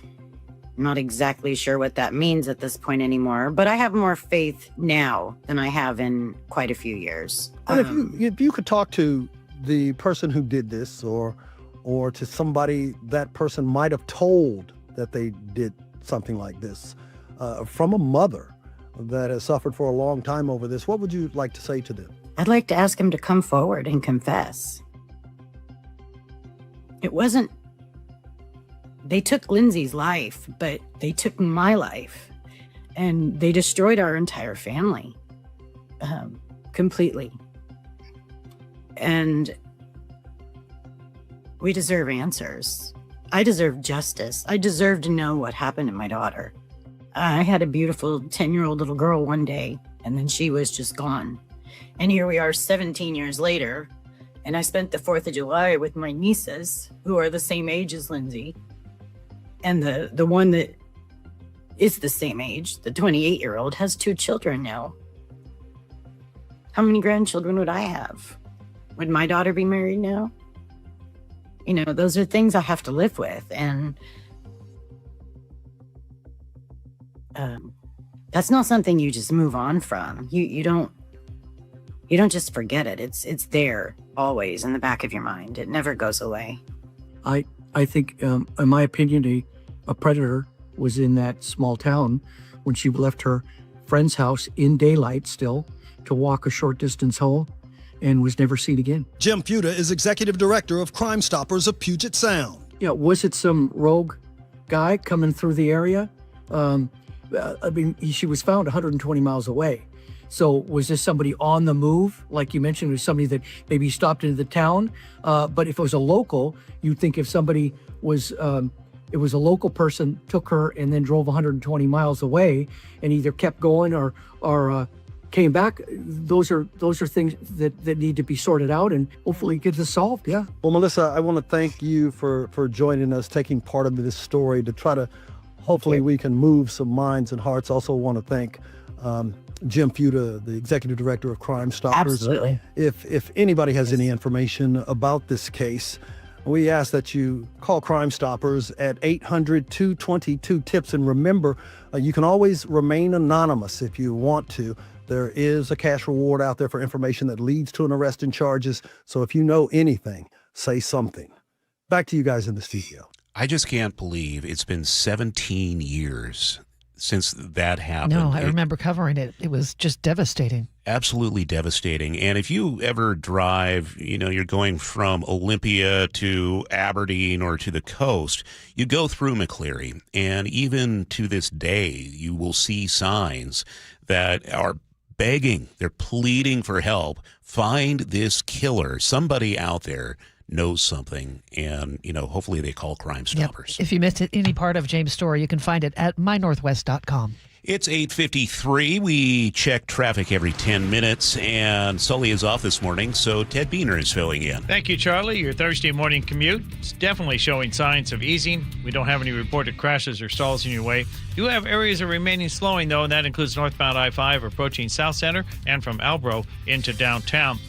Northbound 405, that's got brake lights from the Renton curves into Newcastle, and from I-90 down into downtown Bellevue. Now, from the north end, southbound I-5 has slowing from the 405 split to the county line, and again from 85th into downtown. And southbound 405 remains sluggish from Canyon Park to the 160th interchange and from 70th to 520. Drive times, Everett to Seattle, Bellevue, both of those are close to an hour. Tacoma to Seattle is improved to 55 minutes. Puyallup to Renton, that drive time is down to 37 minutes, while that drive from Renton to Bellevue, that's hanging in there at about 35 minutes. And a reminder, the Revive I-5 northbound Ship Canal Bridge project resumes tomorrow night with the on-ramps closing first, starting at 9 p.m. and fully closed freeway by midnight from I-90 to the U-District at 45th. Early Monday morning, only the left two lanes will be open across the Ship Canal Bridge, and the express lanes will only run northbound until near the end of the year. KIRO News Radio, real-time traffic. I'm Ted Beener. Can we bring back the World Cup, please? It was nice to have it all open for a while, wasn't it? It was wonderful, yeah. By the way, Ted said fully closed, not fully clothed. Just in case anybody was curious. Thank you for that clarity. All right. It's going to be a lovely day once the clouds burn off. We're looking for a high of 77 with mostly sunny skies for the afternoon. Tomorrow we're going to stay cloudy, 71 the high, but then the weekend looks great. Clouds in the morning, sunshine in the afternoon, 71 Saturday, 74 on Sunday. Right now in Seattle, it's cloudy at 59. Well, Ursula's off today, so it's the G. Scott solo show coming up. She's going to look at millions of dollars being stolen from construction workers in the state and why nobody's being held responsible for that lost money. That's next on KIRO News Radio. And the match is about to begin. Most of the team is out with COVID-19, so there'll be some substitutes tonight. What's this? We have an unexpected guest on the field. It's a dog. Well, they could do with extra players. She's going for the ball. Are front paws hands or feet? Soccer season is full of surprises, and COVID-19 could be one of them. If you test positive, prescription medications may help. Ask your doctor if they're right for you. Learn more at PfizerForAll.com. Sponsored by Pfizer. Lots of places can expose you to identity theft. Oh, no. That's why LifeLock monitors hundreds of millions of data points a second for threats to your identity, which is way more than anyone can do on their own. If we find anything suspicious, like new loans or changes to your financial accounts, we alert you right away, all through text, phone, email, or the LifeLock app. Get the alerts that could make all the difference. Save up to 30% with promo code NEWS at LifeLock.com. Terms apply. KIRO FM and HD1 Tacoma, Seattle. Welcome to this week's Puget Sound Express Whale Report. According to the team at Puget Sound Express, July is possibly the best month of the entire year for whale watching. Summer is when many whale watching cruises have a chance to see Bigg's killer whales and humpback whales on the same trip. Last week, tours spotted 10 different orca families and dozens of humpbacks who are busy feeding in the Strait of Juan de Fuca. It's a terrific time to get on the water and see marine wildlife. Family-run Puget Sound Express offers daily guaranteed whale-watching tours departing from Edmonds. These are Seattle's most popular and well-reviewed whale tours. Puget Sound Express also offers tours out of Port Townsend and Port Angeles on the Olympic Peninsula. Orcas, humpbacks, minke whales, and so much more. Don't miss out on your chance to see whales in the wild. Family-run Puget Sound Express guarantees you'll see whales or your next trip is free. Book online at PugetSoundExpress.com. We all hear the radio ads about the IRS. They tell you to be afraid, to be scared, and they try to frighten you into calling. I'm not here to do that. Tax Relief Advocates is different. TRA is here to tell you that if you owe money to the IRS, whether it's $5,000, $50,000, or $500,000, we have a solution. It doesn't matter if you're sitting in your car, at work, or with your kids. No matter where you are, call now. 800-575-8157. Don't lose hope. TRA can eliminate or reduce what you owe to the IRS. Generous programs are now available that can give you a fresh start. Our passion is taxes and helping individuals fix their IRS problems. We have over 1,000 5-star reviews on Google and an A+ with the Better Business Bureau. You don't need to be afraid of the IRS any longer. End your tax nightmare today by visiting us online at TRA.com or call 800-575-8157. That's 800-575-8157. Tax Relief Advocates. Real solutions for real people. Be advised, this is your opportunity to save up to 40 to 80% on a hot tub or swim spa this weekend only, Friday through Sunday, Washington State Fairgrounds Event Center. Be advised, this is your opportunity to save up to 40 to 80% on a hot tub or swim spa this weekend only, Friday through Sunday, Washington State Fairgrounds Event Center. 18-month interest-free financing. Our factories have demanded we sell 1,000 hot tubs and swim spas this weekend. Washington State Fairgrounds Event Center. Huge factory incentives, factory rebates this weekend only. Washington State Fairgrounds Event Center. We can remove your old hot tub. Free delivery of your new hot tub. Deep, deep discounts. Washington State Fairgrounds Event Center. Free delivery of your new hot tub. Just relax and enjoy. Washington State Fairgrounds Event Center. Friday, 2 p.m. to 8 p.m. Saturday, 10 a.m. to 8 p.m. Sunday, 10 a.m. to 6 p.m. Free admission. Free delivery. Washington State Fairgrounds Event Center. Call 833-SPA-SALE or visit hottubandSwimSpaSale.com. The Black Crowes, live in the Tulalip Amphitheater, Sunday, August 3rd.